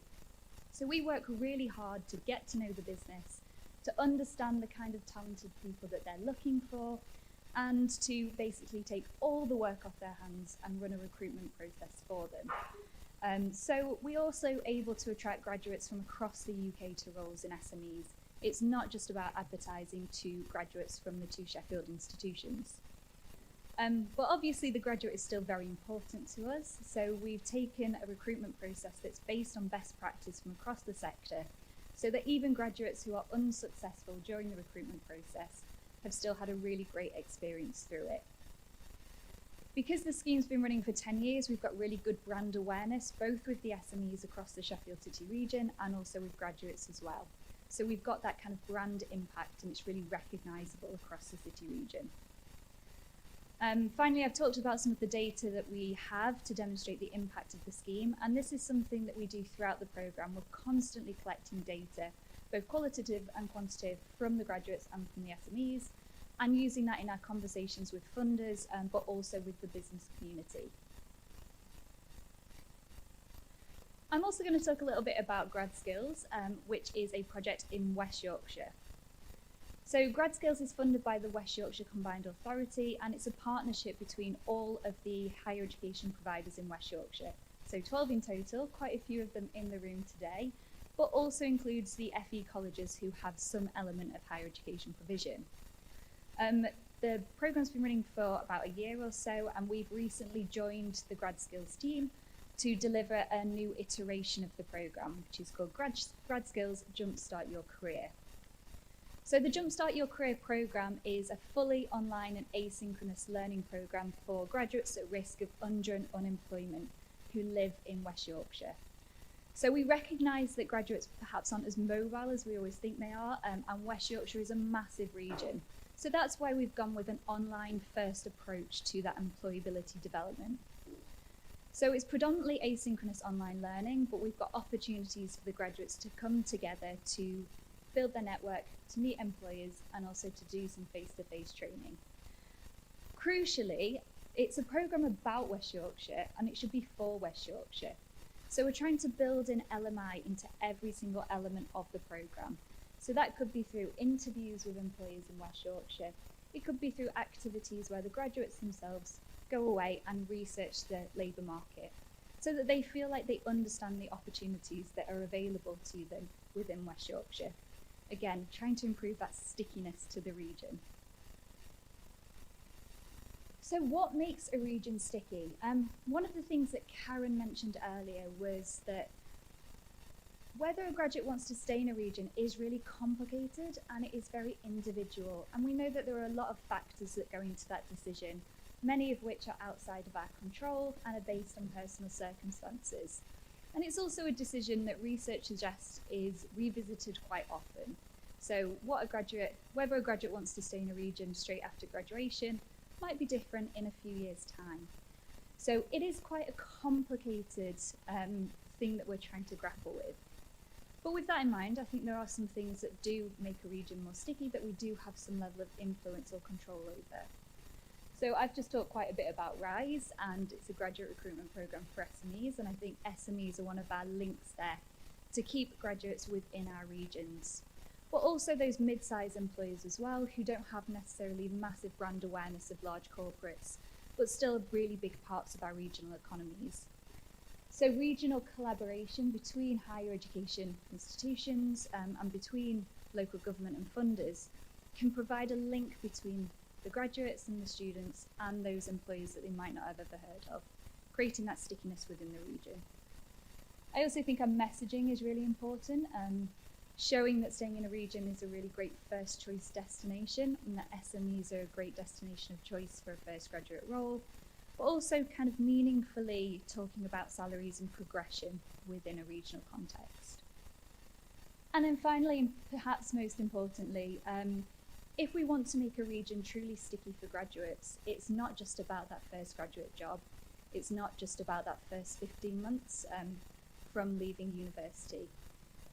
I think one of the things we've experienced with RISE is it's very good at attracting graduates straight out of university, but we still see graduates progress and move on to other positions in Manchester, in London, if they don't feel that they've got opportunities to progress where they are. So that opportunities for progression, development, and the creation of a community, I think, are things that we can all contribute to as well.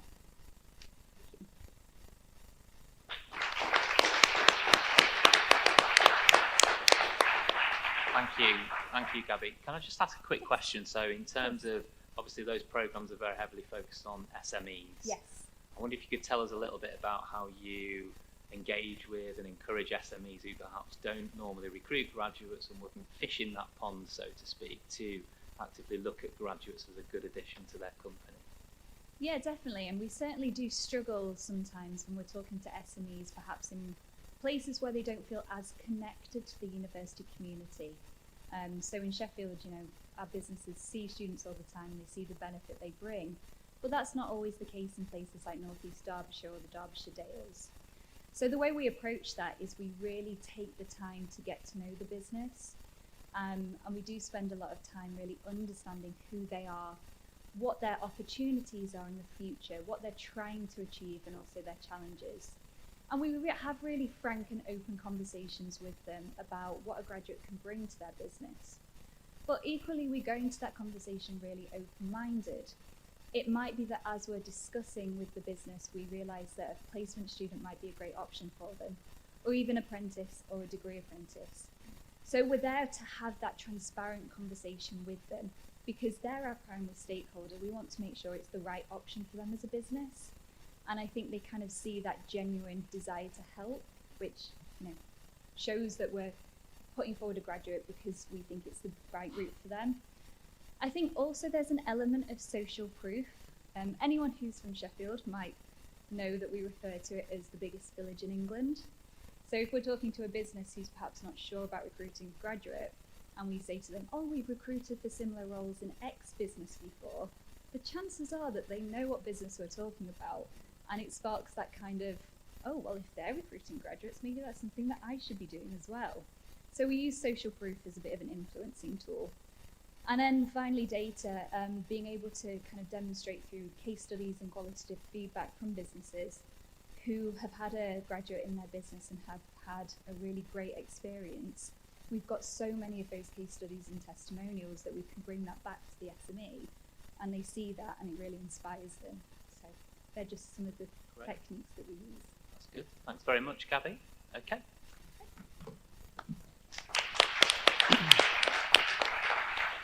So, Louise, would you like to, Yes. to go next? I will.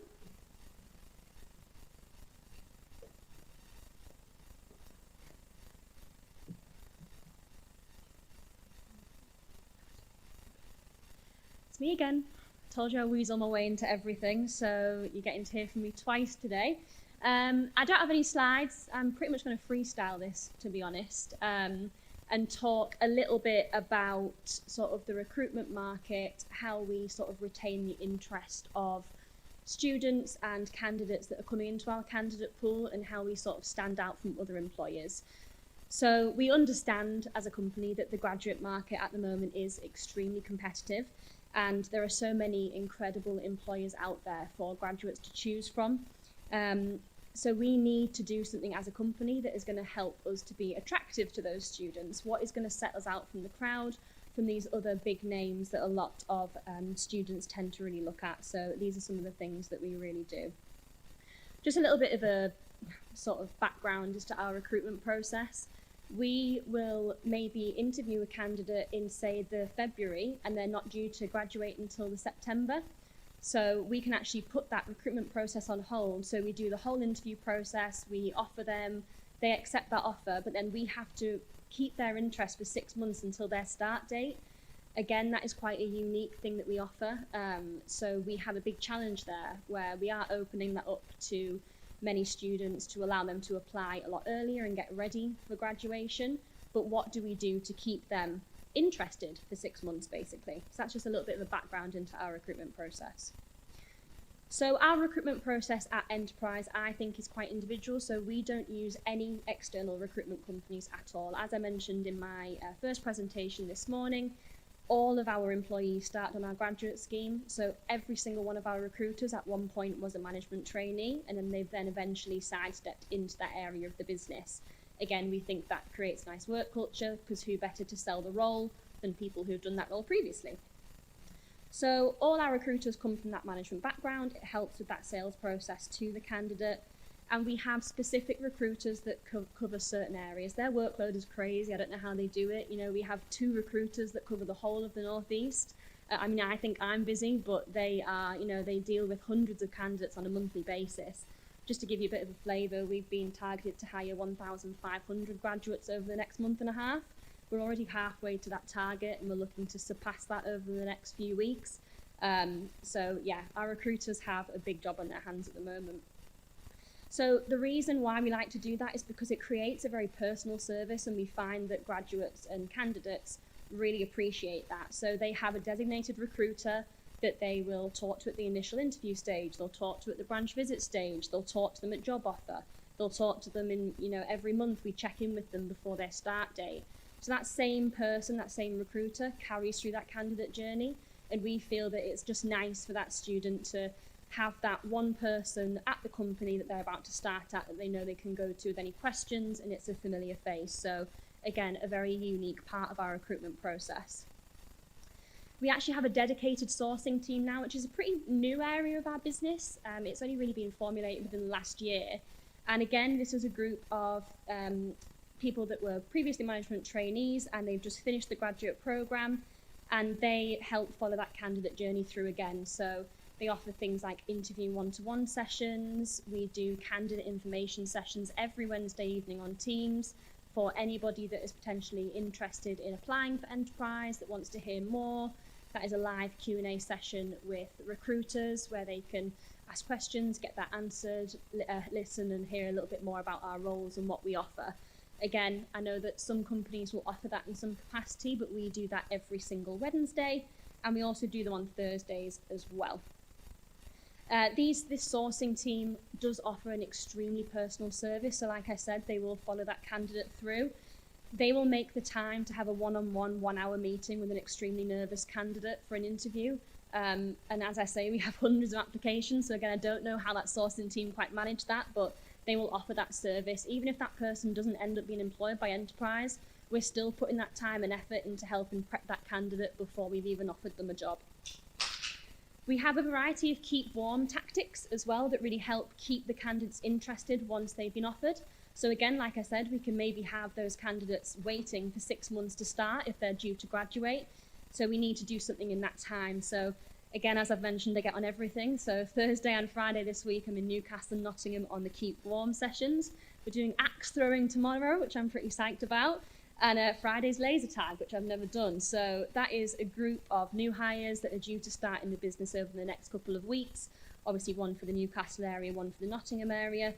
We get them together, we get their area managers for that region, we get a couple of new management trainees that have just started in the last couple of months, and we basically just have a super fun day out. And not only does it help them to then have that familiar face for when they do go and work in the branches, but it alludes to our fun, friendly work atmosphere and culture, and it gets them excited for the coming weeks. So yeah, I'm going to do some axe throwing tomorrow, so we'll see how that goes. We also do the same for our interns. We do offer a year in industries at Enterprise for all degree disciplines that offer it. And again, I managed to get on 3 of them next month, and I think one of them's go-karting, and there's a couple of other fun things as well. So I will be there to talk with current interns that are going to be coming in September. And we also have a bit of a crossover, so we use that to say goodbye to our interns that are going to be leaving us to go back to their final year. So again, that is a really good opportunity for new candidates that aren't going to start in September to meet previous year interns, talk about their experience in an open, honest way, but also get them excited for their impending job. We also have a couple of things that do genuinely help us stand out from the crowd. So when students are looking for places to go for either a career or a year in industry, we do really stand out, and that really helps us to attract and retain that talent through the pipeline. So we have extremely competitive benefits, and we have a very high starting salary for most graduate schemes. So the starting salary has just been upped for the cost of living, but it's now 25,600 plus bonuses. So graduates look at earning around 28k in the first year, which is much higher than most graduate schemes you'll see out there, which sit at around 22,000. As I mentioned at the start, in the first presentation that I did, it's very, very quick progression as well. So they finish that graduate scheme within 9 months, as opposed to the set 1-2 year grad scheme that you'll normally see, which is very attractive to students because they don't want to do any more learning for a long period of time. They want to just start earning money. So we find that being able to say that, look, it's on average 9 months to complete that graduate scheme really is very attractive to them and makes them apply for us over other companies. And we up those benefits based on what the current student demand is. So if, for example, we do a lot of student surveys and graduate data with our current graduates, if we find that work-life balance is something that's very important, we try and alter those working hours. We've offered flex work, we've offered 3-day working week in some branches. When salary is something that is discussed, we up that salary. So like I just said, it's been up to 25,600 from the previous 23,500, which was last year. So we continuously monitor what it is that we offer and how we can adjust that based on the current student demand of this year's graduates, and we'll continue to do that. And the final thing that I want to say, I haven't timed myself, sorry, so I hope this is okay. I told you I was freestyling it. We have a really great campus brand manager program. So that is when we invite current interns that are going to be returning to the business, returning to university after their year in industry. We invite them to be campus brand managers for their university. So we normally have a campus brand manager stationed in every university across the UK, or at least the ones that we get the most application numbers from. And that student is then essentially a mini recruiter for Enterprise whilst on campus. So they assist in employability events, they assist at careers fairs, they'll do their own sort of recruitment sourcing through LinkedIn and other channels. And that is a really great way for us, again, to attract that talent. And then that campus brand manager helps that individual through the recruitment process as well. And again, who better to sell those roles than someone that has literally just come out of that and is going back into their final year. So I think that is pretty much everything I wanted to cover. I don't even know how long that took. Thank you. Neither do I. I wasn't looking at the time either. So, just a quick question. Obviously, you're a big graduate recruiter. Have you noticed any trends in terms of graduate motivation? So is it about the regions and the number of regions that you're visible and present in? Is it about the salary? Is it about the package? Axe throwing? You know, what is it that you think attracts graduates? Funnily enough, axe throwing was up there with one of the most important things. So it used to be salary. That was always the thing that we found was most important to students, especially pre-COVID. But not surprisingly, after COVID, the attention shifted more to that work-life balance. You know, students spent so much of their prime years inside with their parents. You know, they don't want to, you know, go and work somewhere where they're going to be working a 70-hour working week, 6 days a week, weekends on, you know. They want that good work-life balance because they want to have that aspect of social life. They want to be able to travel, go on holiday, see their friends and family. So that is definitely something that we've seen a big trend in that work-life balance is extremely important. And that's why we are not shy of saying that our working week is 45 hours minimum, which is pretty standard for most grad schemes. But we've adjusted that to take into account that work-life balance. So again, like I said, we've offered those 3-day working weeks where we can. It's one weekend in every 3 now as opposed to one every other. We've recruited more staff members for each branch to try and make sure that everyone finishes on time and that overtime number isn't too high. So we just try and put those adjustments in place. And then next year, if it's salary again, we might just up it, you know, which would be great for the people that come in next year. So yeah, we just try and sort of evaluate that on year and year and how we can adjust that. Yeah. Great. Thanks very much, Louise. So, I'm realising after my earlier comment we're not quite as slick as the Eurovision Song Contest, but I'm assured that Martha is there, and perhaps the sound is better.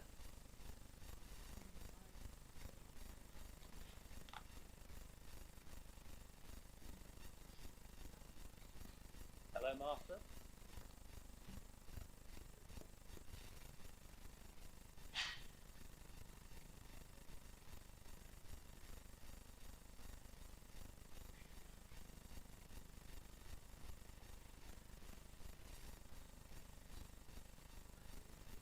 I think we're still struggling with, it's very quiet, it's clearer, Martha, but it's very quiet.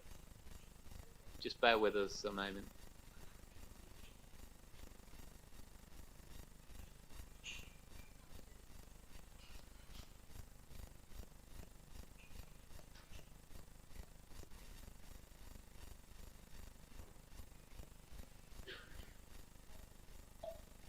Okay, can you hear me now? Ah, there we go. Yeah, we can hear you. Yep, we can hear you, Martha. Can you hear me? We can. But she can't hear us.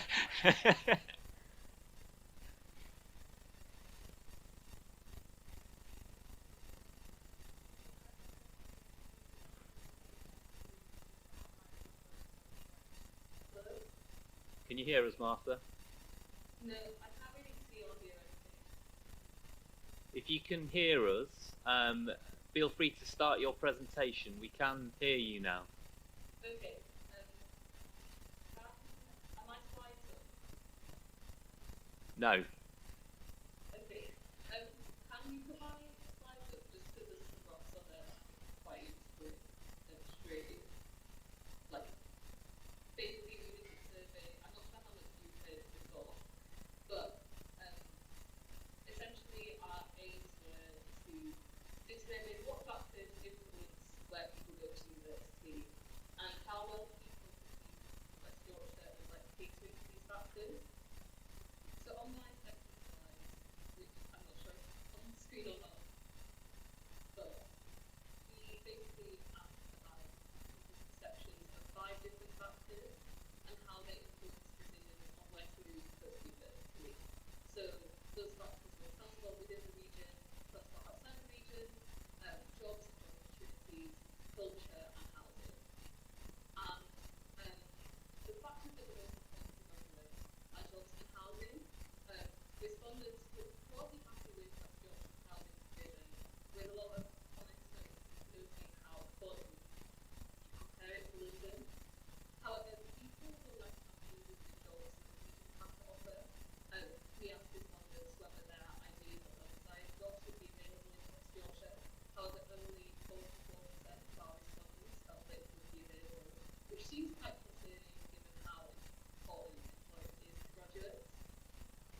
Some said that they thought it was a good place to return to after they established a career for themselves elsewhere in the country, and others were a bit worried that what jobs might deny them progression if they wanted to become really senior in a company, which was then, for instance, headquartered in the team.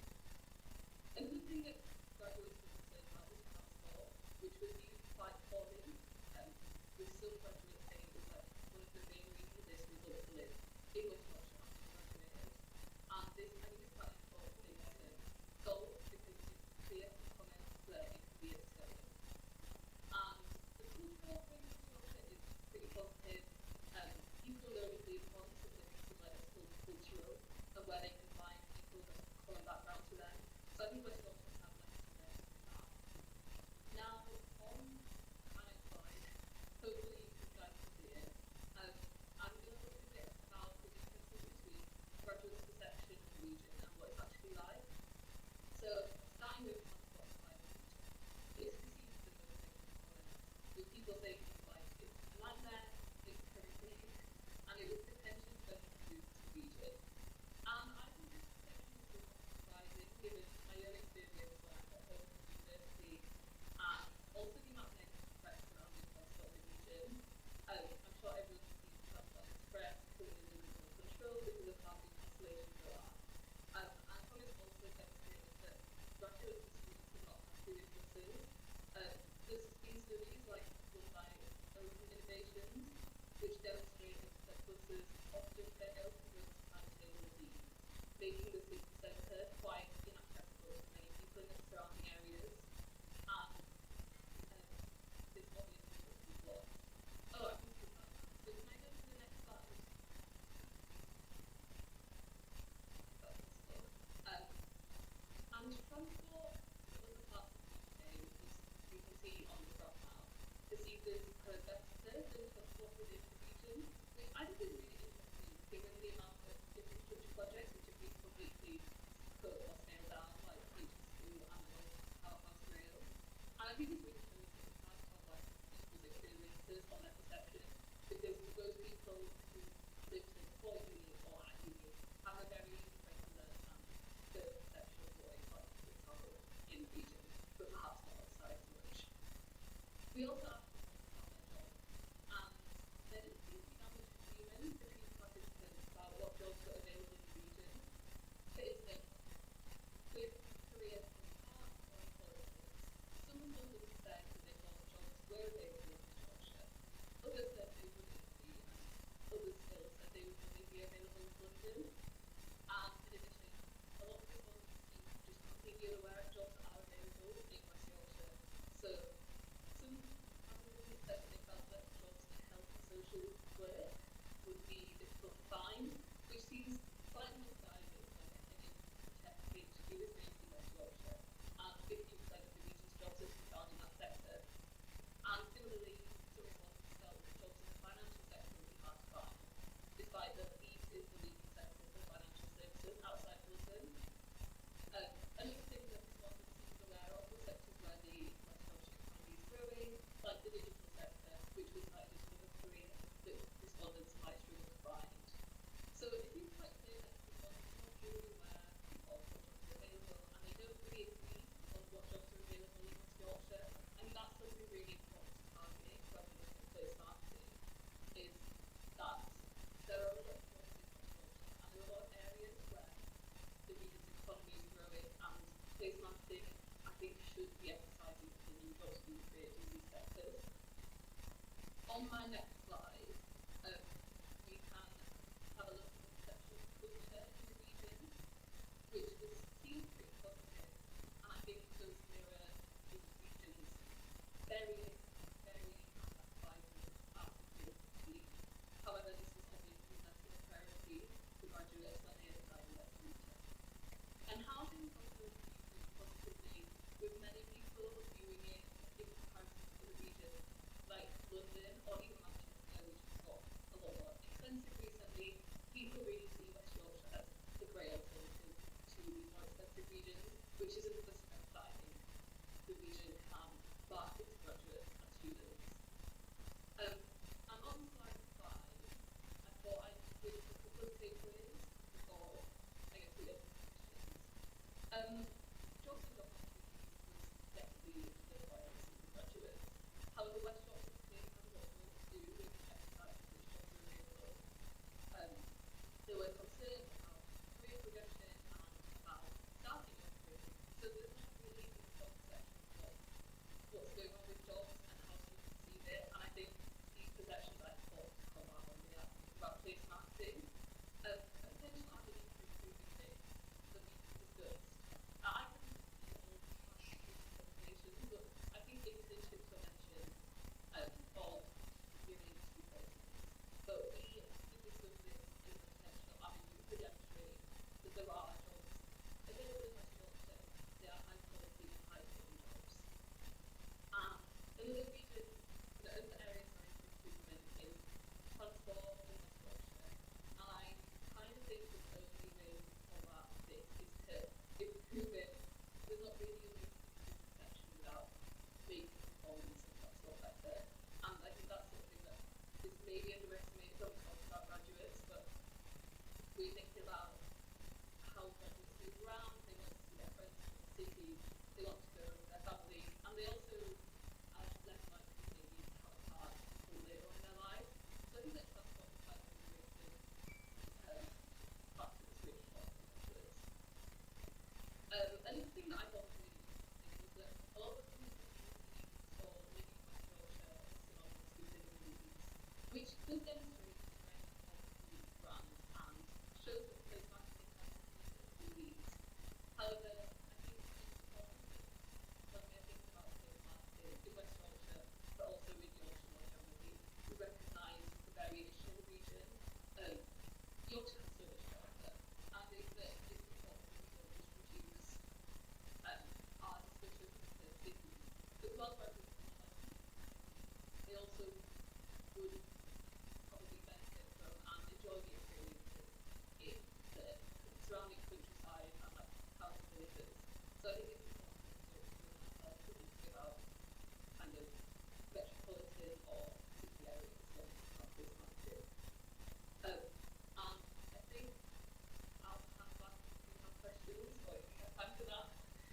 That's great, Martha. Thank you very much for that. Really interesting in terms of student perceptions, reality, and what really matters. I think one question that I've got for you there is in relation to events over recent years. I wonder if you've seen an impact of that upon student motivations in terms of what they're looking for.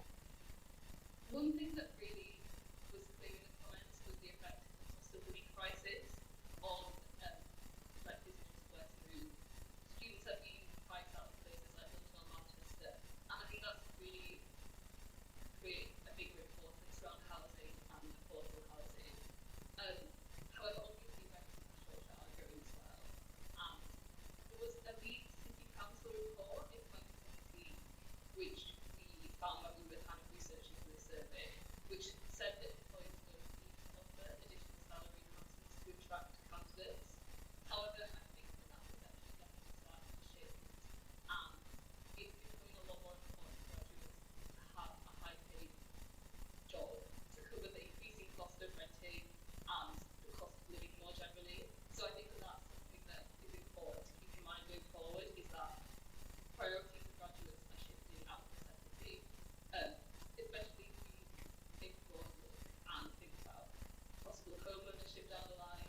For many graduates, that seems like it's becoming an attainable goal. So price of housing and also like wages in jobs is becoming increasingly important to graduates as we move into a world where it's becoming increasingly hard to kind of own a house or kind of get out of property. That's great, Martha. Thank you very much. I understand we're not able to keep you for the panel discussion, so we'll give you a round of applause now and thank you for a really insightful presentation. Thank you. Okay, so I'm aware we're running out of time. We've got time for one question very quickly for the panel, just looking at questions that have come in. There's only been a couple, but one that I think is of real interest is how do we develop highly skilled opportunities and outcomes in rural communities? And I think leading on from that, how can we capitalise on hybrid working to enable regional retention. So if any of the panellists have a view on that at all. I think, Gabby, could we come to you first at all? Yeah. Yeah, so from experience, particularly pre-pandemic, we really struggled to fill some of our roles in those rural communities. Firstly, actually engaging with businesses in rural communities was much harder, but we were very able to lean on the communities of business advisors in those different regional locations who would work very closely with businesses in regional communities. But if we had two roles exactly the same salary, one in one of the more kind of industrial locations like Barnsley or Rotherham, and one in North East Derbyshire, we would fill one so easily and the other we'd really struggle with. But since the pandemic, actually, we've seen a bit of a turnaround because we have said to businesses, if you've got a role that requires some face-to-face working, please make sure you can, if you can, offer it as a hybrid role. And that's really improved the situation for us. And we recognise that not all roles can be hybrid, so that is a limitation. But we try and communicate with graduates how easy it is to commute to those locations, how they would commute to those locations. But it's still a real challenge, especially if it requires a car, because cost of living crisis, very difficult to own a car. I think some of the work that you've been doing, Enterprise of NTU, to try and improve, kind of facilitate driving lessons for students is a really great idea. I don't think it's an easy one to solve, and we certainly never did solve it with RISE, but we have seen improvements. There are a lot of businesses that are still really reticent to offer hybrid working, we've found, but when you talk about the access to talent, when we can offer them ongoing support as well, which we can through the RISE scheme, that's been something that's been more palatable for them in the last couple of years. Great, thank you. Louise, have you got anything? Okay, yeah, no problem. I can say post-pandemic, all of our roles are offered on a hybrid working basis. I think they are across government now, and the minimum we expect people to be in is 40%, so a couple of days a week if you're full-time, and having our offices kind of Manchester, Sheffield, Leeds, getting more of a presence in Leeds. We're trying to make that work even more, but I think just about all of our roles are now hybrid working. Okay, sorry, nice to meet Thank you very much. Okay, we better wrap up there, I think. So just remains to thank panellists for insightful presentations and discussion.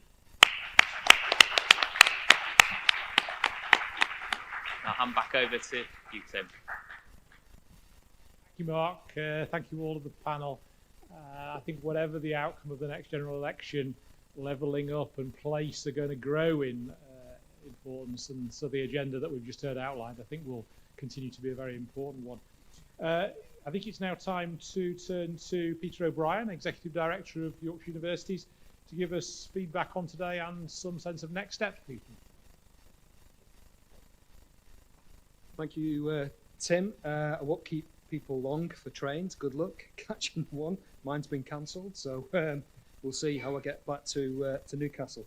I think it's been a brilliant event today, absolutely fantastic. It's been superb to see so much enthusiasm for activity supporting students and graduates, because at the end of the day, they're at the heart of what we do in higher education, and we must always remember that. And I want to say, in particular, special thanks to Monica, to Marina and to Emma in my team, who've done a brilliant job in terms of supporting the graduate work stream and the work you've done on putting this conference on. So I just want to say thank you very much.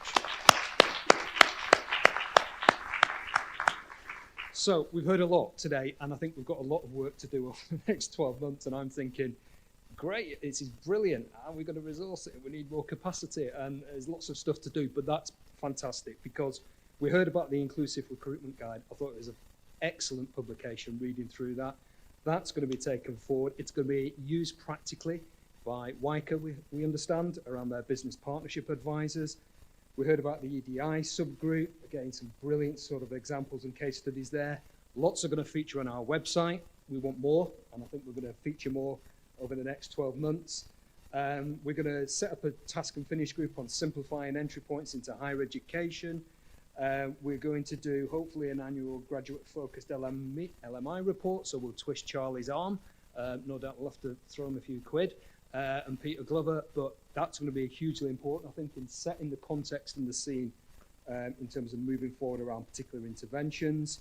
The career registration survey data set at a regional scale, a subgroup on creative industries, a campaign on the value of graduates. Brilliant, huge amount of work, fantastic kind of enthusiasm to get involved in this. And I couldn't ask for a better team and a better group of people to absolutely take this forward with us. So Tim, I just want to thank you as well for hosting us today, for your enthusiasm, and I hope you're going to continue to chair this work over the next 12 months because we're going to be really busy. So thank you very much.